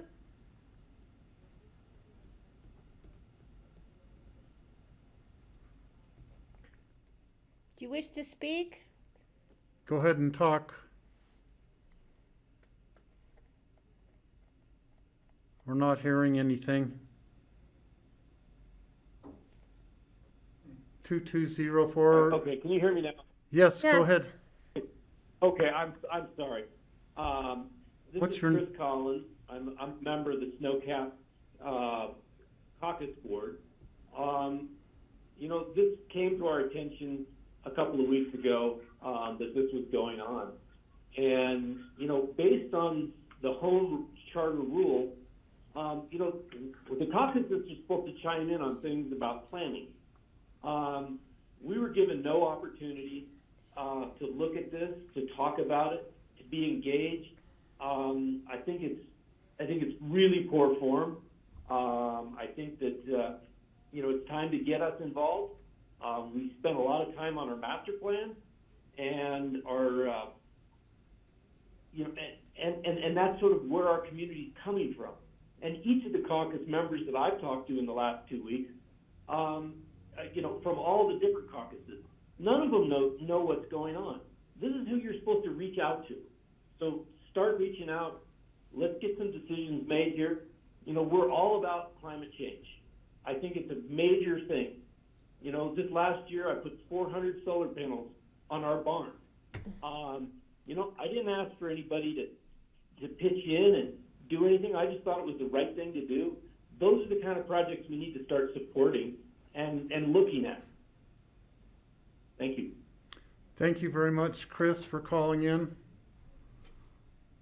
So Willis has already spoken. I don't know if there's anyone else already. in his house. We are actually at 6 o'clock. There are no more hands raised, so I'm going to close the public hearing. Let's just run it by again. If anybody else wants to speak, please raise your hand now, because we're going to be closing public comment, at least for tonight, correct, Steve? It's not like we're closing public comment for the rest of this process. *9 to raise your hand. And Jim I'm going to call on Jim Vasanchi because you raised your hand very politely. Thank you. Well, You're muted. He's a member of P&Z, right? Yes, he's a P&Z member. I was not aware that I raised my hand.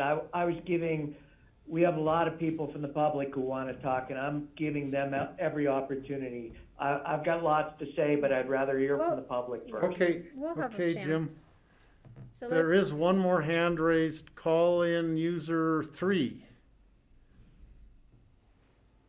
What is that, a phone? It's a phone, so if they'll hit *6. So you need to hit *6 to unmute, please. Caller in user 3. Hello? Hi, Yes. go ahead. Yes. Hi, this is Gideon Kautzman calling, and I sent you a letter, so I won't take much time, but I just wanted to share an observation, and that is that most in the county share a common goal on climate change. but I think the process does not feel inclusive enough, and I don't think it will lead to what we all want, which is legislation that should have broad-based support and buy-in and embraced and supported by many. And so I think that there ought to be a similar process as exists with the airport to include people from all walks of life, all different perspectives, and get a really broad-based community input and opportunity to participate, because I think this involves very important goals that many of us share. It's how we go about achieving those goals that I think needs to be looked at. Thank you for your time. Thank you, Gideon. Thank you. Okay, I'm not seeing any more hands raised. Last call. Anyone who... *9, last call. And to remind you all, we welcome your letters. We've gotten a ton of email letters and some phone calls from people individually. We welcome those. We want to hear your comments, because this was going to help us going forward, hearing what your thoughts are. A lot of you have given very good ideas, like constructive ideas on how we can make this a better process, different ideas that hadn't been thought of in the public forum so far. So last comments right now. I'm going to close the public hearing. Last comments from the BOCC and P&Z members. I'd like to finish with Joe since he was midstream. Let's just I mean, see who... we cut him off, so I think we should let him finish. And I was going to Kelly? apologize to him. Thank you. Yeah, I just want to say, our board has run big meetings with the public, and this was a mess. And I apologize for the clunkiness. I hope everyone who wanted to was able to speak tonight, and I'll reiterate to the public that we want to hear from you. You can email us at bocc@pickenscounty.com. I want to apologize to my colleagues on P&Z, to Joe and Chelsea. Our BOCC runs meetings in a pretty ordered fashion so we can get through these very difficult conversations and take all the public comment there is.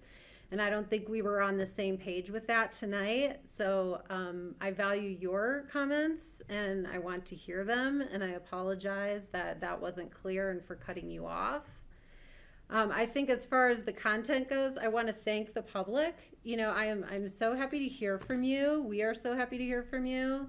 And I'm very grateful to hear that, I didn't hear from anybody to stop this discussion in its tracks or to deprioritize climate action, which I know that this community is very dedicated to solving and recognizes that we can't outsource our solutions. So, I wrote to many of you today that I think in terms of public outreach, what I've observed in my short term here on the board is that we tend to have waves of it. And the first wave is the very engaged group that is, their interest is peaked early on. And then that conversation grows and expands to more of a broader public that starts to get word of what's happening and wants to be part of it. And I think that's where we're at, where we expand our space to hear those voices, because these are really difficult conversations. We are right in the crashing of how does our values and our dreams as families and for our homes run into our commitments for, a better environment for our kids for the future. And it's a really messy space, and I know that we're going to move through it together, and I think openly and collaboratively. And I'm moving forward with good intent, and I hope you all move forward with good intent to continue this process for what our good outcomes are, because I think there's a lot of paths forward here. And I need you all who called in tonight to stay part of the process so we know what those unintended consequences are. We can identify them. We can identify the best paths forward so that we do have a community that is working towards net zero while also being able to, reach those visions and dreams for ourselves and our individual lives. So thank you, and I look forward to continuing this discussion with you. Thanks, Steve. Thank you, Kelly. Further comments from all board members? Greg? Well, sorry. I just wanted to say I'll happily echo what Kelly said. My sentiments exactly match what she said, and I see Jim wants to say something. Just real quick, and I've got a request.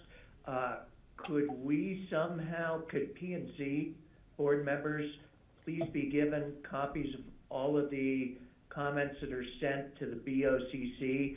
As this meeting's been ongoing, I've had a bunch of people send me emails and text messages saying to me, "Didn't you see the letter I sent?" So I know we got some sort of communication at the start of this meeting saying that we had been sent some additional letters, but I can't figure out where they are, and I frankly haven't seen any comments from the public prior to this meeting. Yeah. Jim, for sure, and I'm not sure if someone we have gotten so many emails in 2 days. I think we need to get them all to a central person. Zach, would you be that person? Who should we make sure that in ComDev gets these emails we're getting? I have.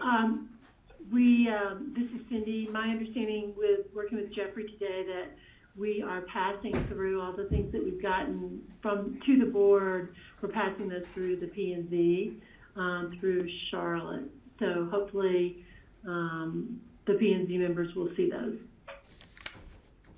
Greg? Cindy, I was told the same thing at the beginning of this meeting, but I have never received a single email from Charlotte. I did an email search, and the last time I received an email from Charlotte was almost 2 years ago. Craig?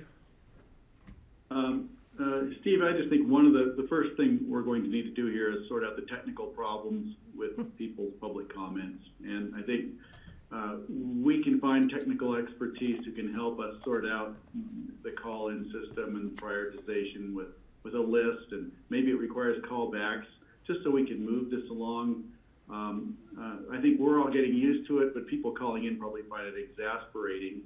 And I think we can do better. And I just want to say it's my pledge that we should do better before we continue any important conversations. Let's sort this out. I know we can do it. Yeah, Greg, I apologize to the members of the public who had trouble tonight. I've been on hundreds of Zoom calls in the last 6 months, and we have never had this kind of difficulty in all the calls I've been on. I'm not sure what was happening, but I agree with you that we need to fix the system so to make sure that we can hear the public. Anybody who wishes to make comment can make their comment. Also, there are people asking to wait till after the pandemic is over. I understand their frustration. I would love to have all public in-person meetings. We might be doing this for a whole year into the future. We don't know at this point when we're going to be able to hold in-person meetings with a whole bunch of members of the public there. At this point, it might be soon, it might not be for a whole year. And we need to keep conducting our business as best we can in the meantime. Steve? Patty? Yeah, I think we started this meeting tonight talking about trying to set another meeting with P&Z, a special meeting. And I think we need to do that. And I think we need to, start looking at where we're going to go. And I think at that next meeting, we need to start that meeting out with redesigning this public process with input from planning and zoning and the BOCC as to how we can get the message out there, how we can bring people into the conversation. I'm not in a rush. I think by the end of the year, it was a nice thought, but we have so much on our plates right now. I don't think we can continue to do this most important issue rapidly. And I think we've received so many comments from the public saying just that, slow it down. You know, this is too big a deal to try and push forward on any kind of last quarter of the year when we not only do we have budget and the airport and still land use, but we also have the holidays coming up. It's a very busy time of year. So I think our next meeting, I'd really like to start it out with how we can better the public process, make changes to it, and get the message out there to the public in the most appropriate and quick manner so the public has an opportunity to plan their lives around our meetings. So that's where I would like to go. And Joe, I don't know, I really appreciated what you were saying. I think we've taken it all into consideration. And I think we're listening. We're really listening to the people. And I want the people to know that nothing was ever intended to be behind closed doors, in the dark, undercover. And I think we're going to step back, reevaluate, and see how we can carefully move forward. Thank you, Patty. George? Oh, yeah, thanks. You know, I think we've heard a lot tonight, and I thank the public for weighing in. And I know staff has listened carefully, ComDev, Ellen, and Zach, and Cindy. And so I would just let them have some time to digest this information, and then perhaps come up with a format or a plan to present to us where they think would be the best way to move forward. And that may be perhaps done prior to our next joint meeting. I think that would probably be beneficial.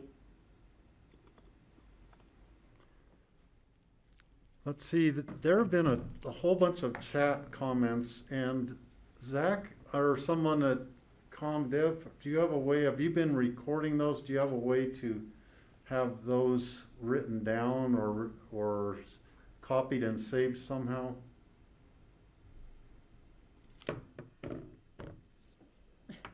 Steve, this is Cindy. ComDev is not technically running this meeting, so we do not, and we have not had the ability to record any chats. As far as I know, I'm not even sure you can record chats. I think Zach's saving them right now. The recording of the Zoom. So we'll circle back with your staff there on the meeting and try to grab what we can. Okay. From that. Cindy, staff's already working on it. Zach is taking photographs of each of the chat pages. But you already have it, right? I believe that's what he's doing. We already have it saved. So he is saving it? No, we've got it saved. I'll have it on a folder on this computer at the end. Okay. So Zach, we got it. So Jordan is saving it on a folder. Thank you. There have been lots of good comments from people, and they're really part of the public comment that's just as valid as an email or someone talking, that we need to have those recorded. Okay, from P&Z? Any further comments? P&Z members, anyone else want to speak now at this time at 6:15? Joe?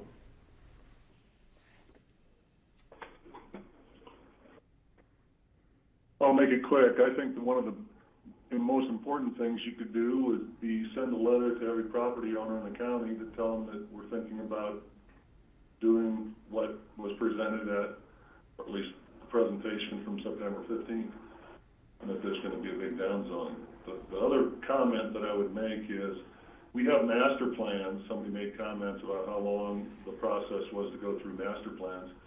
What was presented as the consensus at the September 15th, I would venture to state is inconsistent with a number of those master plans, which have been in favor of houses larger than 5750. The frying pan doesn't want to go over 4,000, but we haven't even talked about how the master plans feed into this. And is this consistent with those master plans? Anyway, I'll have more to say later. Thanks. Thank you, Thank Joe. you, Joe. And Steve, if I could just second what Joe said, I think it's a great idea to talk about sending notices to property owners. And back at the beginning of the meeting, Joe said that we really didn't have a lot of details on what was being contemplated until about 4 weeks ago. And that's the general feedback that I've gotten from people who participated in the public outreach meetings. They said to me, and I've talked to a number of people over the last couple of days who did participate, that they discussed all these issues, but they were never given anything as concrete as what was presented to us on September 15th. So we just need to be as transparent as possible with everybody in the community. Okay, thanks, Jim. Yeah. Patty? I just want to add on real quickly that what we discussed on the 15th was more of giving direction to staff. It wasn't a concrete decision on the board's part, on either board. It was just to get a discussion going as to the smaller house size. If we were to go under 57.5, that was the discussion. It wasn't, oh, we're going to go to 3,200 or 3,250 or whatever.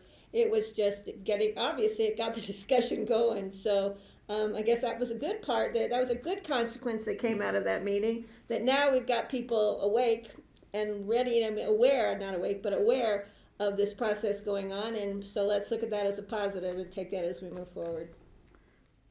And I recognize that that wasn't a proposal put forth for people to vote on, but I did look over the what was sent out prior to the September 15th meeting, and I sent emails to a lot of people summarizing what was in those distribution items, and it was very clear what was being contemplated.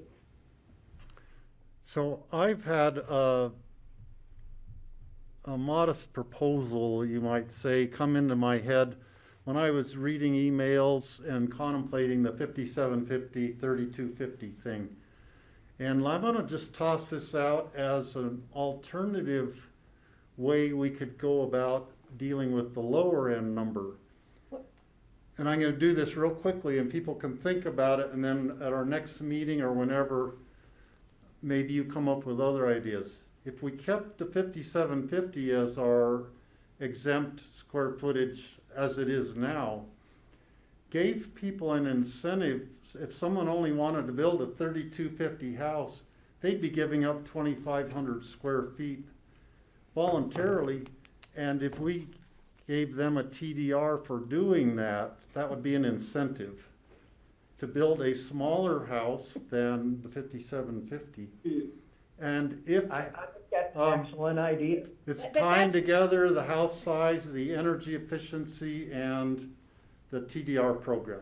I just want to toss that out as just a far out idea that we can think about and dream about and come up with much better ideas than that. George. Well, I was just going to say that rather than starting to throw out new ideas now, I think we need to take a step back, have ComDev look at the process and how best to go forward, rather than just throwing out ideas at this point. Thank you, George. Okay.